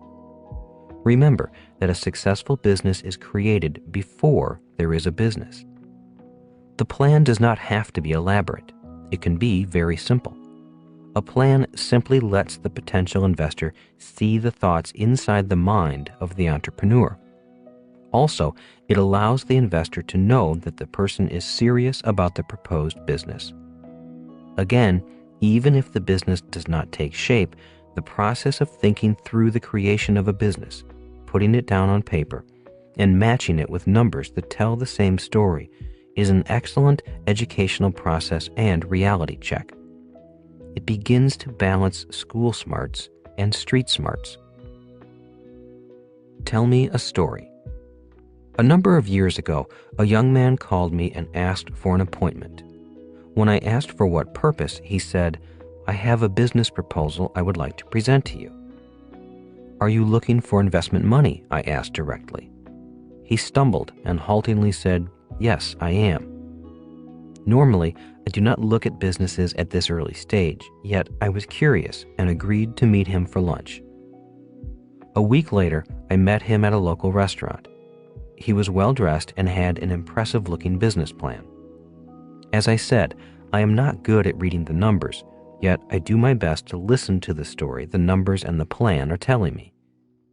The first thing I look at is the salary and wages line of the financial projections. For me, that is where the story begins. This young man had himself down for a $120,000 a year salary. My first question was, why do you need such a high salary from a business that does not exist? Well, that is what I am being paid at my job today, he replied, a little indignantly. Besides, I have a wife and 3 kids in school. It's the bare minimum I can live on. Okay, I said, and continued looking at the business plan. As I said, the business plan and the financial projections tell a story. The salary requirement line was introducing me to the lead character, the hero of the story. I was gaining a glimpse into his brain, how he thought, how he spent money, and the priorities of his personal life. Seeing his salary requirements and getting into his head, I felt he was still thinking like an employee, looking for a high-paying job. As far as I was concerned, the lunch was over. I had seen enough just by getting to know the hero of the story. I knew that I did not want to invest in his business. Relating the financial statement to the BI triangle.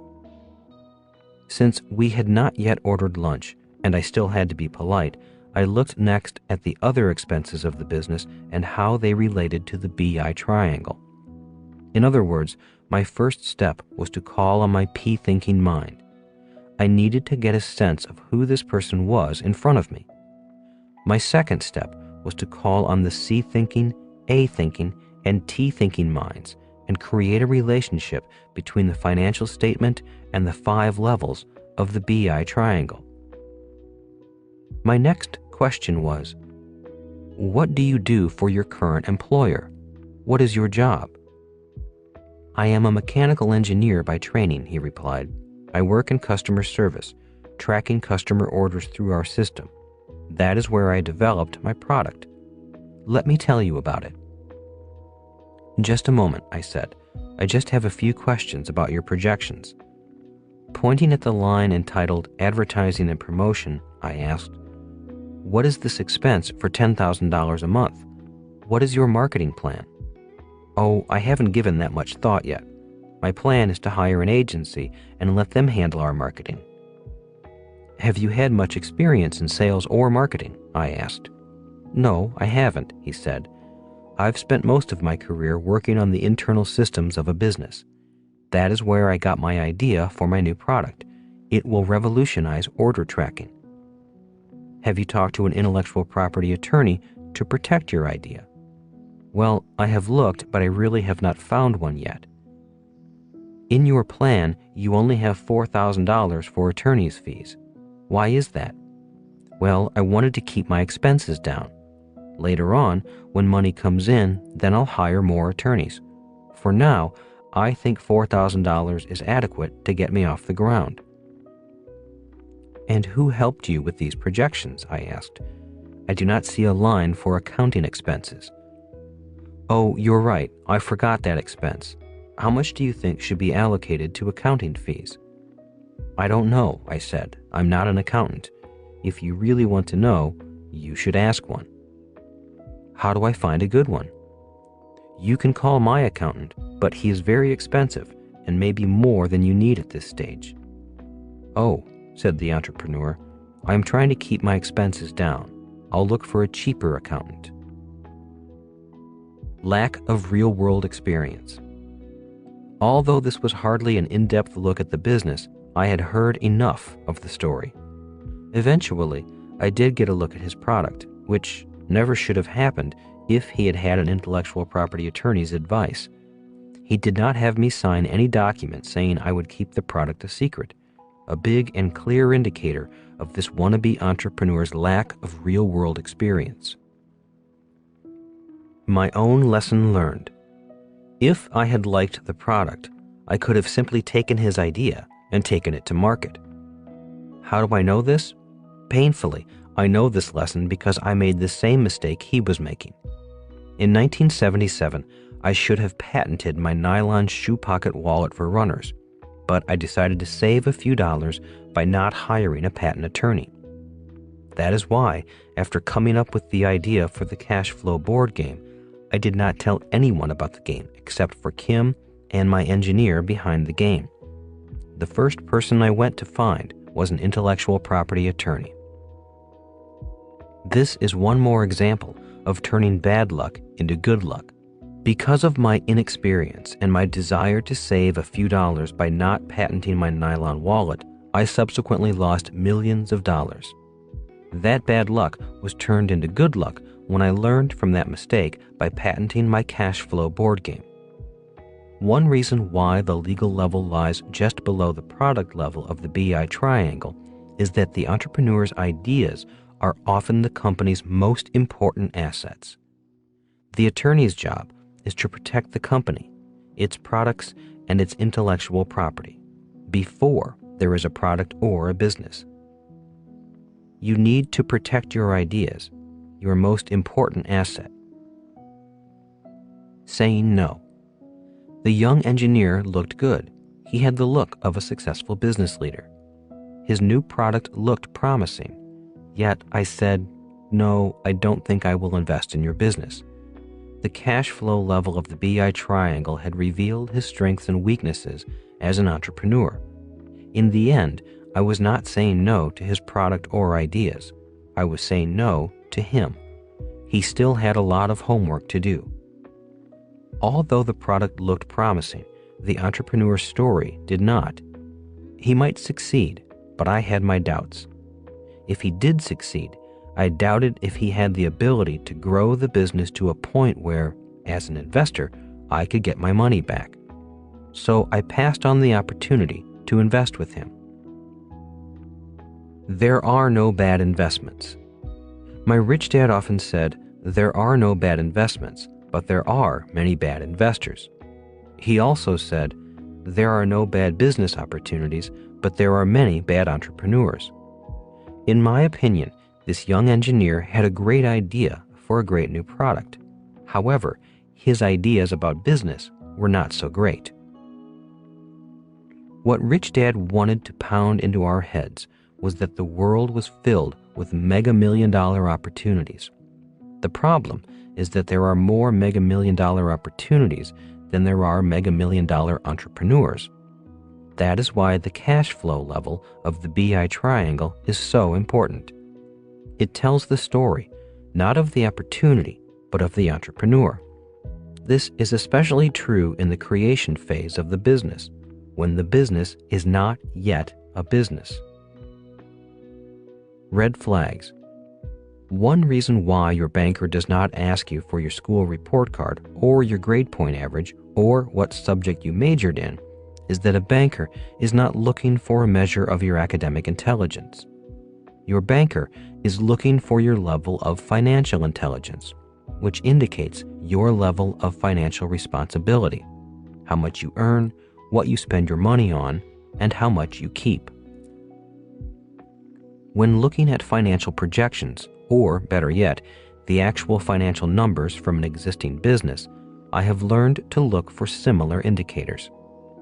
When looking at the numbers, forecast or actual, there are certain items that are red flags for me. Red flag number 1, extravagant salaries. You may have already noticed that I looked at that line first. It tells me a lot about the entrepreneur. One thing it tells me is what is more important to the entrepreneurs, the business or their personal lives. Many, many times, I have met entrepreneurs who rape, starve, and torture their business rather than feed and nurture the business. A friend of mine consulted with a building maintenance company in Denver that was having cash flow problems. The business had great contracts with offices and apartment houses to keep the parking areas swept in summer and free of snow in winter.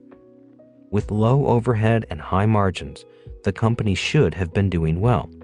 Instead, the business was always in financial trouble. Upon further inspection, my friend found that the owner had expensive ski chalets in Vail and Aspen, with the accoutrements, doodads, to match. On top of that, The company had flashy cars and threw lavish parties, all at company expense. To make matters even worse, he had been lying to the IRS and the state tax department, and his actions were starting to border on tax evasion rather than tax avoidance. When my friend recommended that he sell his houses and his cars, cut back on his spending, and hire a high-powered accounting firm to beg for mercy, my friend was fired. The owner still thought there was something wrong with the business. This is an extreme example of an entrepreneur putting his needs before the needs of the business. The numbers of the business told the story of both the business and the entrepreneur. Red flag number 2, good expenses and bad expenses. This is one of Rich Dad's most important lessons. He said, "The reason so many people are poor is that they are poor spenders." In other words, there are good expenses and bad expenses. He also said, "The rich are rich because they have expenses that make them rich. The poor are poor because they have expenses that make them poor." Regarding the subject of entrepreneurship, he said, "Most people are not good entrepreneurs because they are savers rather than smart spenders." One of the downfalls of my nylon surfer wallet business was my desire to save money and not spend $7,000 on patent attorney fees. Saving a few $1,000s cost me a multi-million-dollar business. My lesson was to learn to spend money that made me money. A friend of a friend has always had a tough time in her business. Over lunch with her, she told me she was spending $50,000 redecorating her apartment. When I asked her if she owned the apartment, she said, "No, I don't have enough money for a down payment, so I just rent." When I quizzed her as to why she would spend so much money on a property she didn't own, she got angry. "Well, I need to have a nice place to live." At that moment, I believe I got a glimpse of what caused her business struggles. She simply spends money foolishly.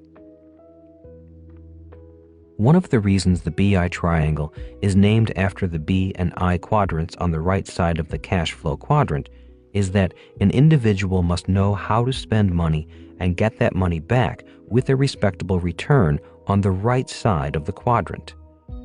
One of the reasons people on the E and S side of the quadrant have a tough time as entrepreneurs is simply that they know how to work for money, but they do not know how to spend money and then have the money come back with more money. This ability to spend money and have your money come back with more money is essential to entrepreneurs and investors on the B and I side of the cash flow quadrant. Between 1997 and 2005, the real estate market boomed. Even though the market boomed, I met many individuals who invested in real estate and failed to make any money. To me, this is a signal that this person does not know how to spend money and have the money return with more money. These people may not make good entrepreneurs, or they need to work on their business skills. When I look at the numbers of a business, I am looking for this ability to spend money and have the money return with more money. This is an essential skill. Red flag number 3, money talks. Rich Dad said, "There is a big difference between a business and busyness." The reason most people do not make good entrepreneurs is that they are busy and work hard, but they do not make any money. An entrepreneur must make money. The money shows up at the cash flow level of the BI triangle. A few years ago, I read an article about a couple who were both laid off. Both were highly paid marketing executives with a major New York firm, making over $250,000 combined income. After a year in their own business as marketing experts, their business earned less than $26,000. Why?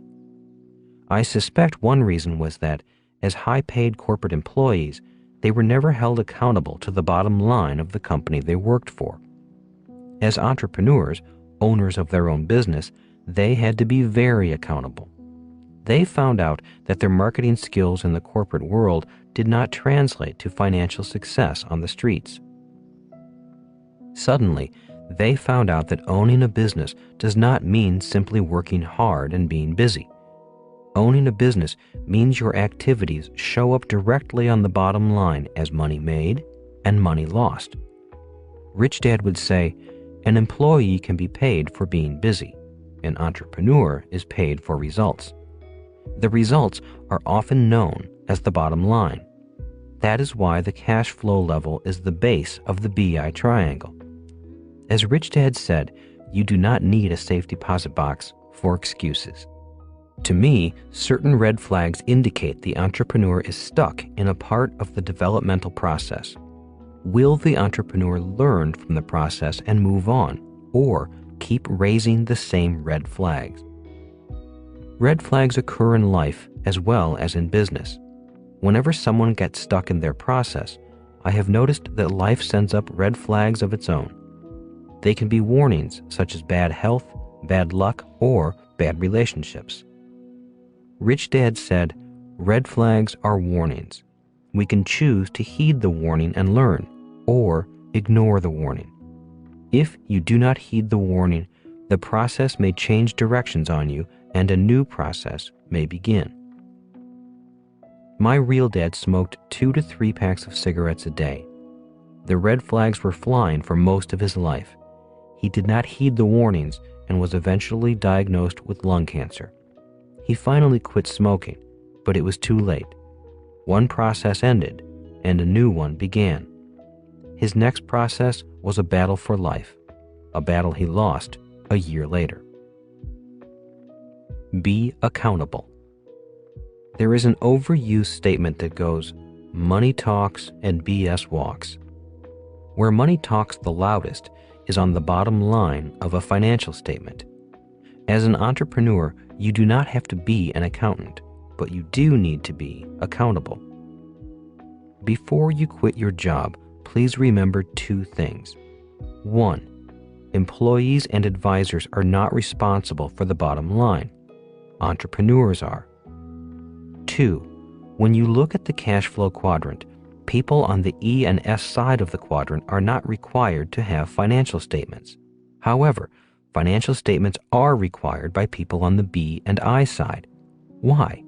Because money talks, and the story it tells is of the financial acumen of the individual in the B or I quadrant. These individuals are measured by their financial success in the B or I quadrant. Think like a CFO. If you would like to improve your financial skills at the cash flow level of the BI triangle, I strongly recommend you get the cash flow game and play it often. The game teaches you to think like a CFO, a chief financial officer, an important member of any entrepreneurial team. The buck stops with the entrepreneur. A CEO or entrepreneur cannot pass the buck. Making excuses or blaming subordinates is never attractive. The buck stops with the entrepreneur or CEO. That is why the cash flow level is the base level of the BI triangle. That is where the bucks stop. As an entrepreneur, you are the person responsible for the entire BI triangle. So, before you quit your job, always remember where the buck stops and that money talks. Rich Dad's entrepreneurial lesson number 6. The best answers are found in your heart, not in your head. Chapter 6. The 3 kinds of money. What did you learn in Vietnam? Asked Rich Dad. I learned the importance of mission, leadership, and the team, I replied. Which was the most important? The mission. Good, Rich Dad smiled. You'll make a good entrepreneur. A Green Marine. In early 1972, my job was to pilot a UH-1 Huey helicopter gunship in Vietnam. After 2 months in the war zone, my co-pilot and I had flown several missions, but had not yet encountered enemy fire. This was soon to change. On the day I finally met the enemy, things were already very tense for me. We flew with our doors open, and the wind chattered through the aircraft. Looking back at the aircraft carrier, our home, I was once again reminded that this was a war zone and my school days were over. For 2 years, I had trained for this mission. I knew that each time we crossed the beach and flew over land, there were real live enemy soldiers with real guns and real bullets waiting for us. Turning to look back at my crew of 3, 2 machine gunners and a crew chief, I asked on the intercom, "Are you guys ready?" Not saying anything, they simply gave me a thumbs up. My crew knew I was green and untested. They knew I could fly, but they did not know how I would perform under the pressure of combat. Initially, there were 2 helicopters in our flight. About 20 minutes into the flight, the lead aircraft had to turn back. Apparently, there were electrical problems. We were told by the powers that be on the aircraft carrier to continue and to remain on call in the area. You could feel the tension mount in our aircraft because the lead aircraft had the more experienced pilots. They had been in combat for over 8 months. On top of that, their aircraft carried air-to-ground rockets. My aircraft only had machine guns. As the lead aircraft turned and headed back toward the ship, the anxiety in my aircraft was very real. None of us liked being out there alone. We passed over some of the most beautiful beaches in the world and headed north. We had dark green rice paddies to our left, blue-green ocean to our right, and white sand beaches below us. Suddenly, over the radio, 2 Army helicopters broadcast that they needed help. They were in a battle with a .50 caliber machine gun in the hills beyond the rice paddies. Being close by, we responded and began flying toward their location. Flying just below the clouds, we soon saw the Army helicopters in a firefight with the machine gun on the ground. There was also a lot of small arms fire coming from enemy troops in the area. It was easy to tell the difference between the rounds from the .30 caliber guns that the troops carried and the heavier .50 caliber rounds from the machine gun. The tracers from the .30 caliber small arms fire looked like hot red-orange specks zipping up against the dark green sky. The .50 caliber tracer rounds looked like flying ketchup bottles. I took a very deep breath and kept flying. Watching the battle as we flew closer, I kept hoping the Army helicopters would destroy the machine gun and not need our help. But no luck. When one of the Army helicopters was hit and fell from the sky, I knew we were going to be part of the fight. As the smoking helicopter spiraled to the ground, the tension climbed even more in our aircraft. Looking back at my crew, I simply said, "Clear the decks, make the guns hot, we're going in." I did not know what we were going to do. I simply knew we had to be prepared for the worst. The second Army helicopter broke off from the fight and went down to pick up the crew of the first helicopter. That left us, a single aircraft with only .30 caliber machine guns, about to face an estimated 15 troops with guns and a .50 caliber machine gun. I wanted to turn and run. I knew that it was the smart thing to do. Yet, not wanting to appear like a wimp to my men, I kept flying toward the location of the .50 caliber machine gun. I was now flying on pure bravado and hoping for the best. With the 2 Army helicopters out of the way, the ground fire turned on us. Although it was far away, seeing real live rounds being fired at me was a sight and feeling I will never forget. My crew had been in this situation before.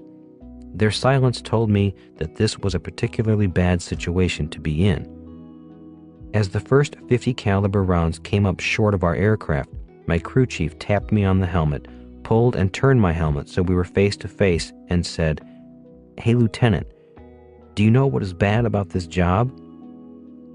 Shaking my head, I feebly said, "No." Smiling his broad, toothy grin, the crew chief, on his second tour in Vietnam, said, The problem with this job is there is no second best. If you decide to fight, either we are going home today or those guys on the ground are going home. But both of us aren't going home. One of us is about to die.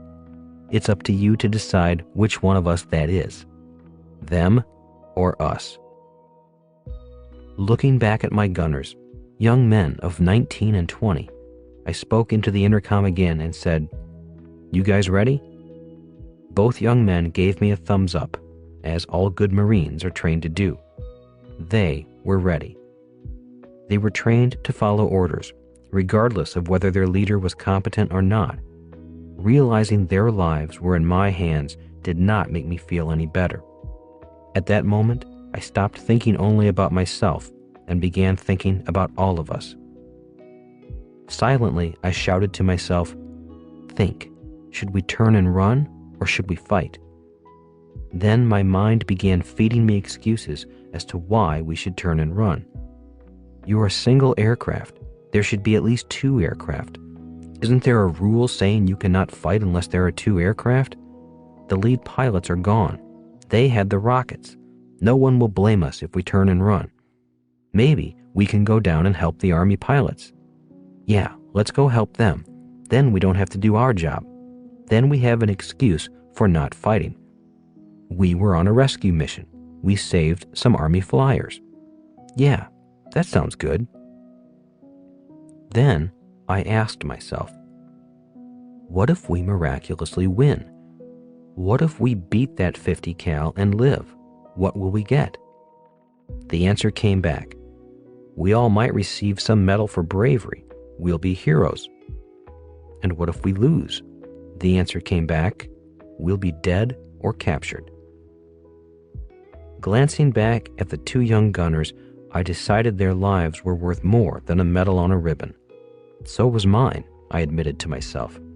Being brave and stupid was ruled out. The 50 caliber rounds were flying closer to us. The gunner on the ground was increasing his accuracy with every shot. Back at flight school, we learned that a 50 caliber round had a greater range than a 30 caliber round. We had 30 caliber machine guns. That meant he was going to be able to hit us long before we could get to him. Suddenly, a burst of 50 caliber rounds zoomed just past my window. Without thinking, I banked to the left and dove toward the ground to increase the distance between the enemy gunner and us. Since I had no idea what I was doing, I decided it was time to think. Flying straight into the machine gunner was certain death. As my aircraft was diving toward the ground in a sharp left bank, I used my radio and broadcast to anyone in the area. This is Marine helicopter Yankee Tango 96, 50 cal located, need help. Out of the blue, a loud, clear, confident voice crackled through my headset. Yankee Tango 96, flight of 4 Marine A4s RTB, returning to base, have extra ordnance and fuel on board. Give us your position and we'll give you a hand. Relief ran through our crew as I radioed our position to the Marine Corps pilots of the jets. In a few minutes, I could see 4 specks flying low to the ground coming to our assistance. Seeing us, the flight leader radioed, "Before we get too close, fly back toward Charlie and see if you can draw his fire. Once we see his tracers, we'll take care of the rest." With that, we turned and once again flew toward the 50 caliber machine gun. Once his tracers began flying at us again, the wing leader of the 4 jets radioed, "Target in sight." In less than 5 minutes, the 50 caliber machine gun was no longer a problem. My crew and I were the ones who went home that night. Different teams, same mission. There have been many times I sit quietly and reflect on that day. Although I said thank you over the air once the fight was over, I still wish I had had the chance to meet those guys in person, shake their hands, and say thank you. We were on different teams from different ships, but we all shared the same mission. All wars are horrible. War is simply humanity at its worst. War is a time when we use our best technology and our bravest people to kill our fellow human beings. During my year in Vietnam, I saw the worst of humanity. I saw sights I wish I had never seen. I also caught glimpses of a spiritual power, a dedication to a higher calling I would never have witnessed if I had not gone to war. When the term band of brothers is used to describe the bond between soldiers, I wonder if someone who has never fought in a war can ever know what that bond feels like. For me, it is a spiritual bond dedicated to a higher calling, something known as a mission. Mission statements. In business today, it is very fashionable to tout one's mission statement, the sole driving purpose for forming the business. After my Marine Corps and Vietnam experience, I have remained skeptical each time someone says, "The mission of our business is." My skepticism causes me to wonder how much the word mission is just that, only a word.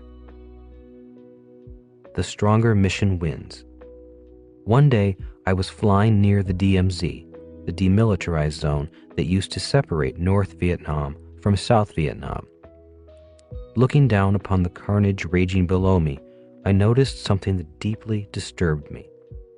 Returning to the aircraft carrier that night, I raised my hand during the debriefing and asked, "Why do their Vietnamese fight harder than our Vietnamese? Are we fighting for the wrong side? Are we fighting for the wrong cause?" Needless to say, I was threatened with a court-martial for such treasonous-sounding words. To me, I was not being treasonous. I was only asking a question. I was simply expressing an observation, something I had noticed since arriving in Vietnam. It seemed to me that the Viet Cong and the North Vietnamese soldiers fought harder, tougher, and with more tenacity than our Vietnamese soldiers. From my perspective, the Vietnamese soldiers on our side did not seem to fight as hard. Personally, I did not feel we could count on them. I often wondered if we stopped paying them, would they keep fighting?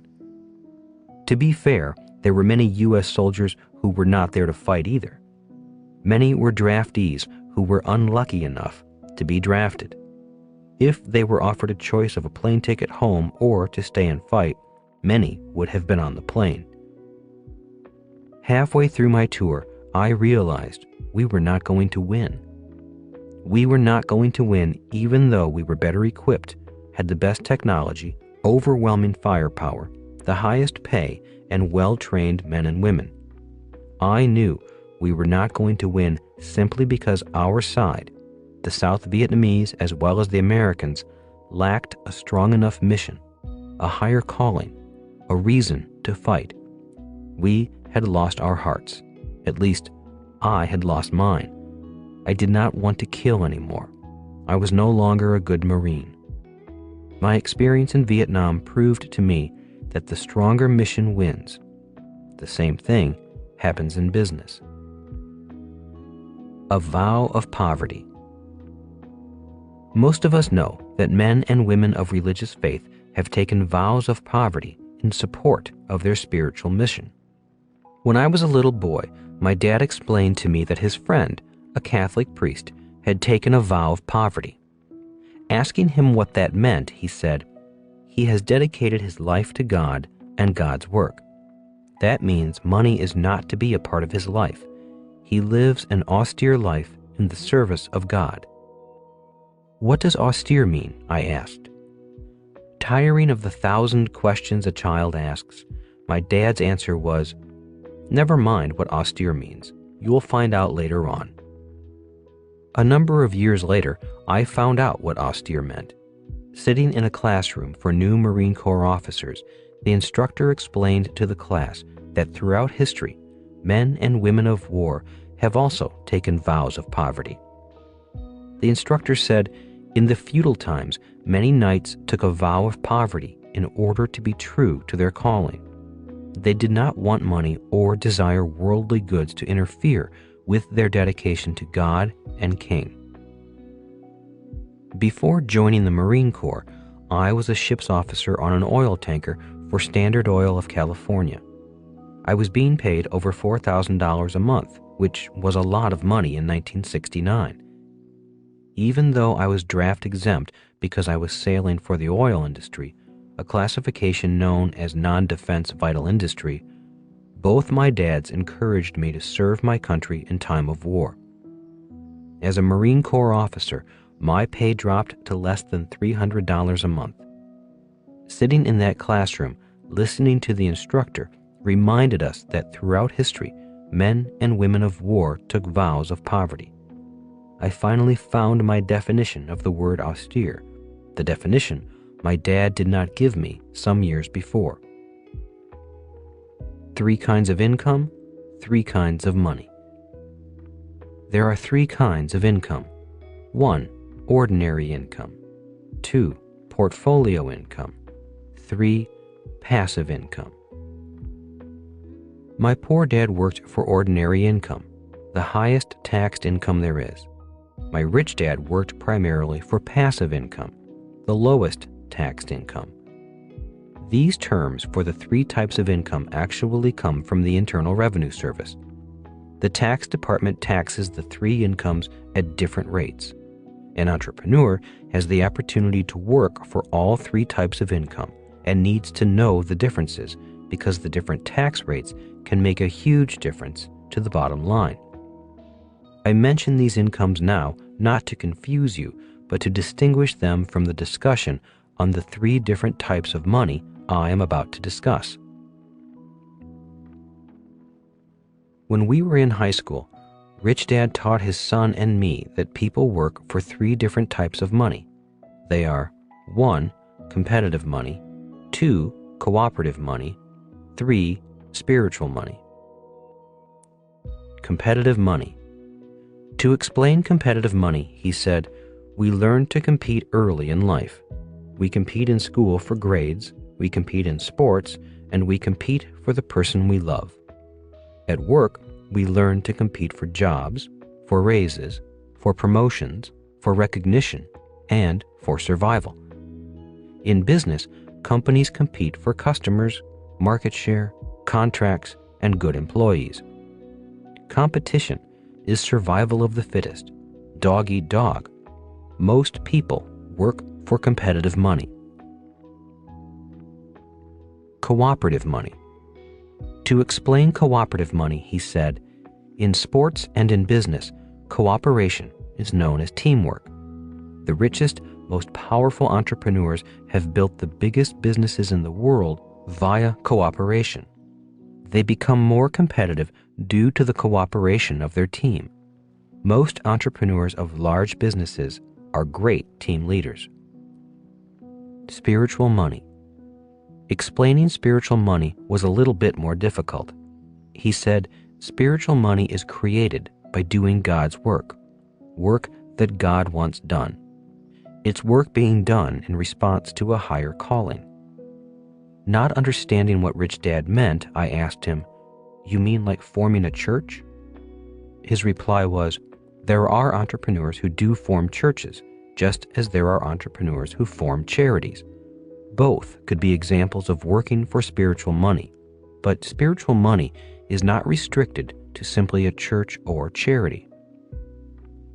For years, this category puzzled me, and I often had discussions with him on this subject. During one of these discussions, he said, most people go to work for money, nothing else. They do not care if it is competitive, cooperative, or spiritual. For many people, work and money are just a means to an end.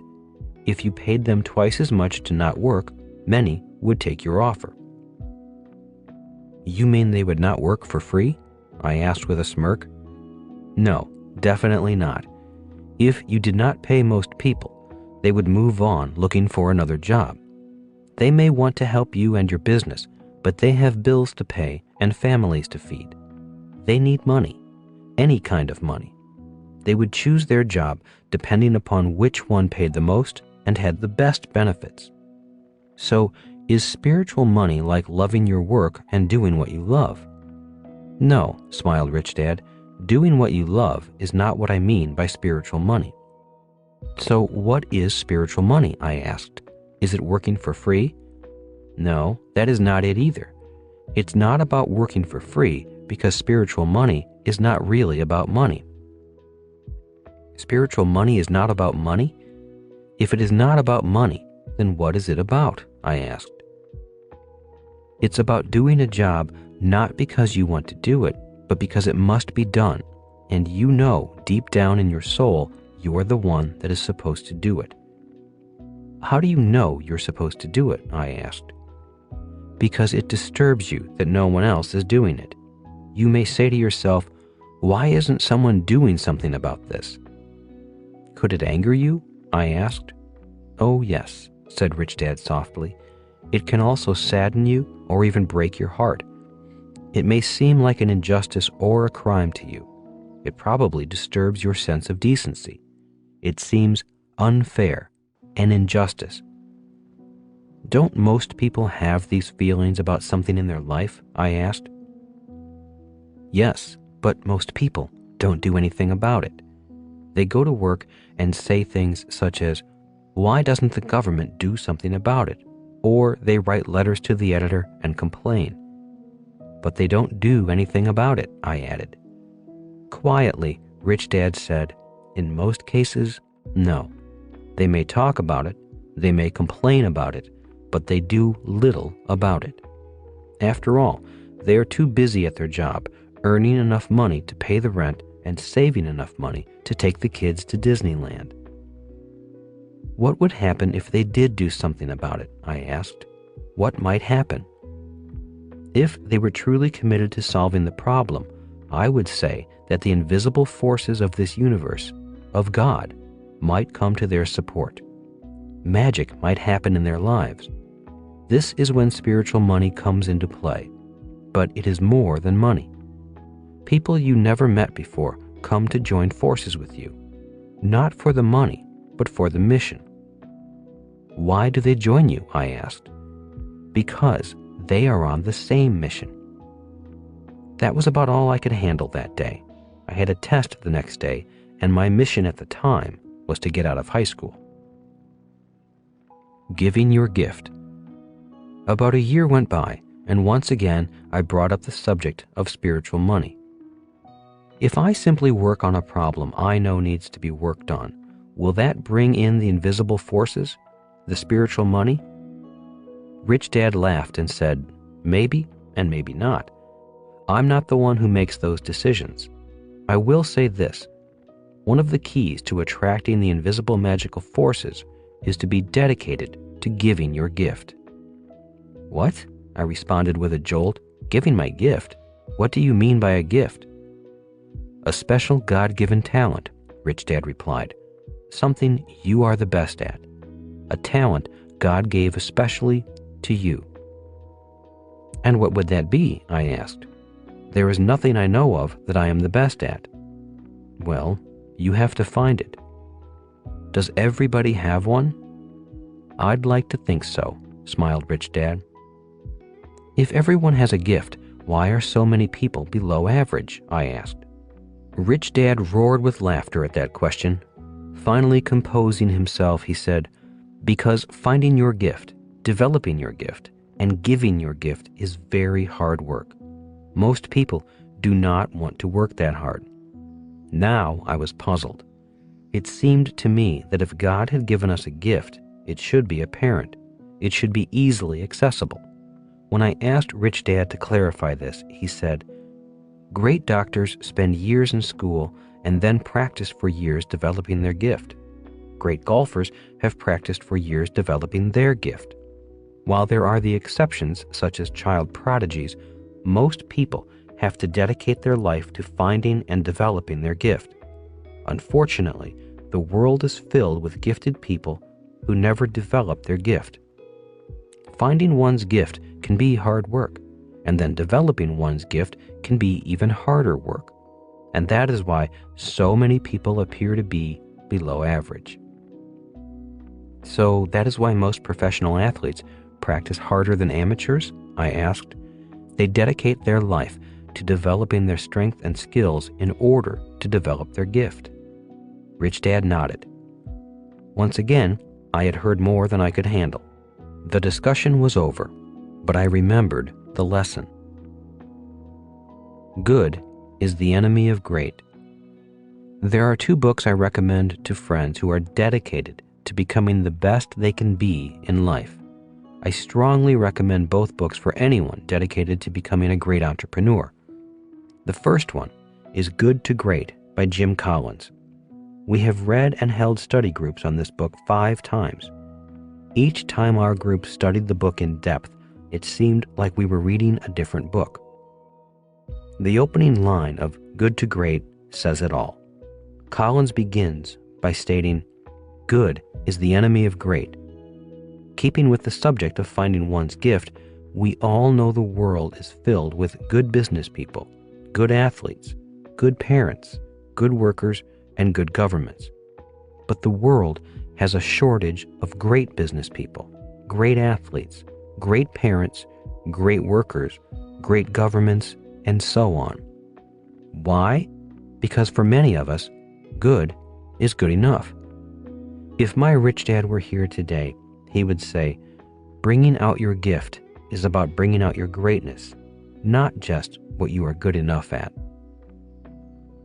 Good to Great is filled with lessons essential for big and small businesses. In our study groups, each person seemed to find a lesson that was written just for him or her.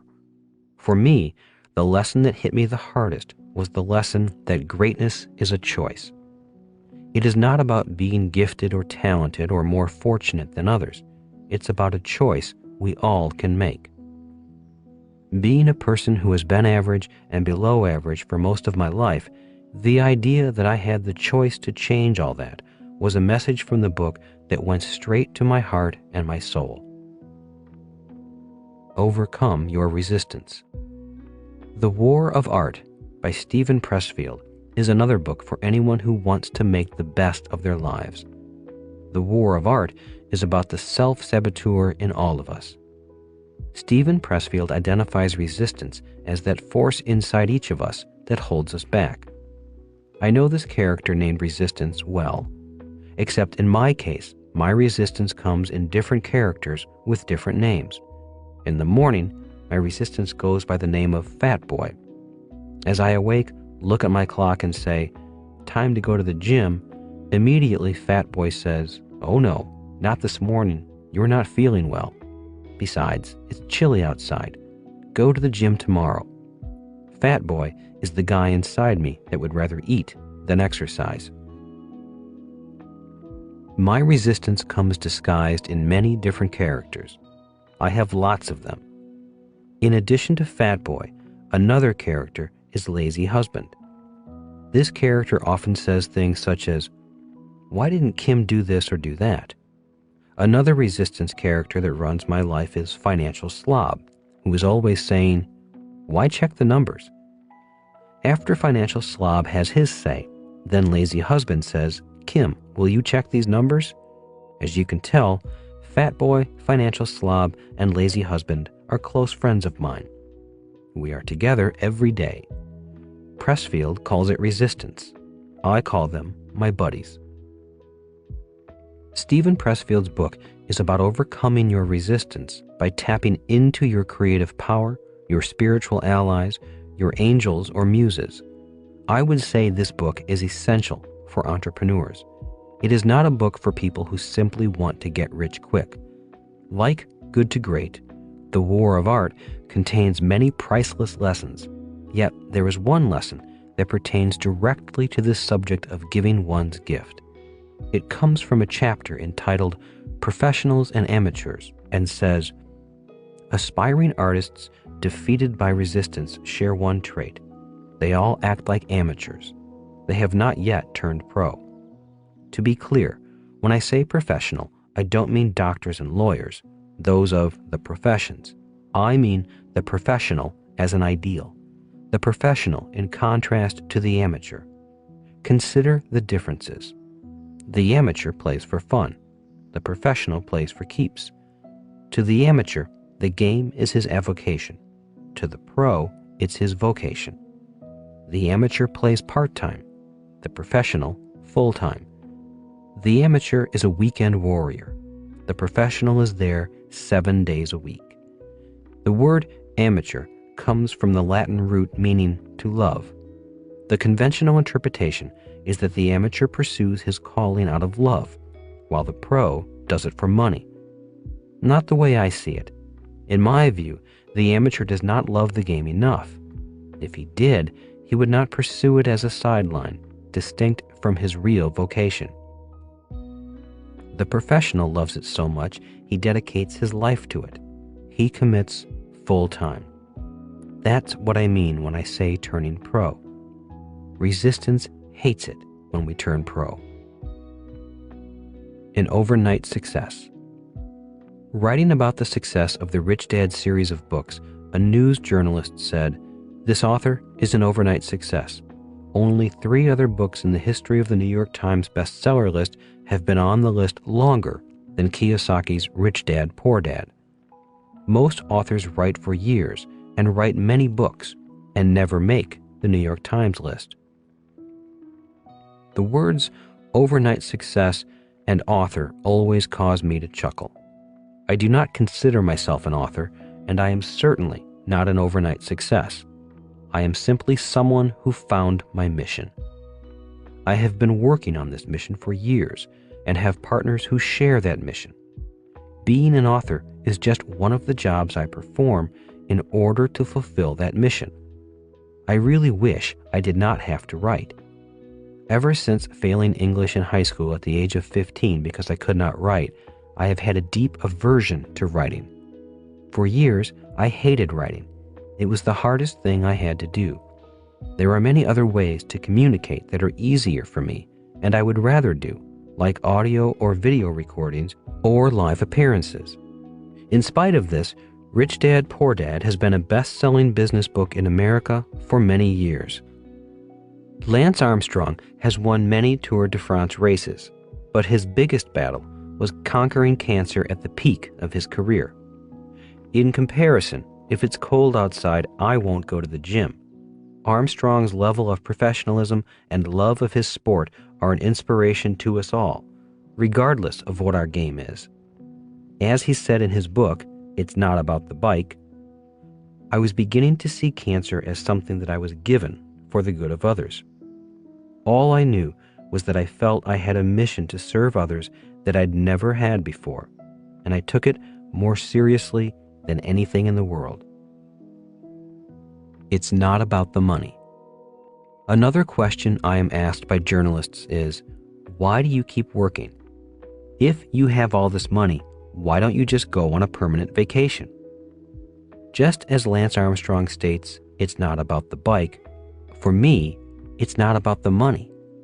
It's about the mission. In 1974, seeing my poor dad sitting at home watching TV, a broken and broke man, I found my mission. Watching my dad sitting there, I could see the future. Not just for him, but for millions, maybe billions of people worldwide. In the next few years, by 2015, it will become more apparent that throughout the world, there are millions, maybe billions of people just like my dad. These are smart, educated, hardworking people who will need government support for food, shelter, and medicine. This is a worldwide phenomenon affecting every country in the world, even the richest of countries such as the United States, England, Japan, Germany, France, and Italy. In 1974, I realized the problem was that too many people, like my dad, were depending upon the government for life support. My rich dad had seen the problem growing and that Social Security and Medicare were going to be massive financial problems for the United States and the world. I could see that the richest country in the world could become a country filled with poor people expecting the government to take care of them. In 1974, when my poor dad recommended, "Go back to school and get your PhD so you can find a job with good benefits," I found my mission. At the time, I did not know that I had found my mission. All I knew was that my dad's advice I used to listen to, now deeply disturbed me. Seeing my dad sitting on the couch watching TV, unemployed, smoking, and collecting his government benefits, I knew there was something terribly flawed in his advice. Times had changed, but his advice had not. I believe seeing my father in 1974 was seeing the future. Why doing what you love is not enough. Very often, I hear people say, "I'm doing what I love." Also, I hear people say, "Do what you love and the money will follow." While this is good advice, there are also some flaws in the advice. The most obvious flaw is the use of the word I. One's true mission is about whom you love. It is not about you. A mission is about whom you do your work for. It's not about working for yourself. In his book, Lance Armstrong goes on to say, "I had a new sense of purpose, and it had nothing to do with my recognition and exploits on a bike. Some people won't understand this, but I no longer felt that it was my role in life to be a cyclist. Maybe my role was to be a cancer survivor. My strongest connections and feelings were with people who were fighting cancer and asking the same question I was, am I going to die?" It's not about you. Recently, a friend asked me to talk to his sister, an office manager who had just joined a network marketing company.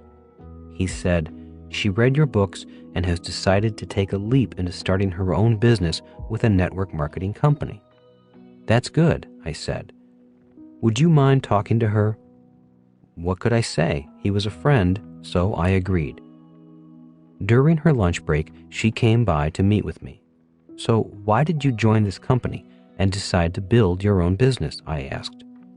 "Oh, I'm tired of the rat race. I'm not getting ahead at my job.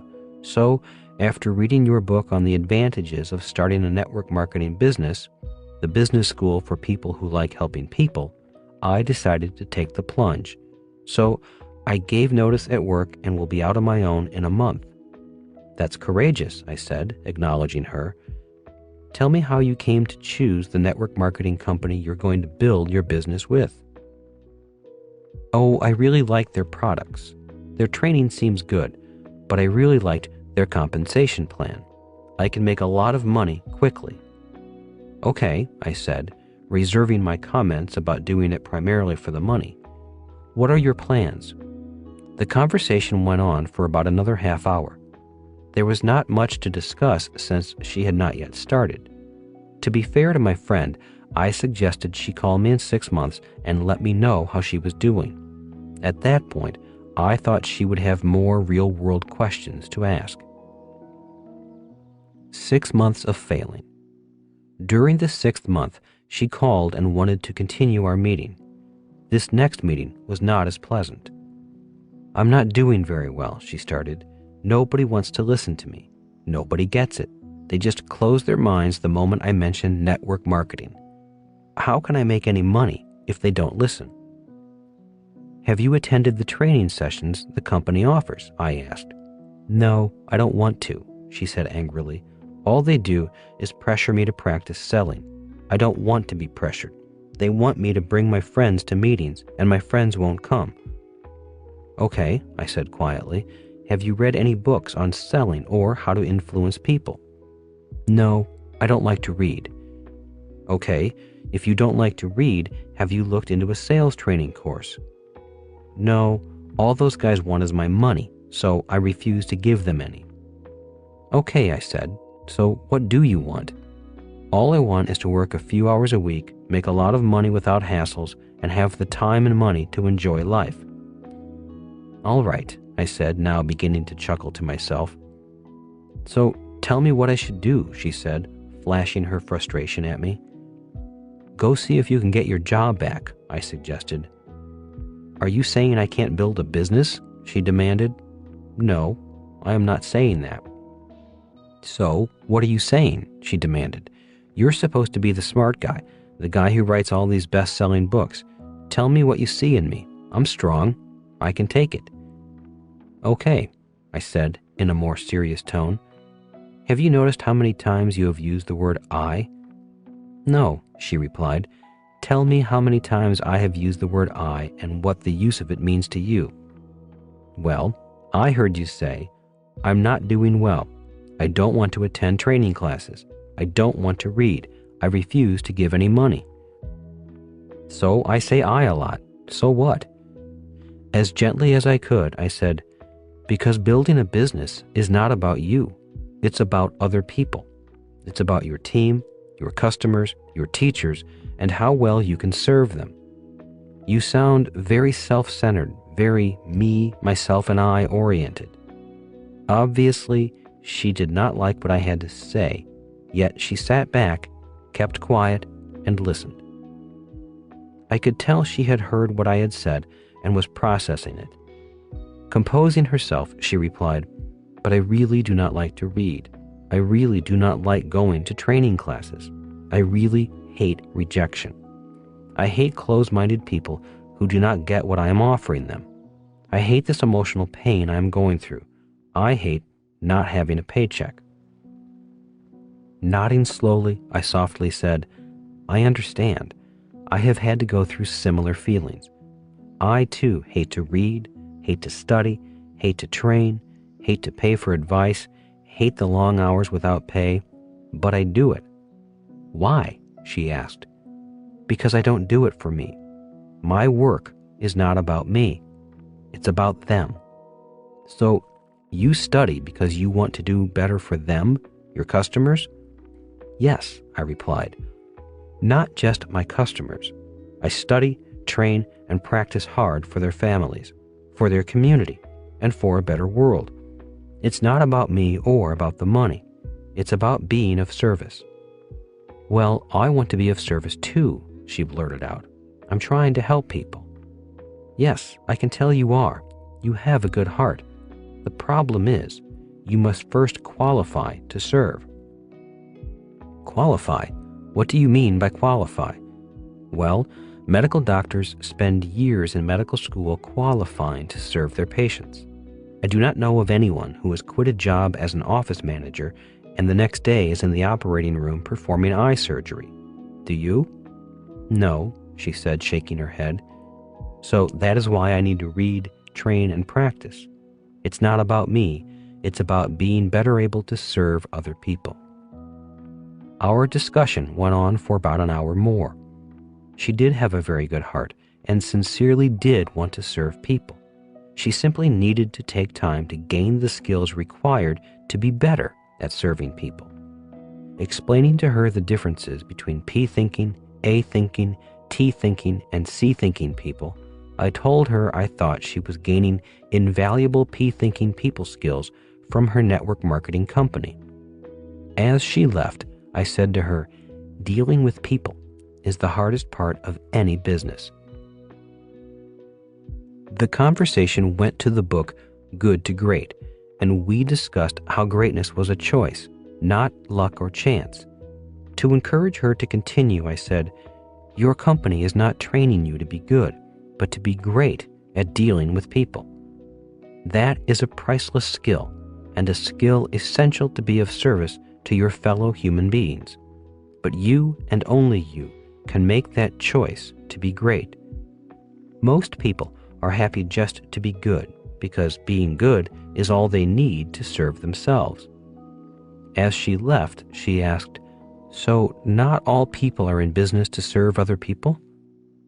"That is my experience. Too many people go to work simply to make money. A few people go to work to be of service. Different people, different missions." In the next chapter, we will go into how to build a team and how to deal with different people with different missions. It is a very important chapter because people come to work for different reasons. If their reasons are not aligned to the mission of the business, the results are often chaos and losses of time and money. Many businesses fail simply because in business there are different people with different missions. The power of a mission. In Vietnam, I witnessed firsthand a third world nation beat the most powerful nation in the world simply because its fighting forces had a stronger sense of mission. I see the same thing in business today. We have all seen smaller entrepreneurial companies such as Microsoft, Apple, Google, and Amazon blast past big, stodgy blue-chip companies, making the young entrepreneurs far richer than older corporate executives climbing the corporate ladders. Today, while blue-chip corporate executives are becoming millionaires, youthful entrepreneurs are becoming billionaires. As in Vietnam, it's not a matter of the size of the business. It's a matter of the size of the mission. That is why I have dedicated so much time to this subject. Earlier in this book, I wrote about the 3 10-year phases of my development. Once again, they are 1. 1974 to 1984, learning years. 2. 1984 to 1994, earning years. 3. 1994 to 2004, giving back years. In 1974, my mission was simply to master the BI triangle. My mission was to learn.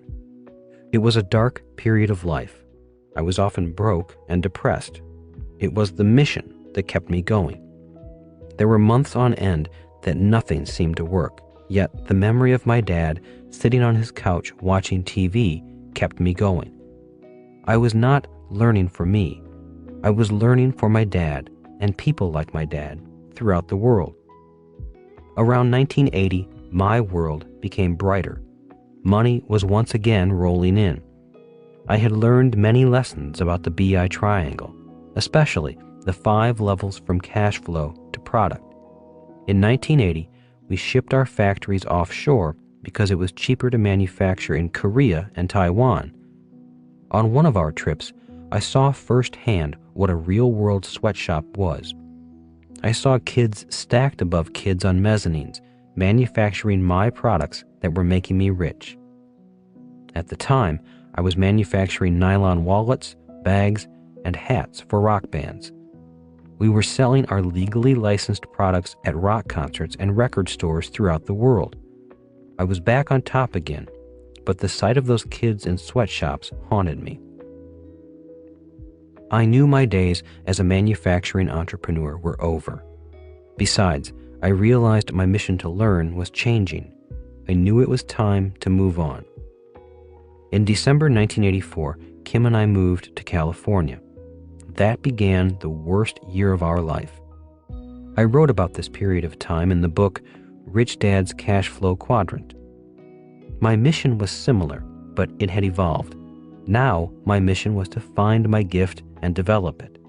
It was also to earn money and create wealth from my gift. Passion is different from love. Passion is a combination of love and anger. At that time, I was in love with learning and still angry at the school system. Taking my passion, Kim and I became students of education and how people learned. We spent 1985 traveling with different great teachers, such as Tony Robbins, and studying the way they taught. Once a week, we were helping Tony teach people to walk across 2,000-degree hot coals. It was a great education to help people go beyond their fears and their limiting thoughts.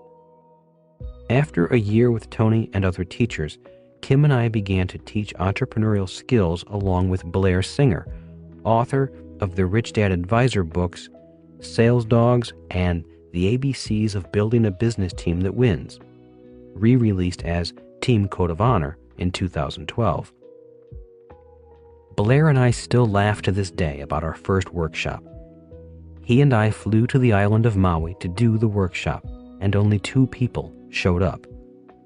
Even though it was a dismal start for our new business, we went on to form the Business School for Entrepreneurs and Business School for Investors. 5 years later, in 1990, we were filling rooms with hundreds of people, teaching the business and investing principles of my rich dad. By 1994, Kim and I were financially free.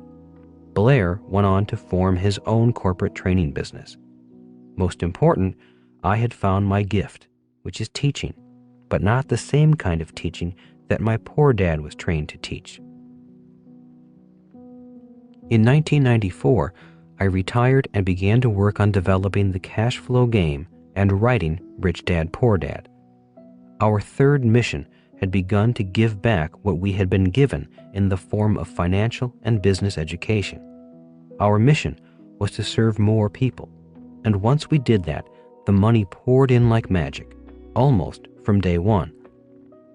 Kim and I still chuckle about the credit card company that called us because we had too much business. After doing one talk over a weekend, orders started pouring in.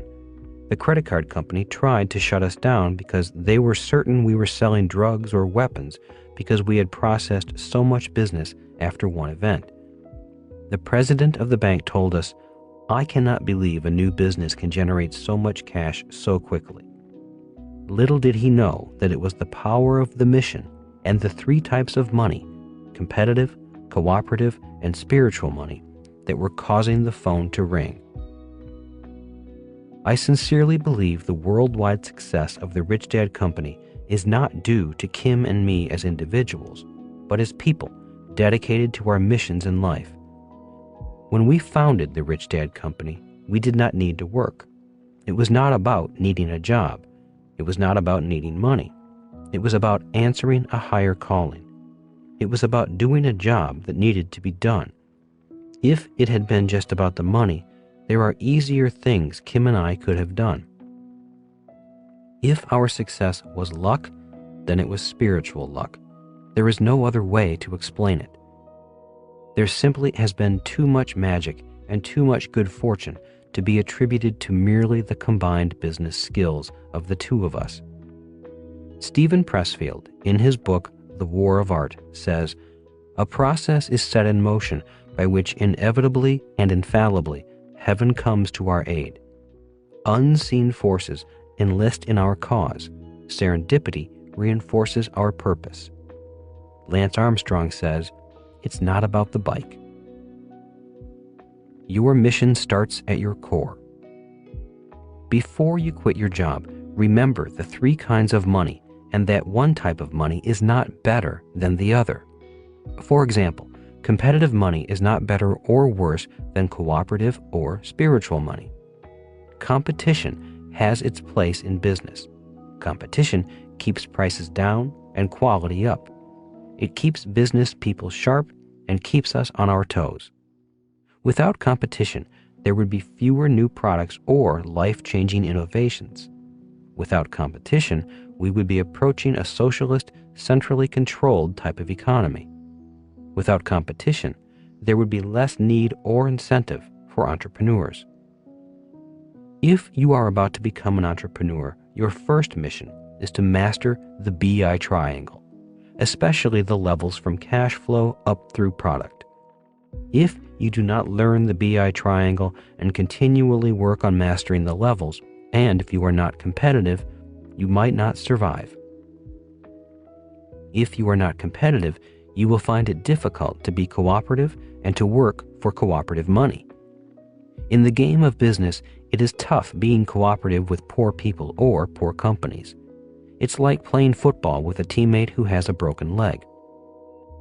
As stated in an earlier chapter, the BI triangle actually applies to all four quadrants of the cash flow quadrant. For example, people in the E quadrant also have a BI triangle.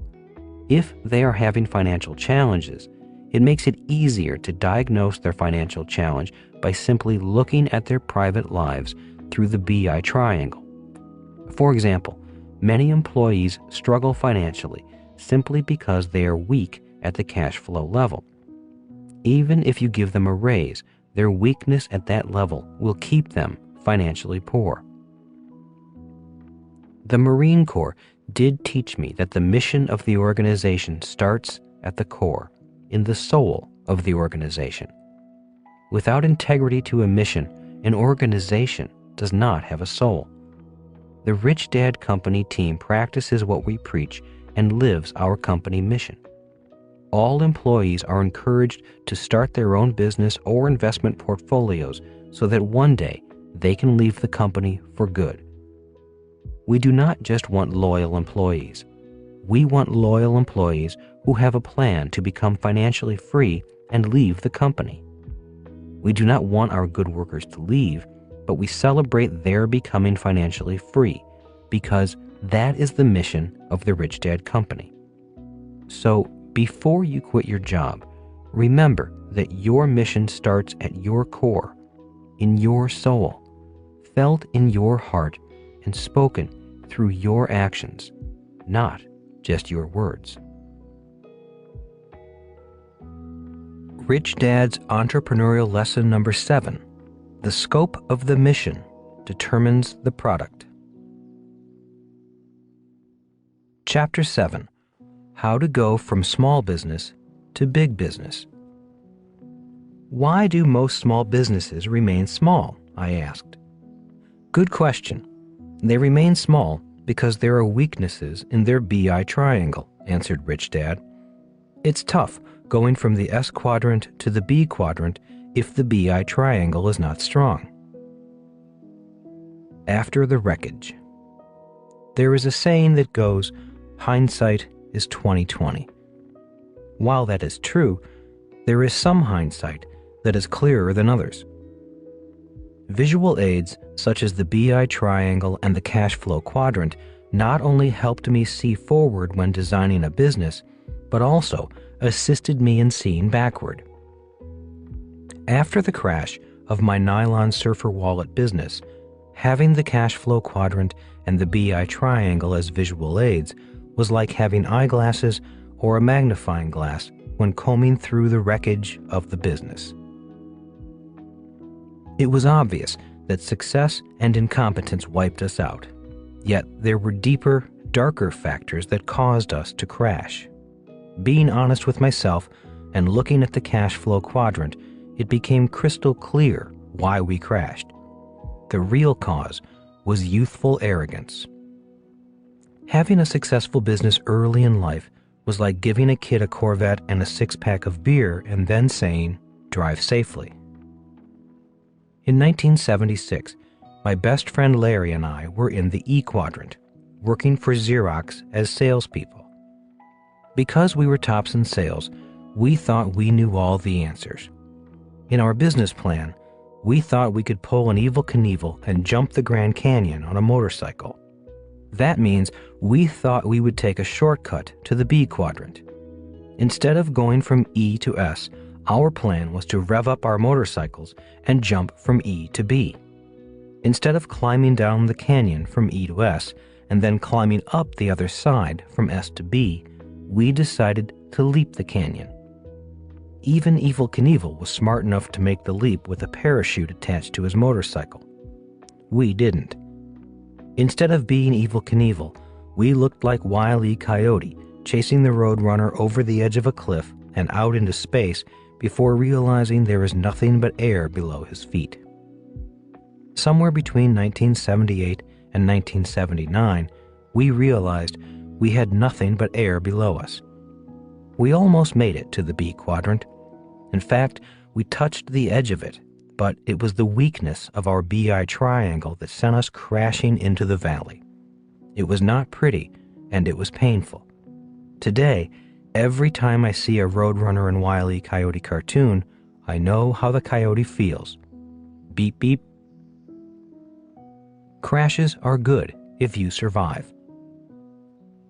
Between 1979 and 1981, I felt like I was the NTSB, the National Transportation Safety Board, inspecting the wreckage of an airplane. My partners had moved on to other businesses and 2 new partners took their place. One of them, my brother John, was a strong business partner as well as a tremendous moral support.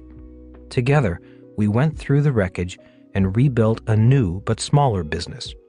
We went from B back to S. In 1981, our downsized company entered a joint venture with a local radio station. Together with the radio station, we created a merchandising brand named 98 Rock. The star product was a black t-shirt with a splashed paint logo of red and white screaming 98 Rock FM Honolulu. In Honolulu, our 98 Rock shops had thousands of kids lining up to buy tens of thousands of t-shirts and other accessories. The product line soon went worldwide, doing especially well in Japan. Seeing a little 98 rock shop in Tokyo with thousands of Japanese kids in line to buy the products brought smiles back to our faces, smiles that had not been there for a number of years. When I told Rich Dad about our worldwide success, he reminded me, "The process will give a glimpse of your future, but you must be faithful to the process."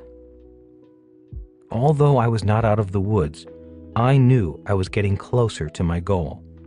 The process, although tough, was working. The 98 rock craze lasted about 18 months. It made a lot of money. It was through this one marketing campaign that I was able to pay back over $700,000 to my creditors and pay off my back taxes.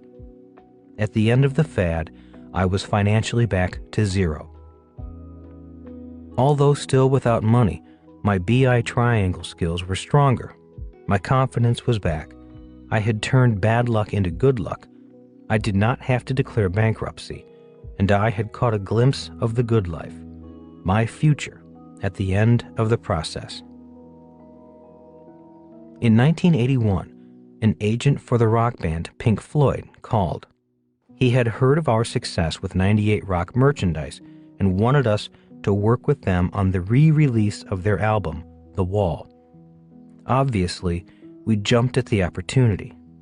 Once again, our small company was growing into a big company. With this growth, the strength of our company's BI triangle was being tested again. Our joint venture with Pink Floyd's merchandise was successful. Soon, other bands came to us, and without really planning it, our little company in Honolulu was solidly in rock and roll merchandising. When Duran Duran and Van Halen joined our list of rock bands, the business exploded. Simultaneously, around 1982, MTV was launched. That meant rock and roll was back, disco was dead, and once again, our systems were overstressed. We were in the right place at the right time in the right business. The problem was, we could no longer keep up with demand. We also knew we could no longer produce products in America. The costs of government regulations, labor laws, and factory space were too much for a little company. In order to expand, it was much more economical to move our manufacturing to Asia. The three partners worked day and night expanding into Asia. It was about 6 months of hard work. Not 24/7, but at least 27. I was virtually living in New York or San Francisco. Dave, our other partner, was in Taiwan and Korea, and my brother kept the Honolulu operations going. Operating in time zones that spanned half the globe, we were constantly on the phone, before cell phones and email, staying in touch and building a bigger BI triangle. With an expanded BI triangle, the money once again poured in. Occasionally, I would stop in and see Rich Dad. During this period of time, we were not on the best of terms. He was still angry because he thought I had not listened to his advice just before the crash of the original wallet business. Although not happy with me, he was still very giving with his time and advice. Even when I reported that our new wallet business had been rebuilt and I had learned a lot from the process, he remained a little grumpy. In hindsight, rebuilding the business was a priceless experience. My two new partners and I had all learned a lot and had grown up a lot. We were less flaky. We were smarter business people, and our cash flow was the proof. Our new BI triangle was not leaking or collapsing. It was holding its own. One day, my partner Dave suggested I go with him to Korea and Taiwan to see our operations. Since I had only been in San Francisco and New York during the expansion period, I had not gone to Asia to see our factories. As stated in an earlier chapter, it was on this trip to Asia that I saw the kids in sweatshops and my career as a manufacturer ended. Mission accomplished. On the plane ride back from Asia to Hawaii, I realized that my mission was accomplished. Sitting in my seat, I began looking back at the process. As if it were only yesterday, I remember deciding to join the Xerox Corporation to learn how to sell in 1974. My mind also brought back memories of the day in 1976 when my friend Larry and I decided to start the nylon surfer wallet business part-time. In 1978, I was #1 in sales at Xerox, and our surfer wallet business was being written up in GQ, Runner's World, and Playboy. Larry and I left Xerox to run our tiny business full-time. I recalled all the high times and then the crash. My emotions sank as I remembered how badly I felt when I told my family, my creditors, and the tax department that we were shutting the business down. I remembered the lessons from Rich Dad during this period. A smile crossed my face when I thought of Dave, my brother John, and I agreeing to rebuild the business and our success with 98 Rock, and then with MTV and rock and roll.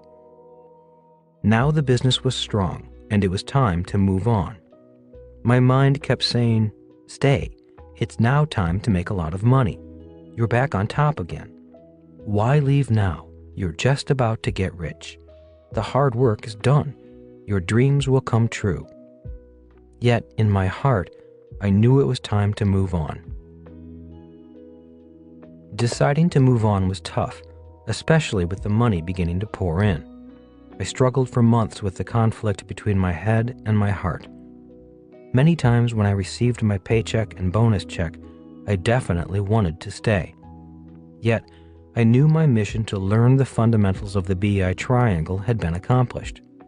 I could now be competitive in the business world. The problem was, I did not like what I had to do to stay competitive. I did not want to employ kids in horrible conditions that would probably scar many of them for life.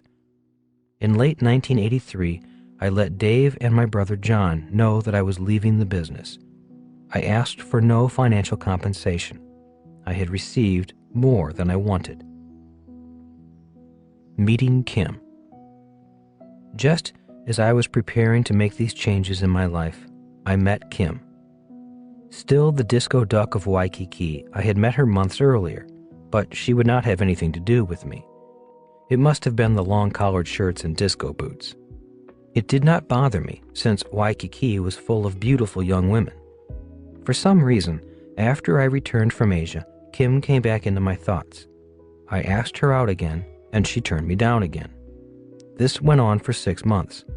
I would run into her, talk to her, ask her out, and she would turn me down. I would call her, and she would turn me down. I sent flowers, and she turned me down. Again and again, she turned me down. I tried every sales tactic I learned in sales training on her. I tried the puppy dog close, the Columbo close, the assume the sale and close, but none of them worked. Finally, out of tricks from my sales bag, I stopped being a disco duck salesperson and applied what I had learned from the marketing classes I had been taking at night. In marketing, a rule of thumb is to do your market research first. With my marketing cap on instead of my sales cap, I began asking around to find out who this woman named Kim really was. In marketing, it is called knowing your customer. The first person I asked was a guy who knew her from work. When I began asking questions, all he did was laugh. "You don't have a prayer," he said. "Do you know how many guys are after her? She has cards, flowers, and phone calls from guys like you all day. She probably does not know who you are." He was not helpful, so I kept digging.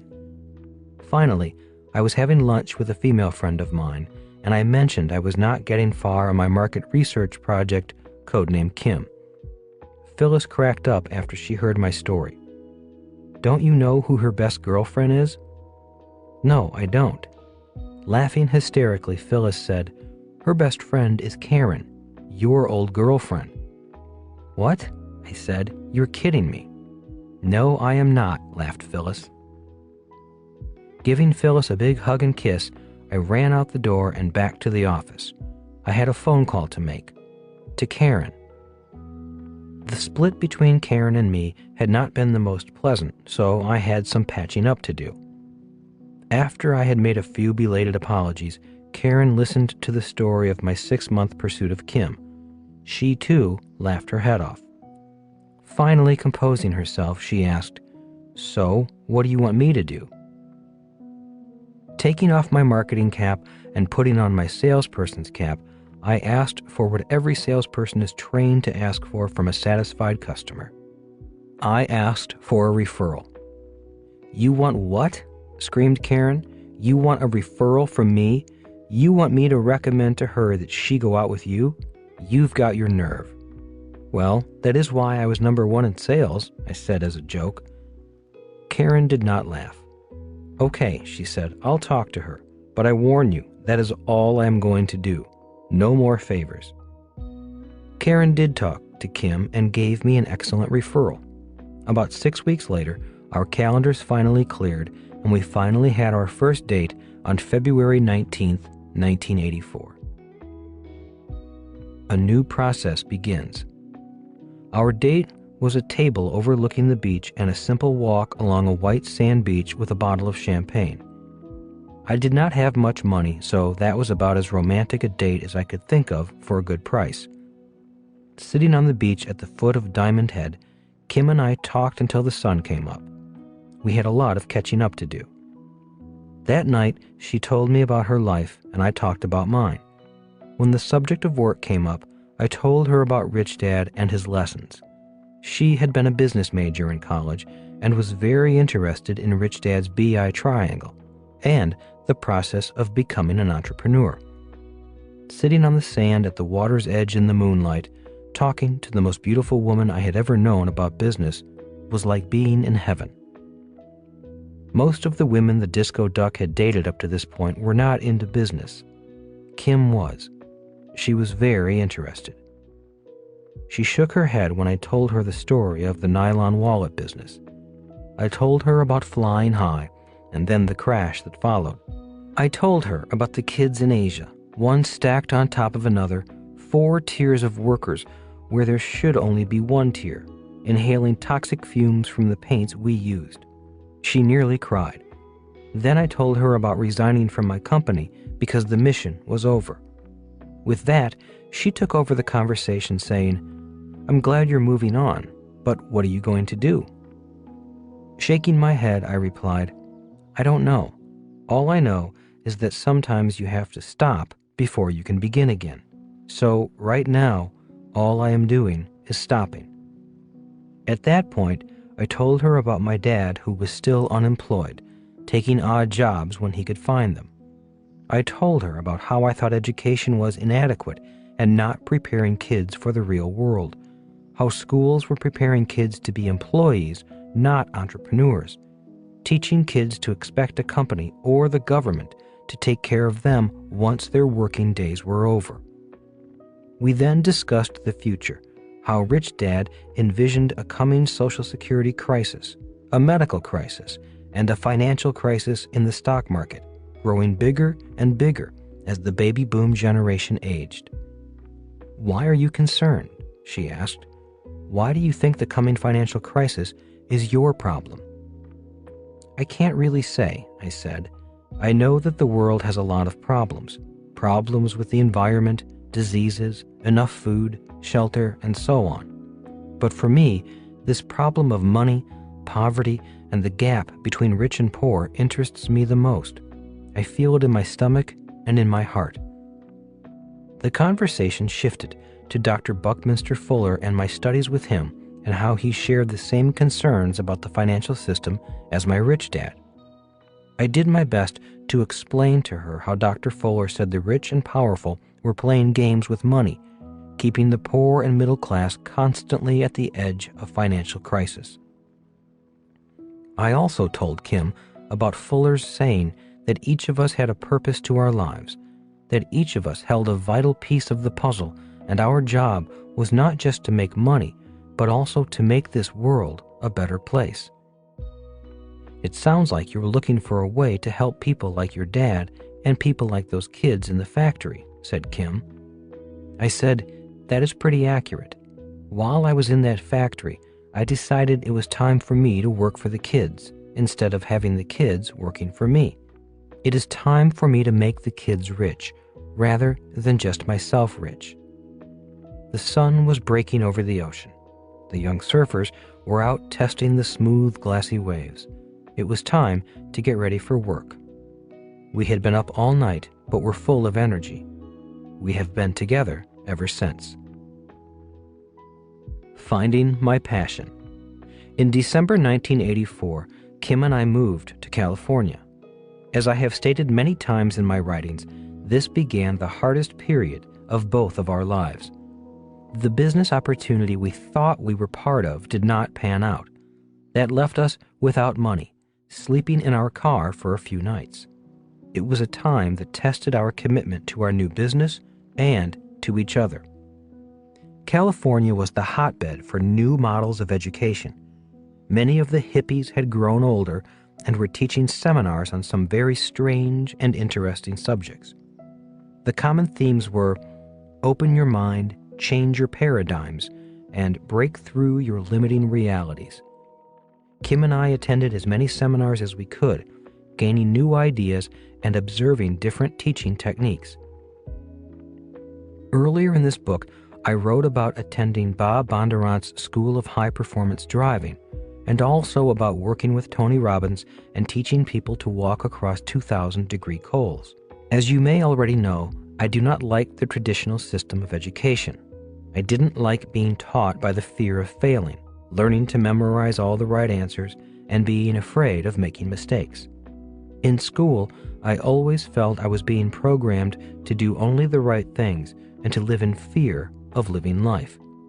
In school, I often felt like a butterfly caught in a spider's web, with the spider wrapping its web around and around me until I could no longer fly. The kind of education I was looking for was an education that taught people how to break through their fears, education that would help them discover their own power within so they could walk on fire or drive a high-speed Formula One racer. The more I studied these techniques and how we learn, how the mind works with our emotions, and how the mind affects our physical abilities, the more I wanted to learn. I became fascinated by the subject of how we as humans learn. I discovered why I loved the Marine Corps so much. I loved Marine Corps training and flight school because it too was about going beyond fears and limiting thoughts. The Marine Corps was the perfect learning environment for me. The learning environment was tough and rigorous, requiring my body, mind, emotions, and soul to get through the programs. In the Marine Corps, memorizing the right answers is not enough. Just as in the world of business, the Marine Corps is about results, not reasons. It is about actions, not words. It is a learning environment that insists that the mission be first, the team second, and the individual last. It is a learning environment that taught me to fly rather than a learning environment that clipped my wings. Breakthrough learning. It was dawning on me that what we were studying was what I came to call breakthrough learning, the type of learning that is powerful enough to cause a transformation, a paradigm shift of reality, much like how a chick must feel when it finally breaks through the shell of the egg. During one of the learning seminars I attended, I learned about Ilya Prigogine, a person who was awarded the Nobel Prize for his research on dissipative structures. To put it into as simple an example as possible, his research proved why a child will climb on a bike, fall off, climb on, fall off, and then suddenly be able to ride. Again, in the simplest of terms, under the extreme stress of falling down and getting up again and again, the stress of the process causes the child's brain to reorder. The brain goes from not knowing how to ride a bicycle to being able to ride a bicycle forever. To me, his research verified why people who do well in school may not do well in the real world. There are many people who know what to do, but cannot do what they know. Like my dad, once they fall down, they stay down and say, I'll never do that again. Instead of pressing on with increasing stress and frustration, they back off to reduce the stress. In many ways, it is like the chick remaining in its protective shell. As Prigogine summarized, stress is the way intelligence grows, or, as Rich Dad would say, stay with the process. How fast can we learn? Another person whose work I researched was Georgy Lozanov of Bulgaria, the pioneer of what is now called superlearning. Although I never took one of his classes, it is reported that he was able to teach people a complete language in 1 or 2 days.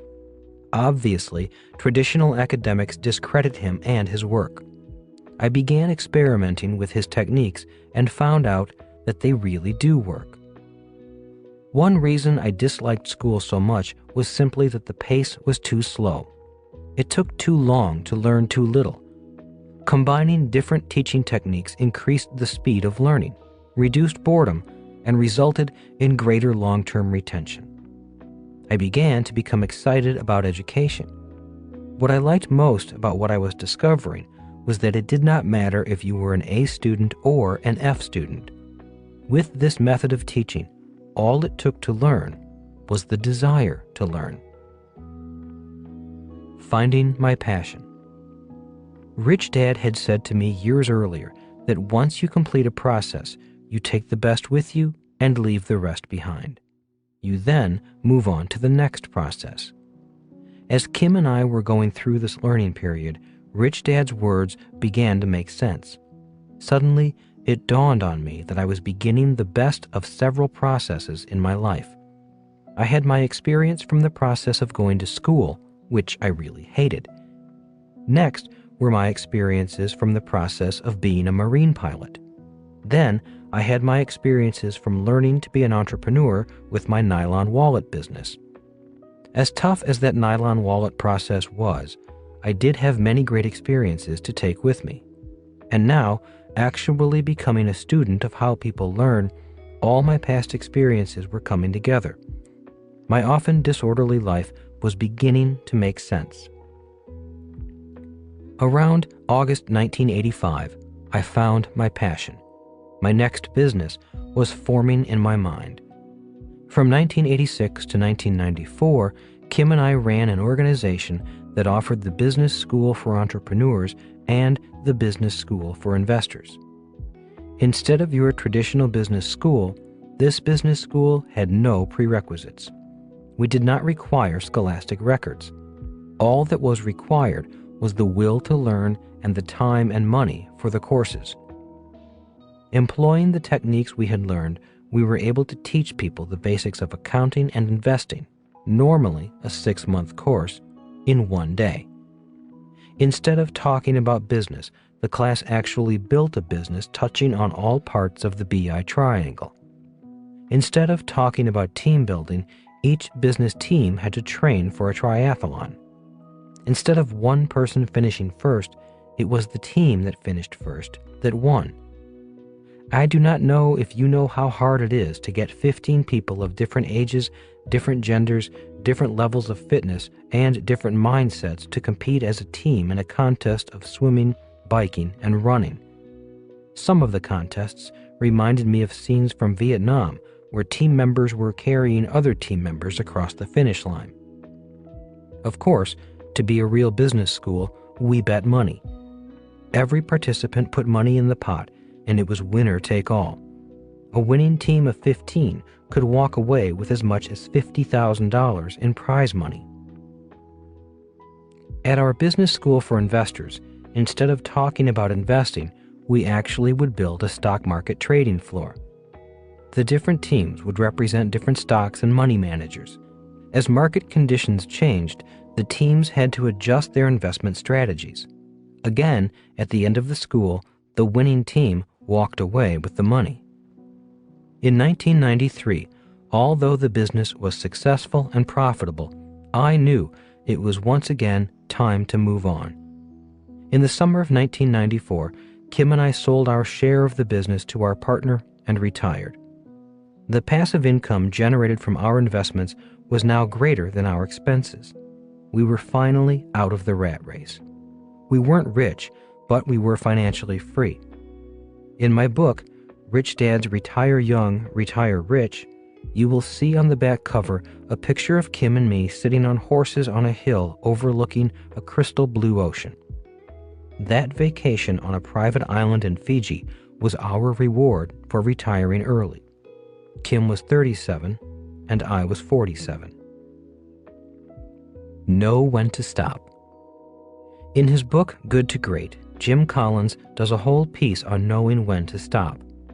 Reading his book in 2004 took me back to the times when I also stopped in 1984 and 1994.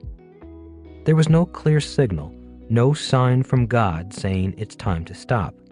Each time, there was simply a moment when I knew the process I was in had come to an end. It was time to stop and wait for the beginning of the next process. Many times, I meet business people who want to stop but can't stop. They cannot stop for different reasons. One common reason is that their BI triangle is weak. To cover up for the weaknesses, the owner often has to work harder or longer to make up for the weaknesses. Another reason is that the owner cannot afford to stop. Again, this is a symptom of a weakness in the BI triangle. Another common reason is that the owner, although successful, continues to work because he or she does not know what to do next. According to Jim Collins, a person may need to stop first, take some time off, and then look for the next thing. That is what I did. I simply stopped, let the dust settle, and waited a few years to see what would happen next. The more people you serve, the more effective you become. From 1984 to 1994, I was firmly entrenched in the S quadrant. I was not going to make any premature moves toward the B quadrant. As expected, as our success grew, so did our exhaustion. Exhaustion is what often occurs with successful people in the S quadrant. Since an S individual often does the work himself, more success means more work. An S often works for a $1 per hour compensation plan, and as we all know, there are only so many hours in a day. When Kim and I stopped, it was not the hard work or long hours that caused us to stop. What was disturbing me was how few people our work was reaching. After all, only a few people actually pay money to attend seminars, and our seminars were not only expensive, but also tough like the Marine Corps. We asked people to devote 10 or more days to attend one of our business schools. Dr. Buckminster Fuller, the teacher who has had a tremendous influence on my life, often said, "The more people you serve, the more effective you become." He was not into money, but he was into being of service. Rich Dad said, "One of the big differences between an S and a B is the number of customers they can handle." He also said, "If you want to be rich, simply serve more people." By 1994, our last business school had over 350 people in the class paying $5,000 each to attend. If you do the math, the money was good. What was not good was that there were only 350 people. I knew that if I truly wanted to help those kids in Asia, I was not going to be able to do it doing things the way I was doing them. In other words, I knew it was time to stop and figure out how to go from the S quadrant to the B quadrant. Instead of trying to leap across the Grand Canyon, Kim and I were now ready to climb up the other side. It was time to go through what Rich Dad called the eye of the needle. Going through the eye of the needle. As most of you know, one of the problems with being self-employed in the S quadrant is the word self. In many cases, the self-employed person is the product, the person who is hired to do the work. When you look at the BI triangle, starting from the cash flow level on up to product, the self-employed person is in charge of everything, all the elements. In most cases, being self-employed makes it very difficult to get to the B quadrant. It can be difficult to get yourself out of the way. Between 1984 and 1994, I was that person. I was the self and self-employed. Although I did it intentionally, the reality disturbed me. A question I often asked myself was, how can I teach people what I have been teaching in our business schools without my personally teaching them? We tried training other instructors, but that process was a long, hard, tedious process. It was difficult to find people to go through the training process to become instructors. It was hard to teach other people to teach the way we taught. It's not easy to get a class of over 300 people to learn accounting and investing in one day. It was almost as tough as teaching them to walk across fire. After selling the business in 1994, I had time to go back to my question. How can I teach people what I have been teaching in our business schools without my teaching them? I moved into the mountains near Bisbee, Arizona, and was secluded enough to begin working on the answer to my question. For 2 years, I worked on the question. When I left Bisbee, I had the rough draft for Rich Dad, Poor Dad on my Macintosh computer and a rough sketch with computations for the cash flow board game. I was going through the eye of the needle and moving from the S quadrant to the B quadrant. Rich Dad had learned about the eye of the needle from Sunday school. He said, a popular Bible verse goes something like this: "It is easier for a camel to pass through the eye of a needle than for a rich man to pass into heaven."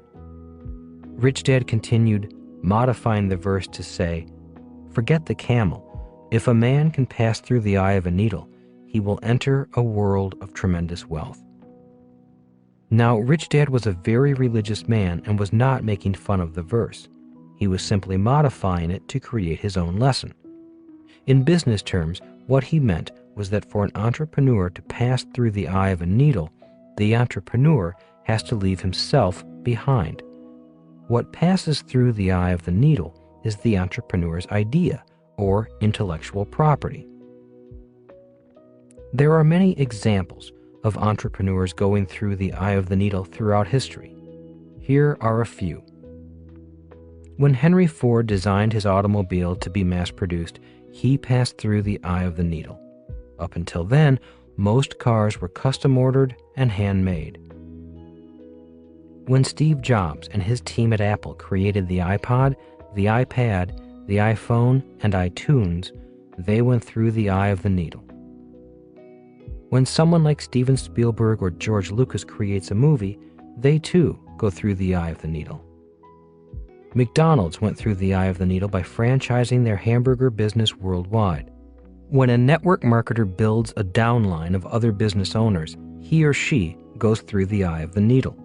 When investors buy an asset, such as an apartment house that cash flows money into their pocket each and every month, they have gone through the eye of the needle. A politician who uses the media to campaign is going through the eye of the needle. A politician who goes door to door is not. When inventors or authors sell their invention or their book to a large company, which in return pays them royalties, they have gone through the eye of the needle. When I took what I had learned from Rich Dad and created the board game and wrote the book, I was going through the eye of the needle. I was getting myself out of the equation. When I created my nylon shoe pocket wallet for runners and did not first have my idea protected by an intellectual property attorney, I was not going through the eye of the needle. I was simply giving my idea to my competition and making them rich. They went through the eye of the needle, and I fell into the Grand Canyon. I had a great new product, but without the legal level to protect my product, the BI triangle was not complete. The chick breaks through its shell. When I returned to Phoenix with a draft of the book and the cash flow board game in hand, I knew I was making my move to the B quadrant. Kim and I began to design and build a company according to the BI triangle. The moment we put our products in the marketplace, the heavens of abundance opened up.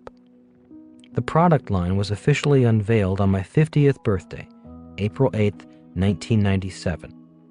From the start of the Rich Dad Company, we had a few struggles to breathe life into the business. The main struggles we had were keeping up with demand, traveling the world to open new markets, and counting the money. In June 2000, the call from the Oprah Winfrey Show came, and the heavens really opened. Kim and I were leaping from S to B. At this point, I began to better understand what Rich Dad meant by being true to the process. The process will give you glimpses of a better future, just to keep you going. The power of mastering the BI triangle. Harnessing the power of the three types of money: competitive, cooperative, and spiritual money. Going through the eye of the needle. After being on Oprah's show, I truly felt like the chick that had finally cracked through its shell. Before Oprah, no one knew me. After Oprah, regardless of where I go in the world, people stop me on the street to let me know they have read Rich Dad Poor Dad or played the cash flow games. In 2002, I was in an antique store in Stockholm, Sweden. The owner, a very blonde Swede, was an expert in Chinese antiques. Recognizing me, he said, "I was on a buying trip to China a few months ago. While floating down the Yangtze River, I glanced into a houseboat and saw a Chinese family playing the Chinese version of your cash flow board game." At that moment, I realized that I had kept my promise to those kids in the sweatshop, kids who were working to make me rich. Now my products were working for kids just like them, teaching families, people young and old, how to have money work for them rather than working all their lives for money and then hoping to have the government take care of them.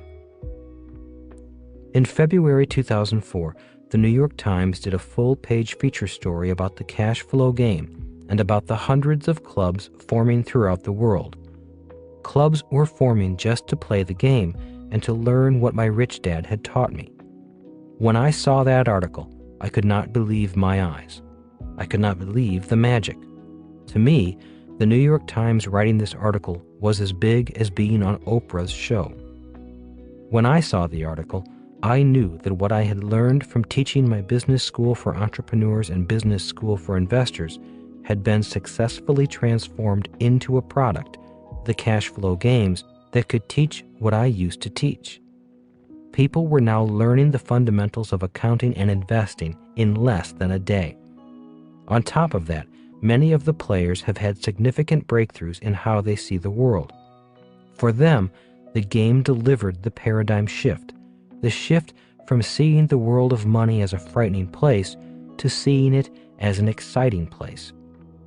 Instead of looking for experts and blindly turning their money over to these so-called experts, through the game, many people realized that they could become their own financial experts. They could take control of their own financial future, and many of them have. Best of all, instead of personally teaching only 350 people at a time and charging them thousands of dollars, the cash flow game was now going to them and teaching hundreds of thousands of people, many of them for free. Instead of my teaching them, they were teaching themselves, and then teaching and sharing with others. When I saw the New York Times article, I knew the 10-year period from 1994 to 2004 was coming to an end. However, even though that 10-year process is complete, we know the mission continues. Get yourself out of the way. Before you quit your job, you may want to remember the lesson of this chapter. The lesson is that the scope of the mission determines the product. It is very tough making a lot of money or serving a lot of people simply by working harder physically. If you want to serve a lot of people and/or make a lot of money, you may need to get yourself out of the way and pass through the eye of the needle. Before you quit your job, you may also want to determine if you would be happiest in the S quadrant or the B quadrant. If you want to grow into the B quadrant, remember that it takes much stronger fundamentals in the BI triangle and an even stronger team to allow you to go through the eye of the needle. And before you quit your job, you may want to have a moment of silence in memory of the dot-com companies that failed. I believe the reason so many failed was that many of the entrepreneurs were attempting to leap from the E quadrant to the B quadrant. When the bust came, they too looked like Wile E. Coyote with only air beneath their feet. They did not make it through the eye of the needle. A winning team.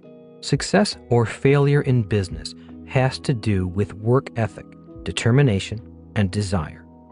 Most people who make that jump have tons of all three.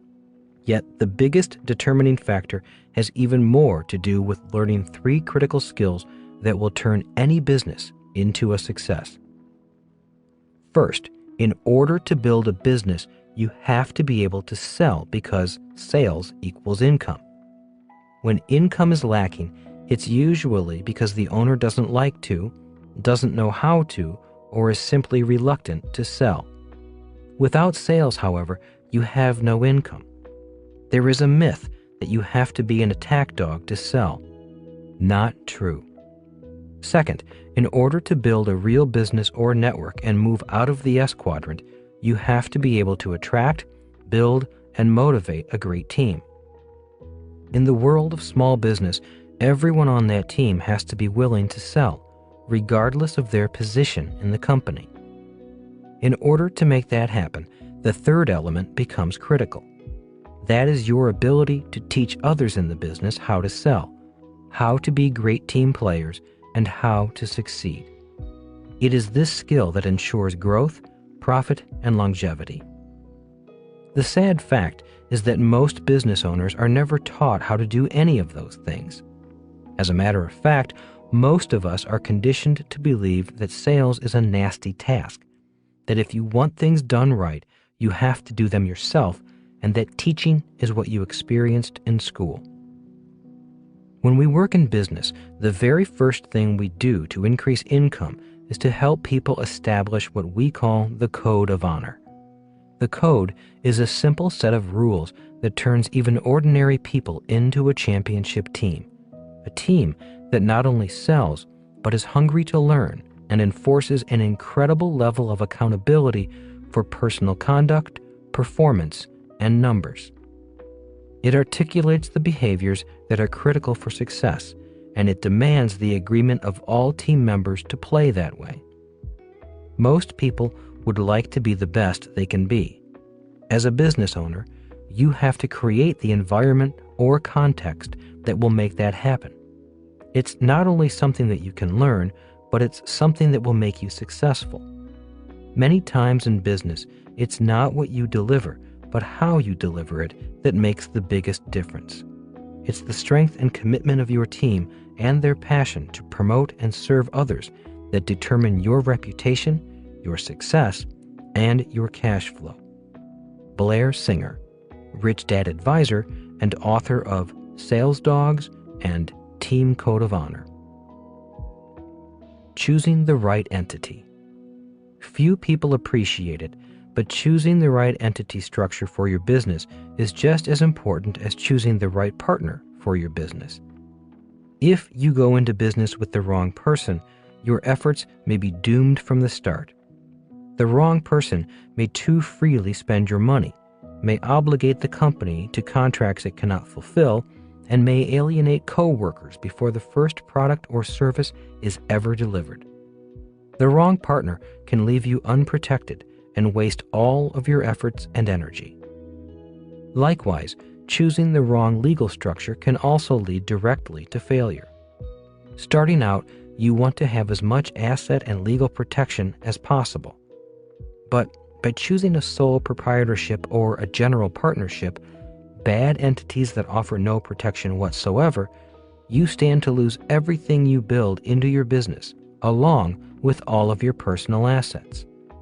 Plaintiffs and their attorneys love to see businesses operated as sole proprietorships and general partnerships because they can reach both business and personal assets when they bring a claim. They have free rein to reach all of your assets. Instead, use a good entity such as a C corporation, S corporation, limited liability company, or limited partnership.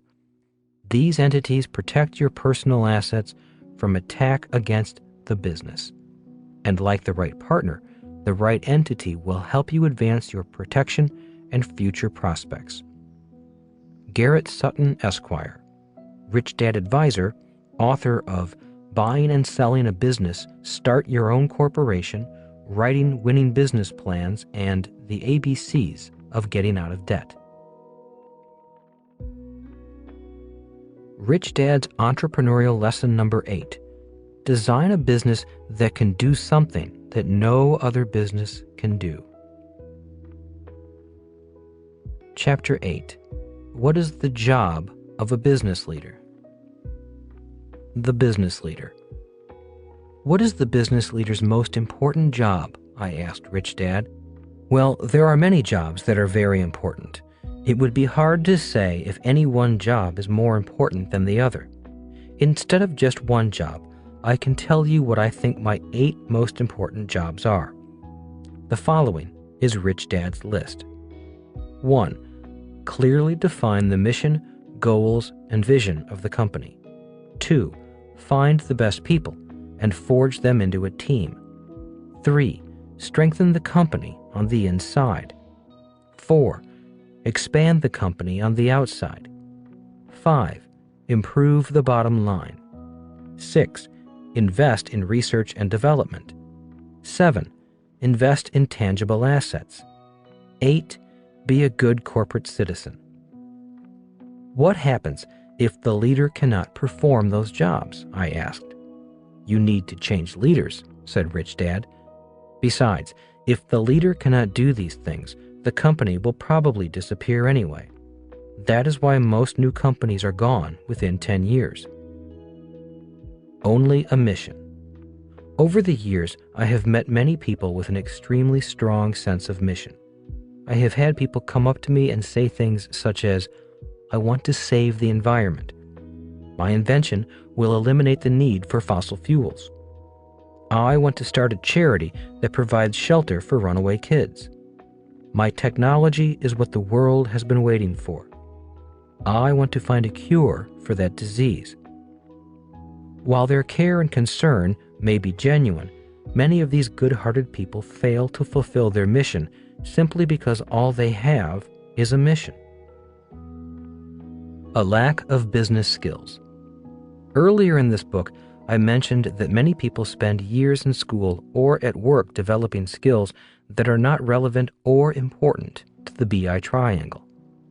I mentioned the example of a school teacher who may have years of education and teaching experience, yet those years of education may not transfer to the BI triangle if that person decides to become an entrepreneur. That person simply lacks business skills. When I left the Marine Corps in 1974, I too was in that predicament. By 1974, I had 2 professions. My first profession was as a licensed ships officer, licensed to sail any ship of unlimited tonnage throughout the world.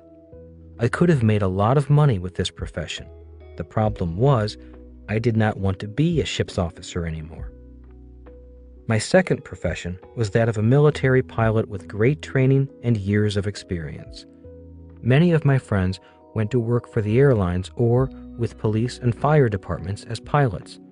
I could have done the same thing, except that I no longer wanted to fly. In 1974, when I returned home to see my dad struggling financially, I suspected that I had found my new mission, or at least a problem worth solving. The problem was, all I had was a mission. When you look at the BI triangle, there are levels for people specially trained in accounting, law, design, marketing, and systems. There are not levels that say ship's officer or pilot. So I was just like the many people I mentioned above, people with a mission, but with a lack of real business skills. What I did have going for me was that I had years of apprenticeship to Rich Dad. I had worked in all aspects of the BI triangle through his businesses, so I did have some business experience, but only as a kid. At least I knew that a business was a system of systems, and I understood the importance of the BI triangle as a business structure. Complaining to Rich Dad. One day I complained to Rich Dad that I had almost no marketable skills that applied to the BI triangle. Pointing to the team side of the BI triangle, I complained that no major corporation would hire me to be on their team. I whined on about not having a formal education at any of the levels. After I was through complaining, I looked up at Rich Dad for what I hoped would be a sympathetic answer. All he said was, "Neither do I." A mission is all that Rich Dad started with. What a leader does.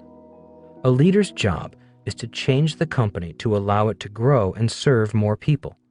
If the leader cannot change the company, the leader keeps the company small and the company may begin to shrink. Once again, I use the BI triangle to further clarify this point.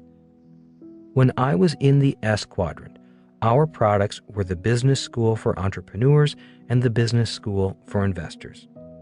The problem with the business was that I was too much a part of the product as well as the rest of the BI triangle. If I was going to be a leader, I needed to stop and completely redesign the business. Trying to fix a poorly designed business while the business is running is like trying to change a flat tire while the car is still moving. That is why Kim and I stopped and took 2 years off before we started a new business. Building a new BI triangle.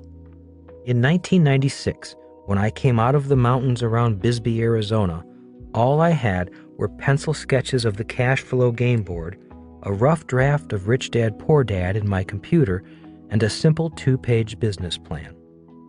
As the sole employee of my yet-to-be-formed company, I knew my next step was to find the right people and put a team together. Sketching the game board was the easy part. Finding someone who could engineer the information systems required to make the game work was the first step. The game had to be engineered to literally change the way people think about money. At that time, there was only one person I knew who had such a mind. That was an old friend named Rolf Parda, fondly known as Spock. We call him Spock because he looks like Leonard Nimoy of Star Trek fame. He also happens to be as smart as the character Nimoy played. This is where the 4 types of thinking are important. For this phase of the business, I brought the C thinking and P thinking to the project. I was creative enough to sketch a crude game board design, and I understood how people learned from my 10 years of teaching. Spock brought the T thinking and A thinking to the project. As a trained CPA with an MBA and a former banker with an extremely high IQ, Spock lives in a world of his own. Very few people can carry on a conversation with him. He speaks a dialect of English I doubt anyone else understands. Arriving at his home, I spread my crude sketches and diagrams on his dining room table.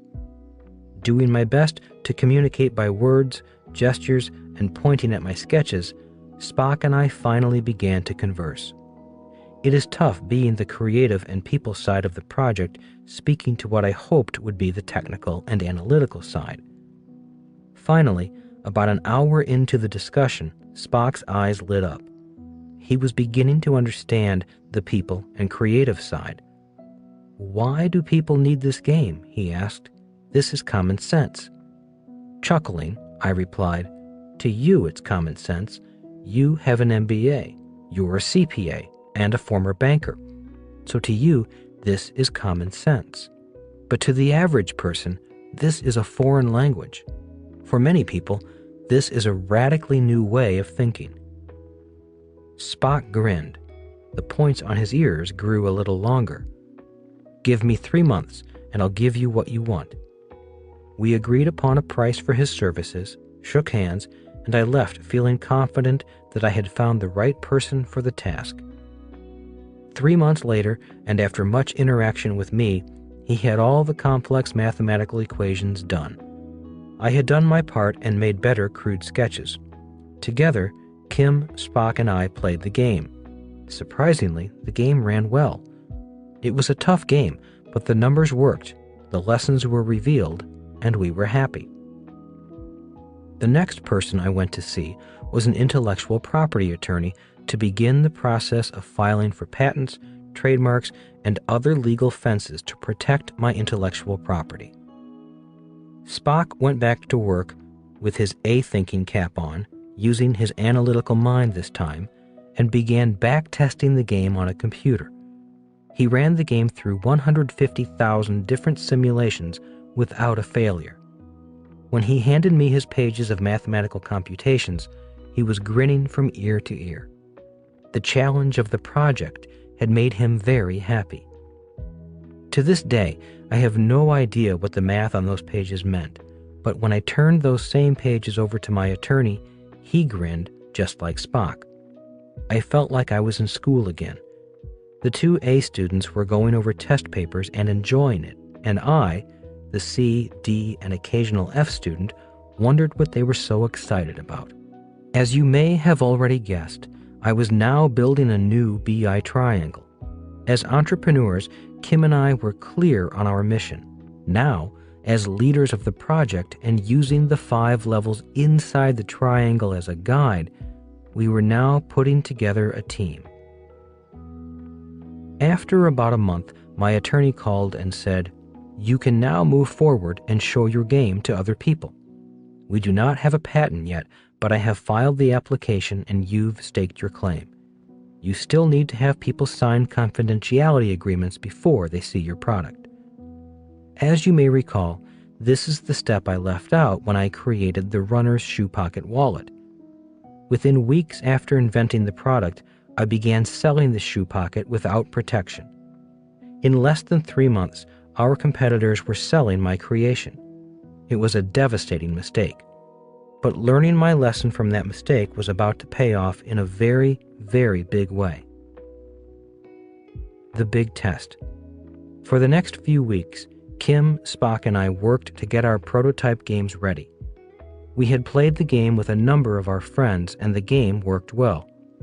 The reason the game worked well is that all of our friends are professional investors. Now we were about to beta test the game. A beta test is a trial run to see if the game works with the average player. The game at that stage was just rough sketches on heavy butcher paper, and we used different caliber bullets as game pieces. The bullets worked well because their weight helped keep the paper down.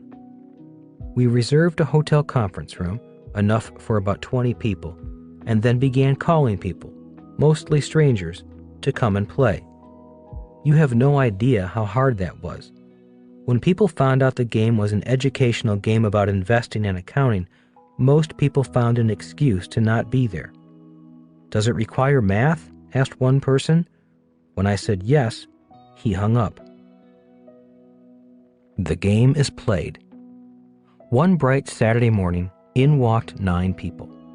One who agreed to be there simply did not show up. After a few niceties, the game was on, and it went on and on and on. There were 2 tables, one table with 4 people and one with 5. After about 3 hours, one person raised her hand to signal she had won her game. The game had worked for one person, and the game went on and on and on. Finally, at about 1 p.m., we shut the game down. Frustration was so high, I thought fights were about to break out. No one else had gotten out of the rat race. No one else had won the game.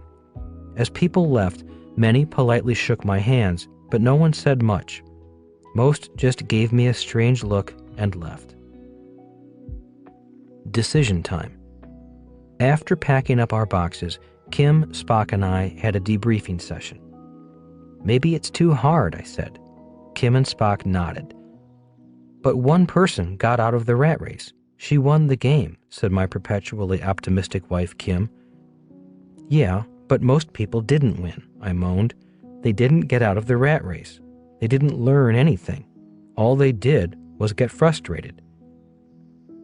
"I did my best to make it simple," said Spock. "I don't know if I can make it any easier without losing the objectives for playing the game." "Well, let's get the boxes into the car and go home. Kim and I leave for Hawaii tomorrow. We'll have to decide if we go forward with this project or shut it down. For the next week, Kim and I would get up, have our coffee, and walk on the beach. One morning, I would be overly enthusiastic, ready to continue with the project. The next morning, I would awake depressed, ready to shut the project down. This went on for a week. It was a horrible vacation. The reason I spend so much time talking about this period is that it was a very tough time for me. When people say they have fears about taking risks and going forward on a project, well, so do I. Kim and I were in turmoil during this period of time. It was go or no go. It was put up or shut up. It was live our mission or just go back to making money. Kim and I both believed that many of the important lessons that Rich Dad had taught me had been transferred into our new game. We knew we had to move forward. Spock, Kim and I decided to go through the eye of the needle. We had transferred this knowledge I had learned from Rich Dad and placed it in a tangible product. This took place in the summer of 1996. Kim and I then went forward and hired a graphic artist to bring the game to life. He then shipped his work to a game manufacturing company in Canada. In November 1996, the commercial version of the game was played at a friend's investment seminar in Las Vegas, Nevada. The game worked. Participants loved the game. The paradigm shifts we wanted were happening. Immediately, we flew to Singapore to another friend's investment workshop. Once again, the game did its magic. Trademarks and trade dress. We then worked on the graphics that help identify the Rich Dad brand. You may notice that most of our products have a similar theme, look, and feel.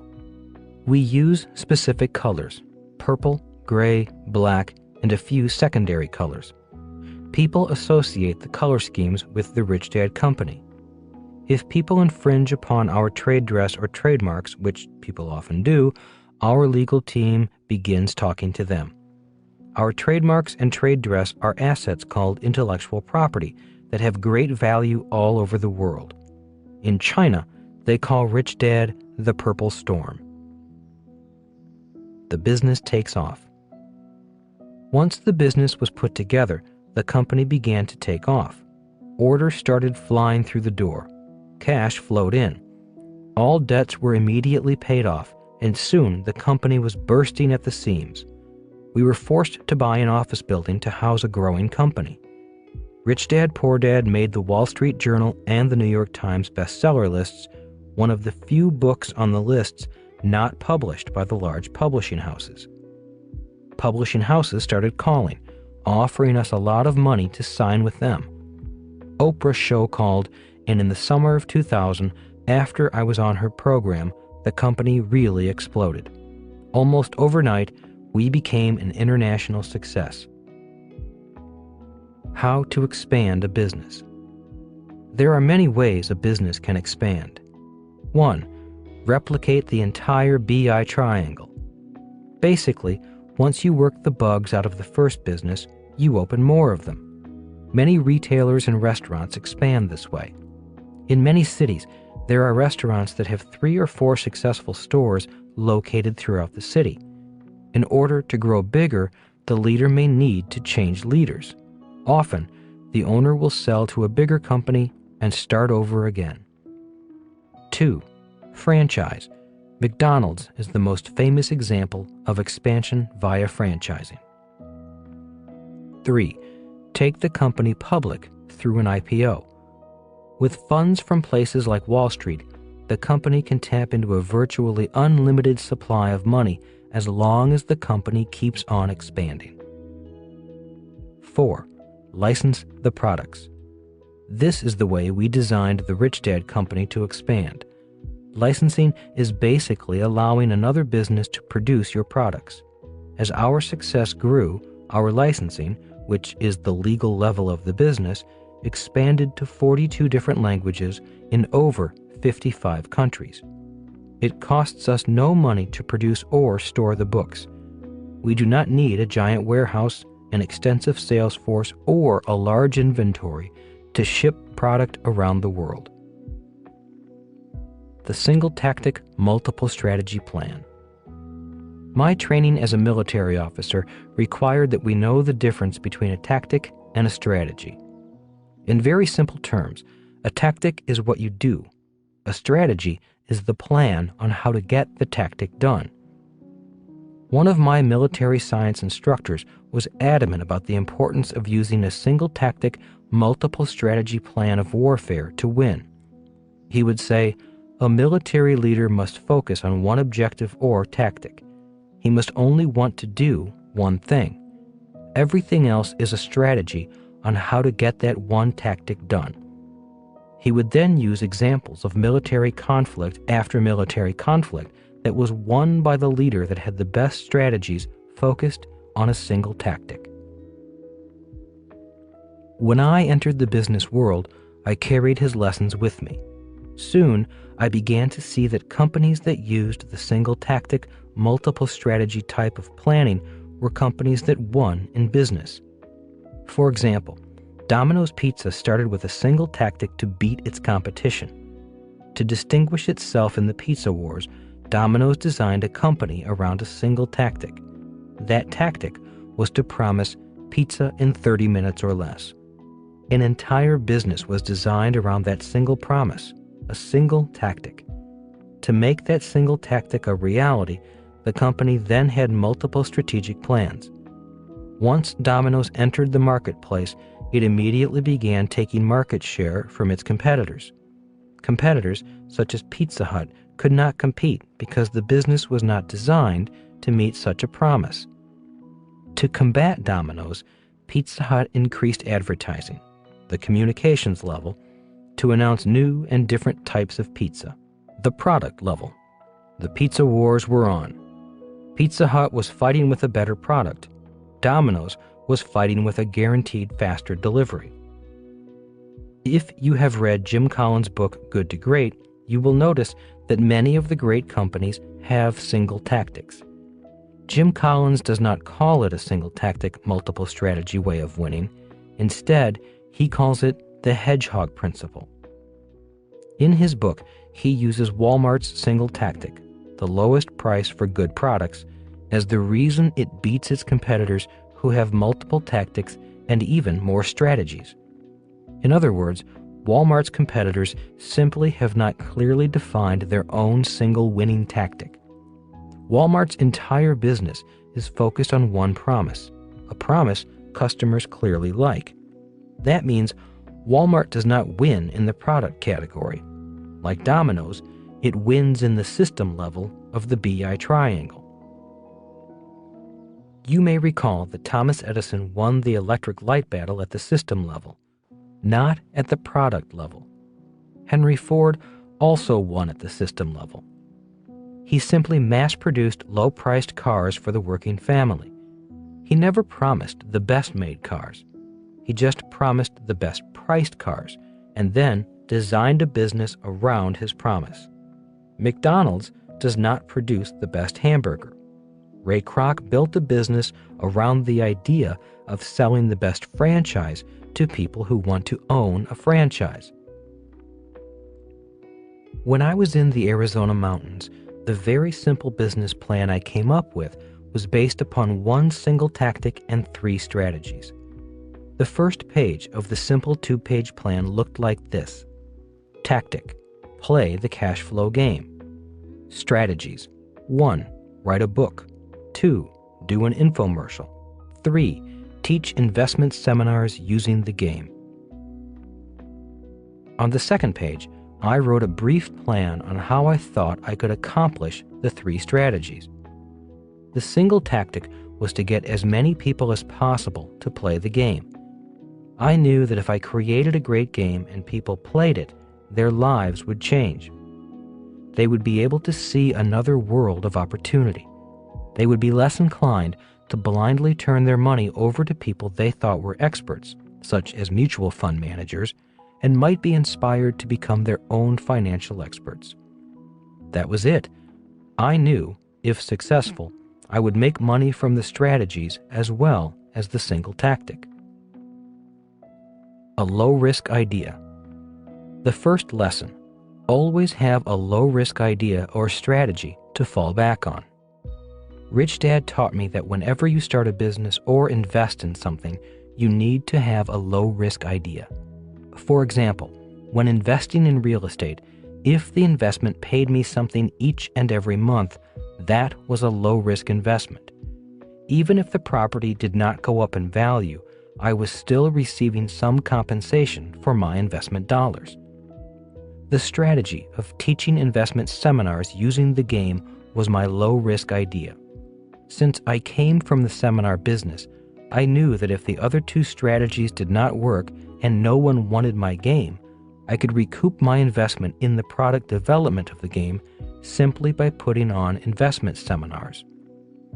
Simply put, a low-risk idea is something you know you can do. Design a business that can do something that no other business can do. The second lesson: design the business around a unique tactical advantage. In my plan, my tactic was to play the game, so I virtually eliminated all competition. I eliminated all competition because if the legal work was strong, no one else could do what our business did. No one else has our cash flow games. As Rich Dad said, design a business that can do something that no other business can do. Simply put, focus all your efforts on your core strength, your unique product.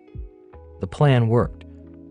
Once we had built the books to a certain level of success on our own, we licensed other publishers around the world to publish versions in other languages. We licensed the rights to sell certain products through infomercials. We went on the road to do investment seminars across the United States, in Australia, and in Singapore. Cash flowed in from all three strategies, as well as from the sales of the game. When I talked about spiritual money, I really did not think we would have made as much money as we did from just our strategies. It was like magic. More strategies today. Today, the tactic is the same. All of our strategies are focused on getting people to play the cash flow games. Today, the number of strategies has increased. Today, our business looks like this. 1. Books in 42 different languages. 2. Games in 14 different languages. 3. Network marketing companies using our products. 4. A coaching company. 5. A seminar company. 6. A national radio show. 7. Cash flow clubs throughout the world. 8. Digital online game initiatives. 9. Curriculum initiatives, including richkidsmartkid.com, which offers free games and curriculum for kindergarten through 12th grade. Our company grows by adding partners who can add to our strategies.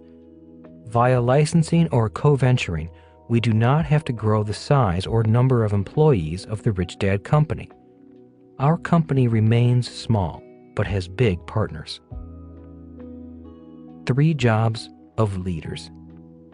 At the start of this chapter, I listed a set of jobs Rich Dad thought were important for a leader. Once the product was developed and protected legally via patents and trademarks, Kim and I focused on the following 3 jobs of leaders. 1. Strengthen the company on the inside. 2. Expand the company on the outside. 3. Improve the bottom line. Working for cooperative money. Through all this very rapid growth, the company handled the expansion without a hitch. Instead of success destroying us as it did with the Nylon Wallet Company, the Rich Dad Company grew stronger with the growth. The company grew because we were cooperative, working for cooperative money. Every dollar that came in from our licensed strategic partners was a cooperative dollar. By cooperating instead of competing, our strategic partners get richer, and so do we. I believe our company was pretty well designed. It was designed to grow. We leveraged the talents of our team to build and protect intellectual property, and then leveraged the intellectual property through licensing all over the world. We found the right team to guide us in this process. As we grew the Rich Dad Company, we did not have the growing pains many small companies go through. We did not have cash flow problems, space problems, or adding employee problems. The company remained basically the same size even as we grew exponentially. What expanded was the number of strategic partners. As we grew, more and more money flowed in and very few dollars flowed out. All my years of screwing up, correcting, and learning were paying off. No more glimpses. Today, instead of just a glimpse of the world I want to live in, Kim and I live in a world better than we ever dreamed of. It seems like magic, and it is magic. The money and lifestyle are great, but it is the sense of making a difference in so many lives that is the true magic.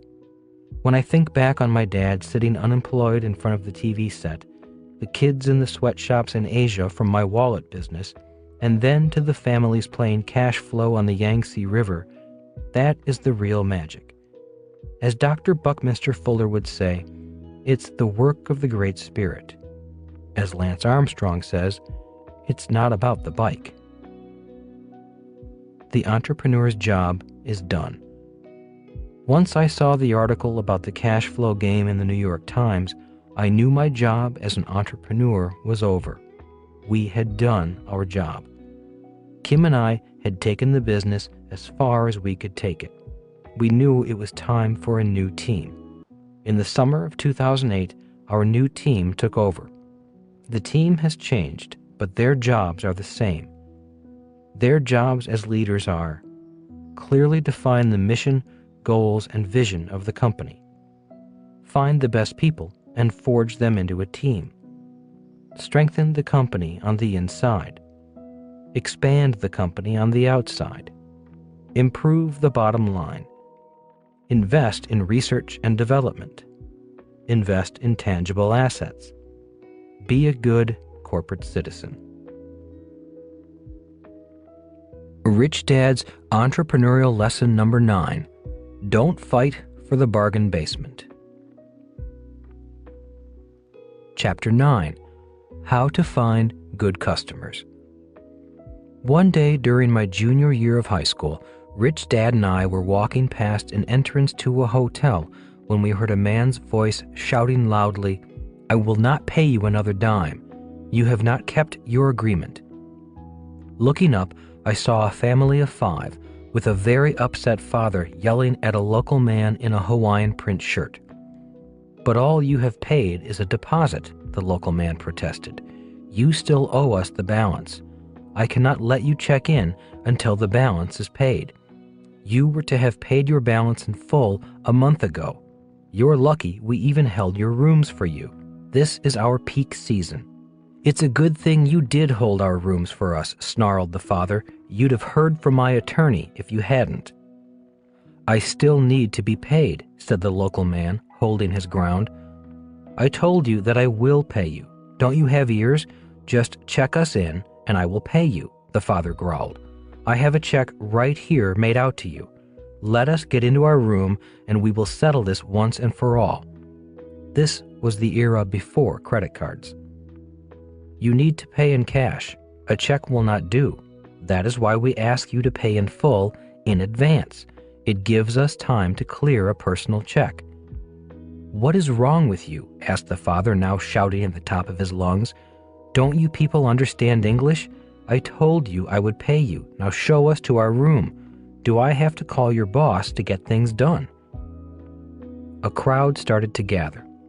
Not wanting to make a scene, the man in the Hawaiian shirt picked up the mountain of suitcases, loaded them on a trolley, and directed the family to their room. "He'll never get paid," said Rich Dad as we continued. "How do you know?" I asked. "We dealt with the same guy 3 years ago. He did the same thing to us. He's going to go to the room, write the check, and then stop payment on it." "What happened after he stopped payment?" I asked. "By the time we found out his check was no good, he had already checked out." We called him once he was back on the mainland. I believe they live in California, and we tried to collect. Then what happened? When we threatened to take him to court, he agreed to pay us half of what he owed. He said our service was bad, and he felt he was paying us what we deserved. He said he was being generous, paying 50% of what he owed us. Since it would have cost more to take him to court, we agreed. Even then, it was 6 months before he paid anything. We walked for a while in silence. Disturbed, I finally had to ask, "Is this common in business?" "Yes, unfortunately it is. You will always have good customers and bad customers. Fortunately, I have found about 80% of all customers are good customers. 5% are like him, just horrible, and the other 15% are in between," replied Rich Dad. "Oh, on top of that, this same guy had the nerve to call again last year and try to book a tour package with us. What nerve." "Did you do business with him?" "Are you kidding?" laughed Rich Dad. "I had already fired him. Our reservation department had his picture and his name on our Do Not Do Business With Again list. The person taking the call remembered his name and told him we were full. This was before computers, which keep track of customers today." "You fire customers?" I asked in surprise. "Absolutely," said Rich Dad. "You fire bad customers just as you would fire a bad employee. If you do not get rid of your bad employees, the good employees will leave. If I do not fire bad customers, not only will my good customers leave, but many of my good employees will leave as well." "But aren't some of the complaints or upsets your fault too?" I asked. "Couldn't the complaints be legitimate?" "Yes," replied Rich Dad. "Often it is our fault. Our staff does make mistakes or may offend customers. Our systems can break down. That is why we look into every complaint and take it seriously. Just as you look both ways before you cross the street, when it comes to complaints, we have to look both ways, at the customer and at our operations." "Is it hard firing people?" I asked. Being 17 years old at the time, the thought of firing someone, especially an adult, frightened me. It was not something I wanted to do. "It's never pleasant," said Rich Dad. "It's one of the more unpleasant yet important jobs of an entrepreneur. Your job is a people job. People are your biggest assets and biggest liabilities. One day, you'll have to fire someone. I am sure it will be an experience you will never forget." Rich Dad and I entered a restaurant and found a table to have lunch. Once the waitress had filled our water glasses, handed us the menu, and explained the specials, Rich Dad continued with his lesson on people. The same is true with advisors. You must be able to fire bad advisors. If you have accountants or attorneys who do a poor job, or if the job is too big for them, or if they are only interested in receiving their fees and not helping your business will suffer. If you do not get rid of bad advisors, you are responsible. The ultimate price of bad advice is far more than what you pay your advisors in fees for good advice. I had one accountant give me bad tax advice, and it cost me nearly $60,000 in back taxes and penalties. On top of that, it cost me another $12,000 to hire another accounting firm to straighten out the mess. In addition, this mistake upset me so much that I was not effective for months, and the business suffered as a result. So, as an entrepreneur, you must realize that you are responsible for your own mistakes as well as for the mistakes of others. "Were you angry at your accountant?" I asked. Yes and no. I really could not blame him.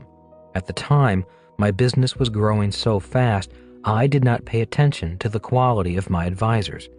At the time, I did not realize that all accountants are not created equal. He should have told me he did not know what he was doing, but he didn't want to admit it.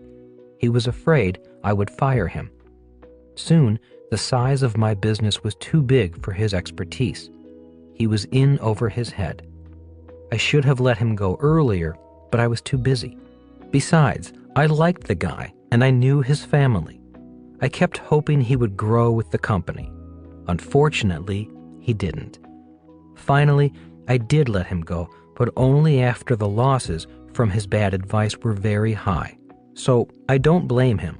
I'm the only one ultimately responsible for the business. As the business grows, your advisors need to grow with you or go. I learned a valuable lesson. Was it hard firing him? I asked. It was extremely difficult. If you cannot hire and fire people, including yourself, you should not be an entrepreneur. Remember this, your success or failure as an entrepreneur depends a lot on your people skills. If you have strong people skills, your business will grow. If you have poor people skills, your business will suffer. If you hire people simply because you like them or because they are relatives, and you cannot fire them when they need to go, then you have poor people skills. Remember that people are different, and as an entrepreneur, you need to be flexible enough to work with different types of people. People with different skills, ambitions, dreams, behavior, and experiences. If you cannot work with different types of people, once again, your business will suffer. That is why you always said to Mike and me, a leader's job is to get people to work as a team. That could be your most important job. Remember that departments of a business attract different types of people. For example, salespeople are different from administrative people. They are very different people, almost opposites, and you need to treat them as opposites. For example, never ask an administrative person to hire a salesperson. Instead of hiring a hard-charging salesperson who loves busting down doors, the administrative person will prefer to hire a nice, calm salesperson whose only sales experience was working as a checkout clerk at the supermarket. Also, the administrative person would want to make sure the person enjoyed filling out forms and doing paperwork. Why would they do that? I asked. Because birds of a feather flock together. Administrative people think that paperwork is the most important part of the sale. They have no experience in knowing how hard it is to get that sale. You'll see once you get into the real world. In general, salespeople don't like administrative people. Why? Because in general, salespeople hate paperwork, and administrative people are terrified of selling. So don't try to make a top-flight salesperson into a file clerk, or ask a file clerk to become a flamboyant salesperson. So is that where most of the friction lies, I asked, between sales and administration? Oh no, said Rich Dad emphatically. A business is one big ball of friction. It is a working model of human conflict. It is a melting pot of egos that is always boiling. When you look at the BI triangle, you will understand why. A business is a blending of different people, different temperaments, different talents, different education, different ages, sexes, and races. Every day when you come to work, most of your problems will be people problems. A salesman made promises the company cannot keep. The customer is irate. Your attorney will not agree with your accountants. Assembly line workers will not agree with the engineers who designed the assembly line. Management is at war with labor. Technical people are fighting with creative people. Analytical people do not get along with people. College-educated people feel they're smarter than people who did not go to college. Add to this inter-office politics, or worse, sexual affairs within the company, and you will never need to watch TV again. In most cases, a business does not need a competitor. A normal business has so many competitors inside the business, it's amazing that anyone gets any work done at all. So that is why an entrepreneur needs to know when to fire someone. If one person upsets the balance, the whole business can boil over because the internal friction gets too great. Exactly, smiled Rich Dad. I'm sure you see it in your classrooms at school every day. You can already see the different characters in your classmates. I smiled and said, "And on my football team, my baseball team, and even in band class." That is why every team has a coach, a band has a conductor, and every business has a leader. A leader's job is to turn people into teams. One of the reasons so many people are self-employed or own businesses that stay small is that the leader is either not competent with dealing with people or simply does not want to learn to deal with so many different people. Business and making money would be easy if it were not for people. The waitress returned to take our order. After she left, Rich Dad continued, "Let me give you 3 tips I have learned about dealing with people in business. Tip number 1 is what I call the pain in the ass factor. That means all people have skills and talents and are also pains in the ass. I do not care who they are. They have all 3, including me. If their pain in the ass factor exceeds their skills and talents, it is time for them to go or to move them to another part of the business." Chuckling, I said, "Maybe someday you'll earn a Nobel Prize for the pain in the ass factor." "I should," said Rich Dad. "Every person in the world who deals with people will stand and applaud me." "And what is tip number 2?" I asked. "Learn to hire slow and fire fast," said Rich Dad. "Take the hiring of people very seriously and slowly. Screen them carefully. And if it is time to let them go, do it quickly. Too many managers allow people too many chances. If you can't fire them for some reason, then move them and isolate them. Don't let them contaminate the rest of the people in the business. Maybe you can help them find jobs at a company where they might be happier and more productive, or just pay them to leave. It will be less expensive in the long run. Remember to do it humanely and legally. All people need to be treated with the appropriate dignity. Many times, when I have let people go, they were happy to move on. I have found that if people are acting up or underperforming, it is not because they are lazy. Many are simply unhappy for a number of reasons. If you as a leader can find a way to make them happy, find it. You mean a person can be a good employee but be working in the wrong job or department? It happens all the time, said Rich Dad. In fact, I have been the person who took a good employee and put him in the wrong job. I'm the person who made him unhappy. What did you do? Well, years ago, I had this young man who was a great salesperson. He worked hard, treated his customers well, and made the company and himself a lot of money. So, after a few years, I rewarded him by promoting him to sales manager.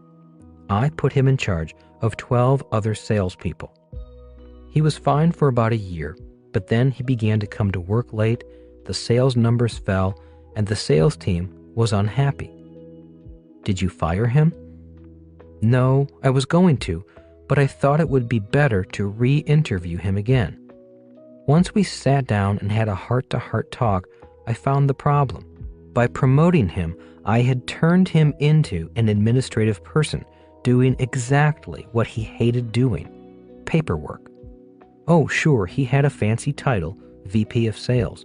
He made more money and had a company car, but he hated the mountains of paperwork and attending meeting after meeting. He simply wanted to be out on the street talking to his customers. So, did he go back to sales? Absolutely. Good salespeople are hard to find, so I gave him a raise, a bigger territory, and he kept the car. He got richer, and so did the company. And what is the third lesson? I asked. The third lesson is that there are 2 kinds of communicators, said Rich Dad. When they're upset or unhappy, one type of communicator will come talk to you face to face. They lay the cards on the table in front of you. And the second? I asked. The second type stabs you in the back. They gossip, talk badly about you, spread rumors, or complain to everyone else, but never to your face. Basically, these people are cowards. They lack the courage to confront you, to be forthright. Often, They will blame you for their lack of courage, saying you are too mean, or will not listen, or they are afraid of being fired. Their perceptions about you could be true, but generally, these people will choose to talk behind a person's back rather than face to face. It's just in their nature. So, how do you handle that? I asked. Well, one way is at every meeting I remind my staff of the two types of communicators and leave it at that. I say to them, there are people who speak to you face to face, and there are others who speak behind your back. Which one are you?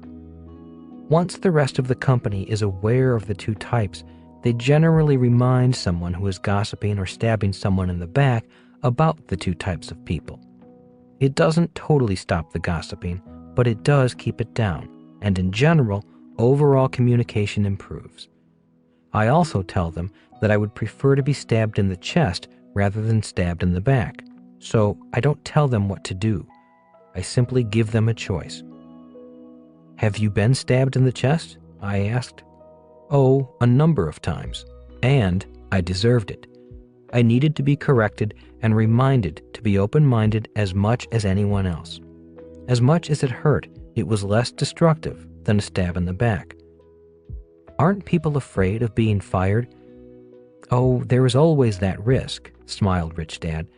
That is why it takes courage and excellent communication skills to be successful in business. In many instances, it is not what you say, but how you say it.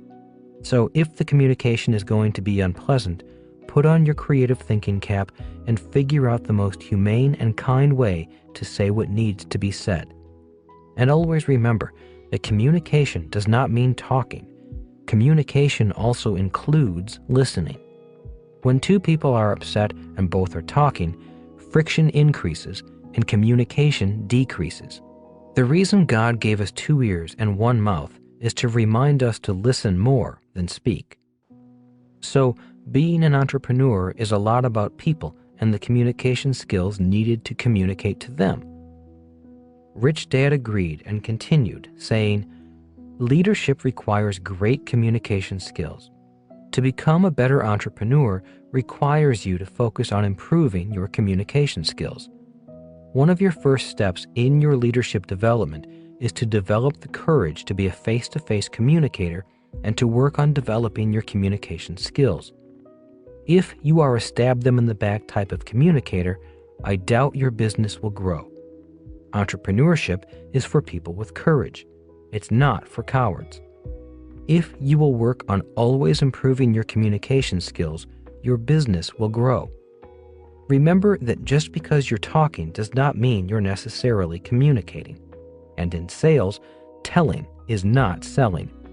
Communication is a far more complex process than simply moving your lips and wagging your tongue. Sitting quietly as Rich Dad enjoyed his meal, my mind went back to the angry father, the customer whom Rich Dad had fired. I asked, and that is why you told that irate customer that you had no vacancies. It was better than telling him what you thought of him. Yes, as the entrepreneur, one of your jobs is to protect your company and your employees from cheap customers. The customers who want more than they pay for. The customers who want something for nothing. I had to find a way of firing that customer without getting into an argument again. I knew he would stab me in the back if we got into it. That is why I make it a point to fire cheap customers, politely and discreetly. Isn't that cruel or discriminating against poor people? I did not say poor people, said Rich Dad, raising his voice. The word I used was cheap. Cheap customers, not poor people.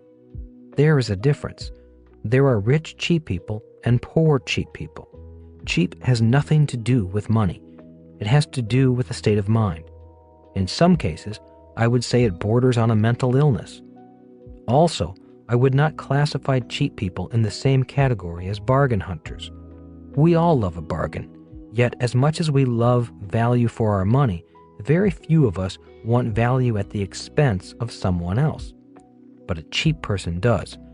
A cheap person borders on being a thief, and sometimes They are thieves. If it's not money they're stealing, they steal your time and your energy. They steal your peace of mind. For all the months of misery that one guy caused our company, it would have been better for us to let him just stay for free. He sucked the life out of our business for months. He seemed to enjoy messing with us. He always changed the deal and said we said things we did not say. He always wanted a better price, even after he agreed to pay a set price. He seemed to enjoy having us come after him. Instead of spending time on our good customers, we spent time on him. Having a bad customer can cost us good customers. That is why I say that you need to fire your cheap customers. They're too expensive. This is a very important lesson to learn if you want to be an entrepreneur. Always remember, take very good care of your good customers and fire your cheap customers. How to find good customers. In business, a very important word is the word margin. It is as important a term as cash flow. In fact, both terms are intricately related. In overly simple terms, margin is the difference between what it costs to produce your product and the price you sell your product for. For example, let's say it costs you $2 to manufacture your widget and you sell your widget for $10. In this case, your gross margin is $8. There are 3 reasons why a product's gross margin is so important. 1. The gross margin finances the rest of the BI triangle. Looking at the BI triangle, you can see that a product's margin must provide enough cash flow to feed the rest of the triangle. Margin pays for the team's salaries, legal fees, the company's system operations, marketing, and accounting. These are also known as operating expenses. 2. Margin determines the price of your product. Obviously, the more margin, the higher the price of your product. 3. Product and price determine your customer. To help clarify this, let's look at the automobile industry. A Rolls-Royce is known as a very expensive car. It attracts a certain type of customer. If Rolls-Royce suddenly announced it was going to produce a low-priced budget model, many of their rich customers would probably start looking for another brand of car.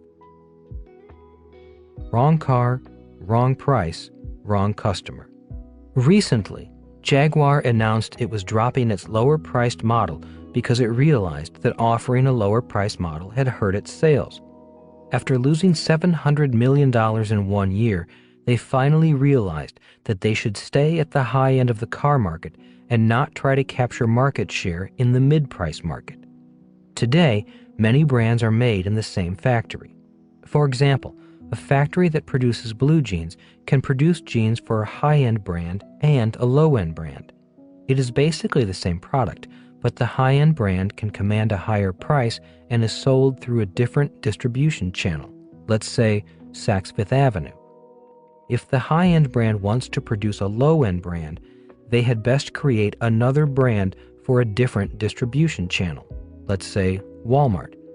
In fact, that is what many big companies do.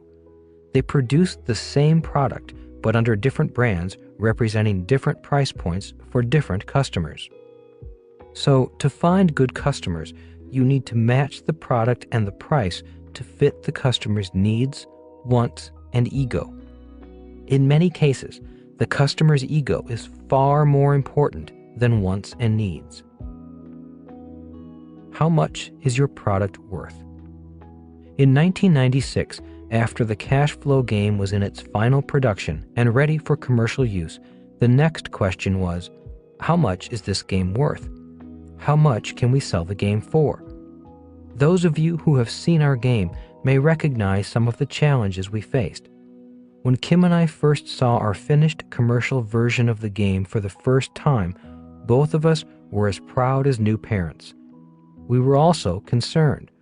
The packaging looked great, but we thought it might have looked too much like a game for entertainment rather than education. We made it look bright and fun because we wanted learning to be fun. But as we looked at our finished product, we began to wonder, How much would someone pay for fun? We wanted people to know the game was about education, but again, how much would someone pay for education? Looking at our finished product for the first time, Kim and I knew we had serious marketing challenges. To find out what the market might think about our product, once again, we formed a group of people who did not know us, as we did with the beta test, and asked them what they thought of the packaging. The feedback was mixed, from "it looks great" to "it looks stupid." The people in the group did not know we were the creators of the game, so their opinions were pretty frank, often painful. Next, we asked them what they thought the price of the game should be. Again, not knowing us or what went into creating a game, and not having played the game, the prices they suggested ranged from $19.95 to a high of $39.95. This was even more depressing. At that point in time, due to the small production runs, our cost just for producing the game, without freight, was $46 per game.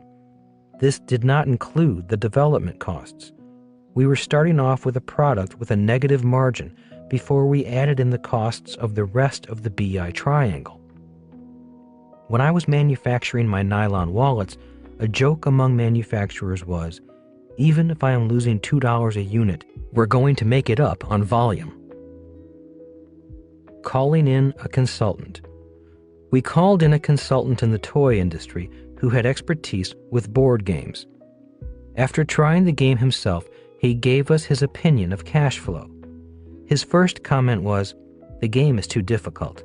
He said, "People have become less smart. If Monopoly were introduced today, it would be rejected too because it would be deemed too difficult. Today, games must be so simple that all the instructions on how to play the game can be understood within a couple of minutes." We also asked him how much we could sell the game for. He replied, "You might get $39 at retail.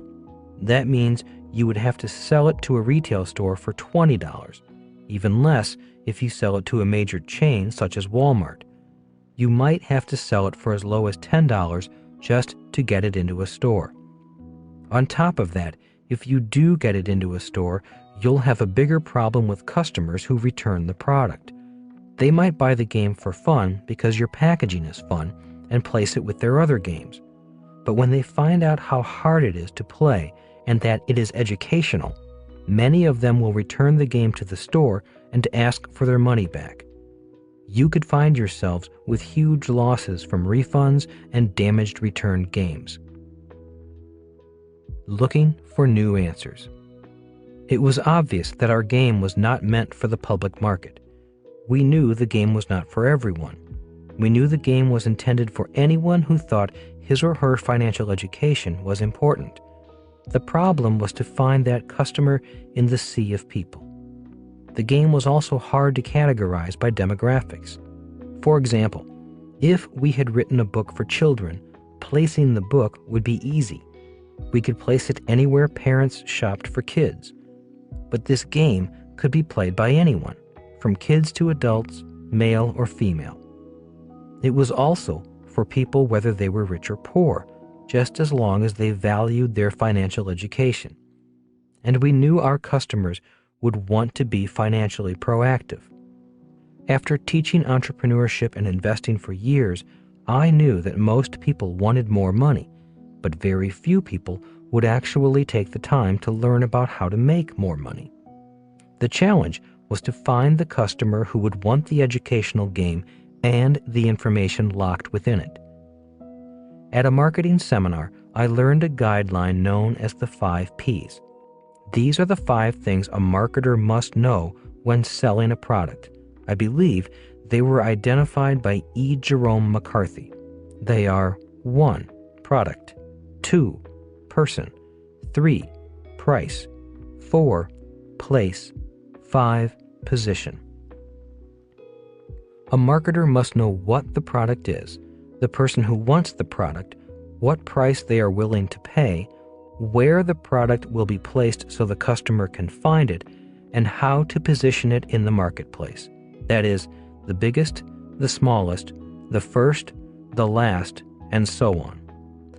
Entrepreneurs should enjoy solving business problems, and normally I do, but this problem had me stumped. All I had were the first 2 P's. One day a friend called to say he was coming to Phoenix to go to a special seminar on marketing and wanted to know if I wanted to go along. I jumped at the chance. The room was filled with approximately 300 people, and by the look of them, most seemed to be entrepreneurs. Not too many had the corporate look. The instructor was a wild man who talked about how advertising agencies just waste your money on expensive, good-looking ads or TV spots that sell nothing, a point of view I agreed with. He said, the purpose of marketing is to get the phone to ring. With these ad agencies, the only phone that rings is them calling to ask you for more money to buy more advertising so they can collect more fees. Ask them if they can guarantee your sales or measure your sales. In most cases, they cannot or will not guarantee their work. All they want to do is win awards for creative advertising for their agency, with your advertising dollars. Sales equal income. The seminar was exactly what I was looking for. It was marketing for entrepreneurs, not big corporations with millions in advertising dollars to spend. The instructor had a great track record for success and told stories that came from real-life experiences. Some of the other points he made were, the entrepreneur must be the best salesperson in his or her business. The entrepreneur must be the best marketer in his or her business. The marketing efforts must produce sales, not just good-looking ads or slick commercials. As obvious as these points are, you would be surprised how many entrepreneurs delegate those important roles to ad agencies. Ad agencies are generally for big corporations or established businesses. In a small startup business, the entrepreneur needs to be the best they can be at sales and marketing. With limited resources, every dollar spent must result in sales because sales equal income. Rich Dad drummed into my head, sales equal income. He would also say the reason so many people have low incomes is that they are poor at selling. If he had been at this sales seminar, he would have loved it. The instructor was adamant about using marketing that leads to sales that can be proven and measured. Toward the end of the day, I got the marketing answer I was looking for. When discussing how to price a product, the instructor said, there are 3 price points for any product: the lowest priced, the highest priced, and the middle priced. The worst price to be is the middle price. Nobody knows who you are. The trouble with being the lowest priced product is that someone is always trying to beat you. Someone will find a way to sell the same product for less than you do. To win the lowest priced competition, you have to make less and less money. On top of that, you have to deal with cheap customers. With that statement, the pieces of the puzzle began to come together. Immediately, I remembered the conversation I had had with Rich Dad years earlier about cheap customers. Bringing my thoughts back into the seminar, the instructor roared on about why being the most expensive was the best position to fight for. He said, when I was a struggling marketing consultant, I tried to keep my prices low. The problem was, the lower I made my prices, the cheaper my customers became. Soon, instead of selling my services, I was spending more time haggling about my fees with cheap customers. When I raised my fees a little, I joined the masses of other middle-of-the-road marketing consultants. Again, most of my time was spent discussing price rather than the value of my product, what I could do for the customer. Then one day, I decided to be ridiculous and simply raise my fees to the highest in my industry. Instead of charging $50 an hour for my services, I raised my rates to $25,000 per day. Today, I work less, earn far more money, and work with a better class of client. My mind raced when I heard his fee of $25,000 per day. I realized that I was the cheap client he did not want. Once I got over the shock of realizing I was the cheap one, I began to see that it was my own cheapness that was causing me to struggle at pricing my board game. I was looking at price rather than the value of the game. "Don't fight for the bargain basement," boomed the instructor. "The bargain basement attracts cheap customers." Once again, my mind drifted off, recalling how Rich Dad hated dealing with people who were cheap. Rich Dad said, "Design your product and its price for a very special customer. Your marketing should then find ways of reaching that special customer. Be creative. Don't be cheap. The bargain basement is not a place to find good customers." The book takes priority. That evening, I went home and talked with Kim. The first thing I said was, "We should sell the board game for $200. We will position it as the most expensive game in the world. It's not just a game, it's a seminar in a box." Kim agreed.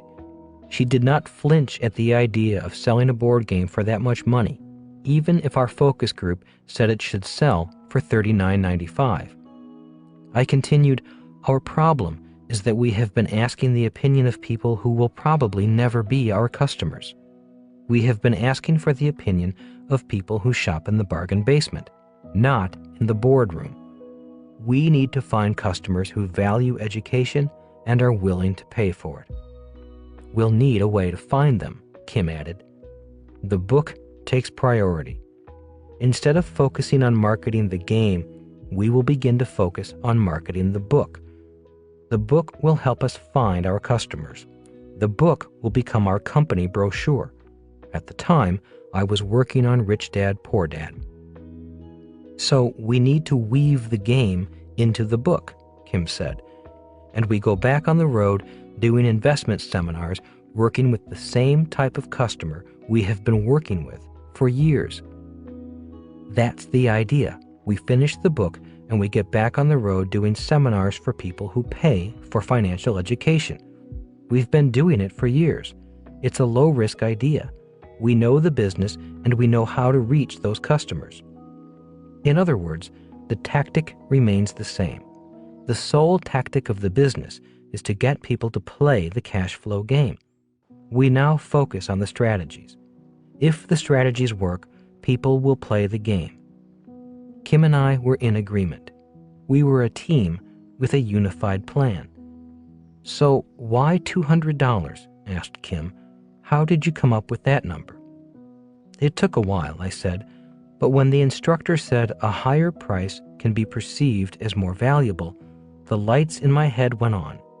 I realized I was cheap and looking at my own product through cheap eyes rather than looking at the value hidden in the game. So I went up to $59 a game, and that still sounded cheap. I was now in the middle, not at the top. In my mind, I then tested $99 a game. I was comfortable with that. I knew I could sell it at that price, so I knew I had not yet reached the top.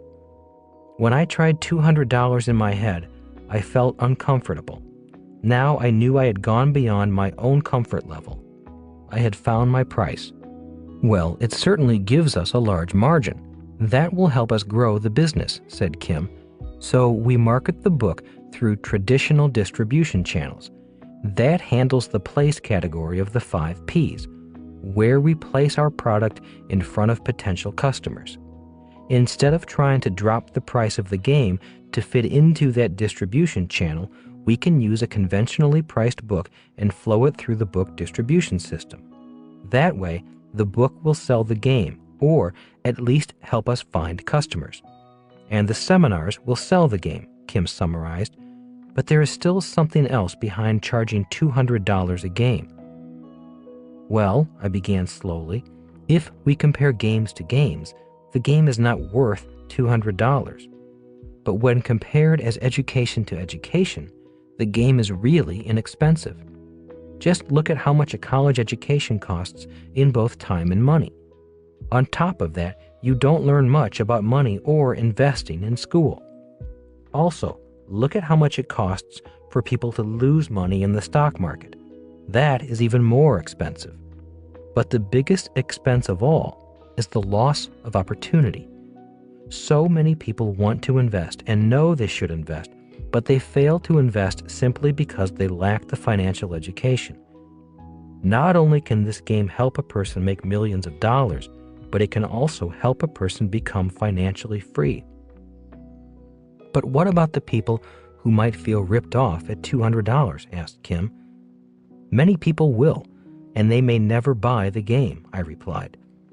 If we price the game at $200, people will have to think long and hard about the value of the game before they buy it.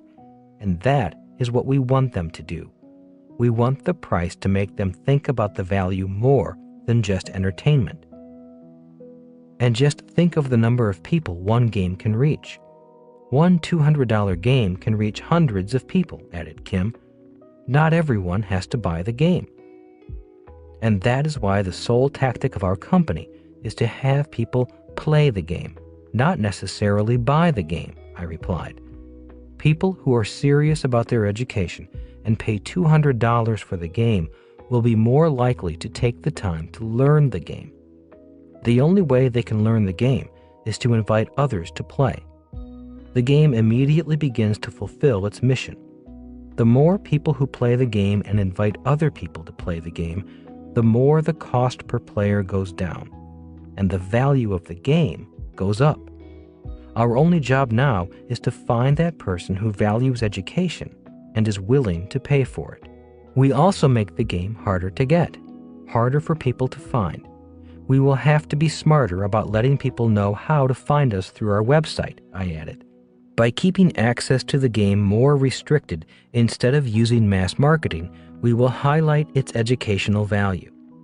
Our focus groups were looking at it as a mass market game, not as the educational tool that it is. And what happens if it doesn't work? Asked Kim. Then we come up with more ideas, I replied. Ideas are plentiful if you're creative. Our strategies are low risk. With the book and the seminars, we should have cash flow from those two strategies so we do not need to sell as many games. In this way, we give the game the opportunity to sell itself, to find its own fans and its own channels of distribution. If it is a valuable product, the plan will work. If our customers do not find the game valuable, we shut the business down. Only time will tell. As stated earlier, the first time the game was played commercially was at an investment seminar in Las Vegas, Nevada in November 1996. In February 2004, when I saw the nearly full-page article in the New York Times, I knew the game had found its rightful audience. We have now sold hundreds of thousands of games, and there are cash flow clubs all over the world meeting regularly to play the game. We have very few complaints about its price. Our return factor is less than 1%. We found the right customers for the game. Develop your marketing plan. The 5 Ps are a simple guideline for your marketing plan. Before you quit your job, remember these important points. 1. There are 3 price positions in any market: the highest price, the middle price, and the lowest price. Decide which price best fits you. Always remember that the middle price may be the most comfortable, but it is also the most crowded. It's hard to be outstanding if you're average. 2. The lowest price leaders do not just lower their price. The winners in the lowest price category do something brilliant in business that their competitors cannot do. For example, Walmart sells the same products many other retailers sell, but Walmart has a far better system of retailing that allows them to make a lot of money with smaller margins. Remember what Rich Dad said, any idiot can drop their price and go broke. It takes a brilliant person to drop their prices, cut their margins, and get rich. He also said, if you choose to compete at the low end of the market, you have to be a better businessman than those who compete at the top. Since I am not that good a business person, I find it easier to compete at the top. 3. If you are going to be the highest price product in your market niche, then you have to give your customers something your competitors cannot give. If you are confused by what high-priced businesses do, then do your homework. Go to a high-priced auto dealer and then go to a low-priced auto dealer. Or go to a high-priced hotel and then go to a budget hotel. By taking notice of differences, you find ways of better defining your product and your customer. Know that the higher the price, the fewer the customers, and the more precise you need to be in your marketing. Also, never ask people who shop in the bargain basements of the world what they think of a Rolls-Royce. 4. Don't try to be all things to all customers. If you want the high end and the low end, start 2 brands. As you know, Honda has its Acura brand and Toyota has its Lexus brand. To me, they look like the same cars, but what do I know? Obviously, the marketers at Honda and Toyota have done a good job convincing the public that they are selling 2 different cars. As stated earlier in this chapter, marketing needs to fill a customer's wants, needs, and ego. In many cases, ego has more buying power. 5. Instead of discounting down, bonus up. I know people look at the game and flinch at the price. Rather than drop the price, we prefer to add products to the mix and then increase the price of the package. As Rich Dad said, sales equal income. So, rather than cut our price and reduce our margins, which anyone can do, we would rather find ways of keeping our prices while increasing the value and having a satisfied customer.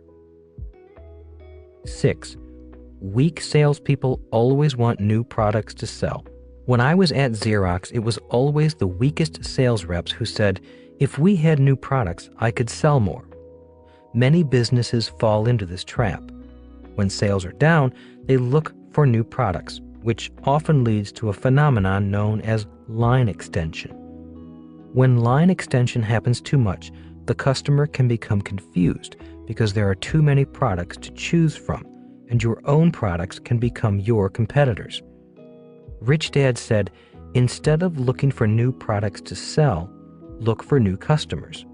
He also said, a smart entrepreneur focuses on keeping existing customers happy and looking for new customers to sell existing products to. 7.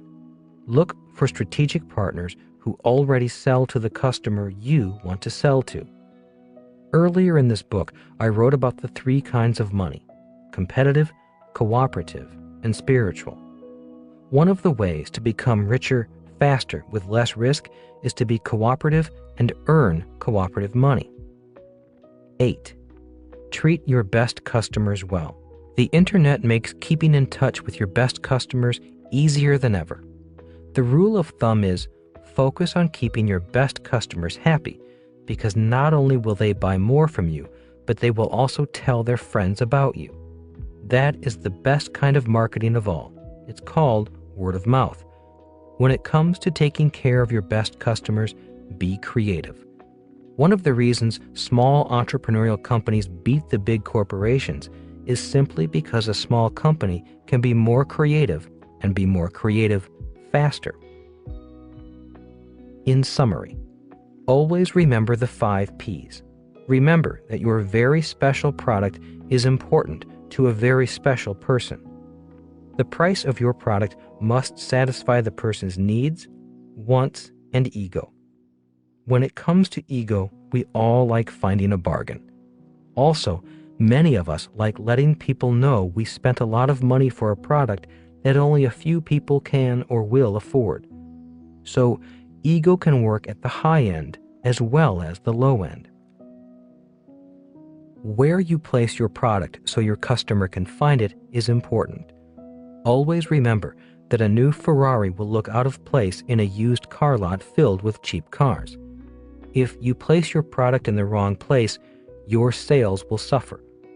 When Rich Dad, Poor Dad was first printed, we placed the book in our friend's car wash/gas station in Texas.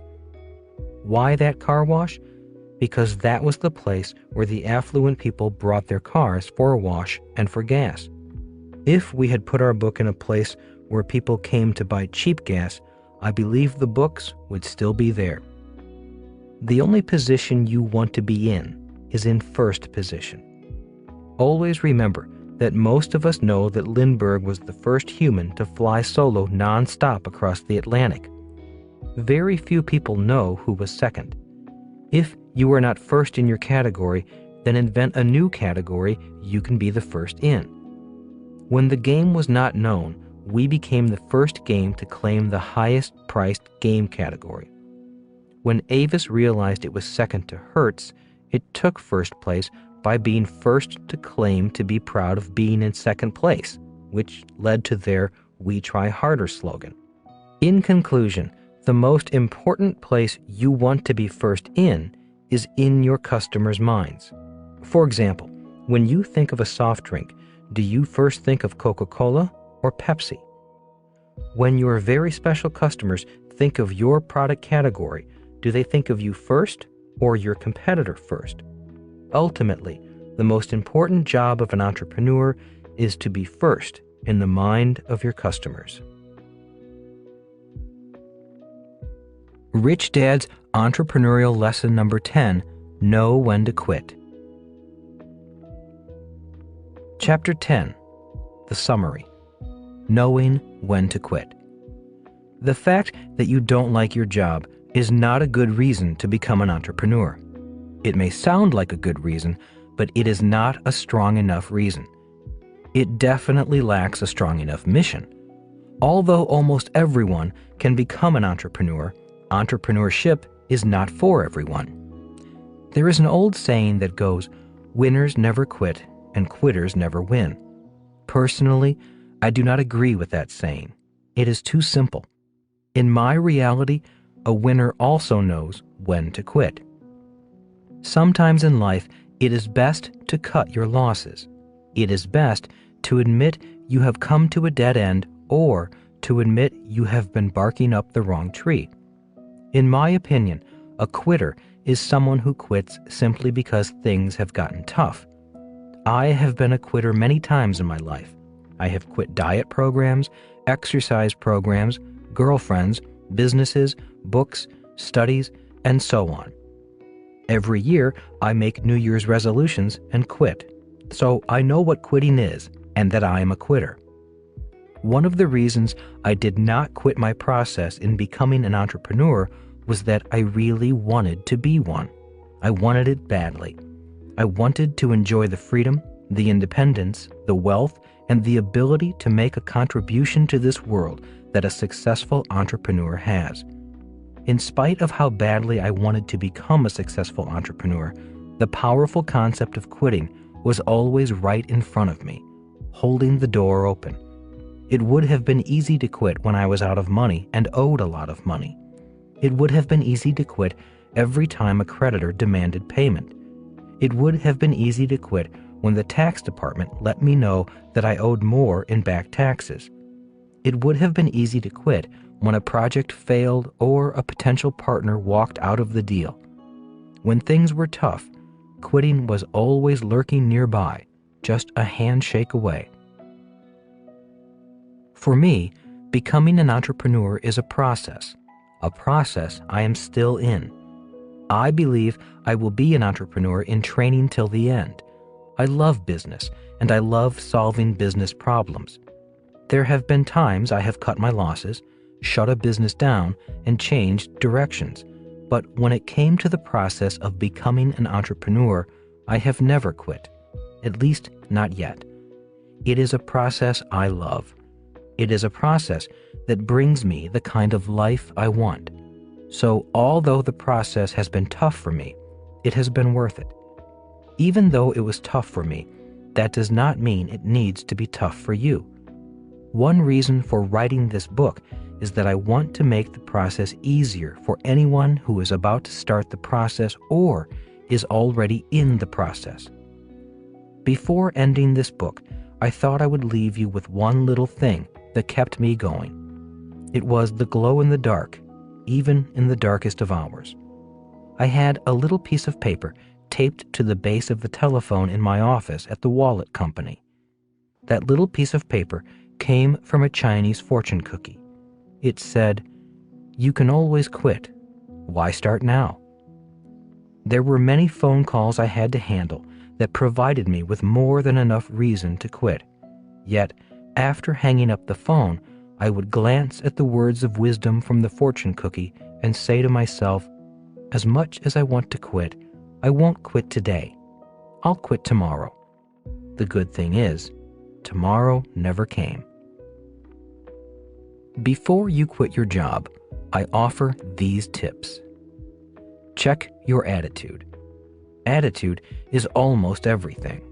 We don't recommend becoming an entrepreneur just to make money. There are far easier ways to make money.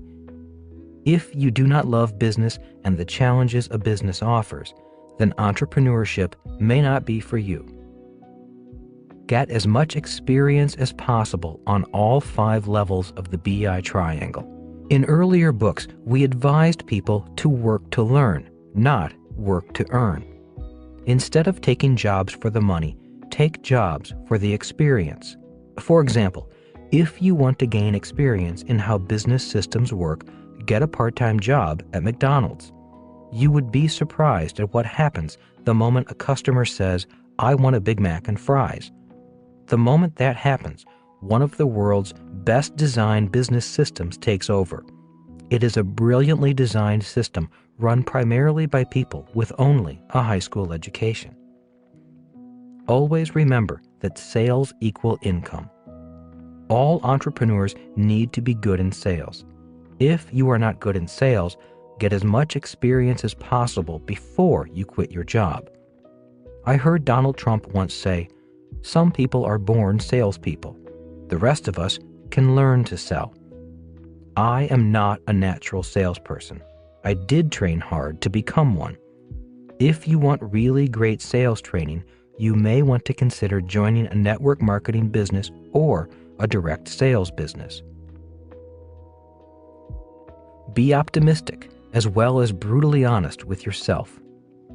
In his book, Good to Great, Jim Collins does an excellent piece on this need to be brutally honest. He writes about his interviews with Admiral Stockwell, one of the longest-held POWs from the Vietnam War. When Jim Collins asked the admiral which type of person died in their cells, the admiral answered without hesitation, "The optimists." The POWs who did survive were those who could handle the brutal facts about their situation. On the flip side, know the difference between being brutally honest and being pessimistic. I know people who will tell you why something will not work even if it's working. I know people who store in their mind every piece of negative news possible. Negative people or pessimistic people are not the same as brutally honest people. Do you know how to spend money? Too many people struggle financially because they do not know how to spend their money. Too many people spend their money and it never comes back. An entrepreneur needs to know how to spend money and have more money come back. It is not about being cheap, tight, or frugal. It's about knowing when to spend, what to spend on, and how much to spend. I have seen too many entrepreneurs go broke saving money. For example, when business drops off, instead of spending money on more promotions, some entrepreneurs cut back hoping to save money. When this happens, business continues to drop off. This is an example of the wrong action at the wrong time. Start a business to practice on. No one can learn to ride a bicycle without a bicycle, and no one can learn to start, build, and run a business without a business. Once you are familiar with the different parts of the BI triangle, stop planning and start doing. As I have always said, keep your full-time job and start a part-time business. Be willing to ask for help. Rich Dad often said, "Arrogance is the cause of ignorance." If you don't know something, ask someone who does know. On the flip side, don't be a pest and ask for too much help. There is a fine line between help and a crutch. find a mentor. Rich Dad was my mentor. I have had many other mentors. Read books about great entrepreneurs such as Edison, Ford, and Gates. Books can be your best mentors. One of my favorite entrepreneurs is Steve Jobs, founder of Apple and Pixar. Not only do I like his style, but I love the culture of his business. One of the most important things an entrepreneur can build is a business with a strong culture. As stated earlier, the Rich Dad Company works hard to foster and protect a culture of learning and free expression. Join an entrepreneur's network. Birds of a feather do flock together. Every city I have ever lived in has groups or associations of entrepreneurs. Attend their meetings and find one that fits your needs. Surround yourself with fellow entrepreneurs. They are there for support as well as to be supported. Contact your SBA, the Small Business Administration, or your local Chamber of Commerce for a schedule of meetings and seminars. They are great sources of information as well as resources for entrepreneurs. One group I have been impressed with is YEO, the Young Entrepreneurs Organization. Although I am too old to belong to this group of young men and women, I have been asked to speak at several of their chapters. I have always been impressed with the quality of young person this organization attracts. Be faithful to the process. One reason why many people do not quit their jobs and become entrepreneurs is that entrepreneurship can be extremely challenging, especially when first starting out. I suggest you follow the basics of the BI triangle and diligently do your best to master all 8 categories of the triangle. It takes time, but if you are successful, the rewards can be immense. As Rich Dad said, entrepreneurship is a process, not a job or profession. So be faithful to the process and remember that even when times are bad, the process will give you a glimpse of the future that lies ahead. Over the years, I have heard many people use the term BHAG, which stands for Big Hairy Audacious Goal. While having a big hairy goal is commendable, I believe the process and the size of the mission are more important than the goal. Rich Dad drew a diagram for his son that stated, mission becomes process becomes goal. He said, if you are going to have a big goal, you need a strong mission to push you through the process. With a strong mission, anything is attainable.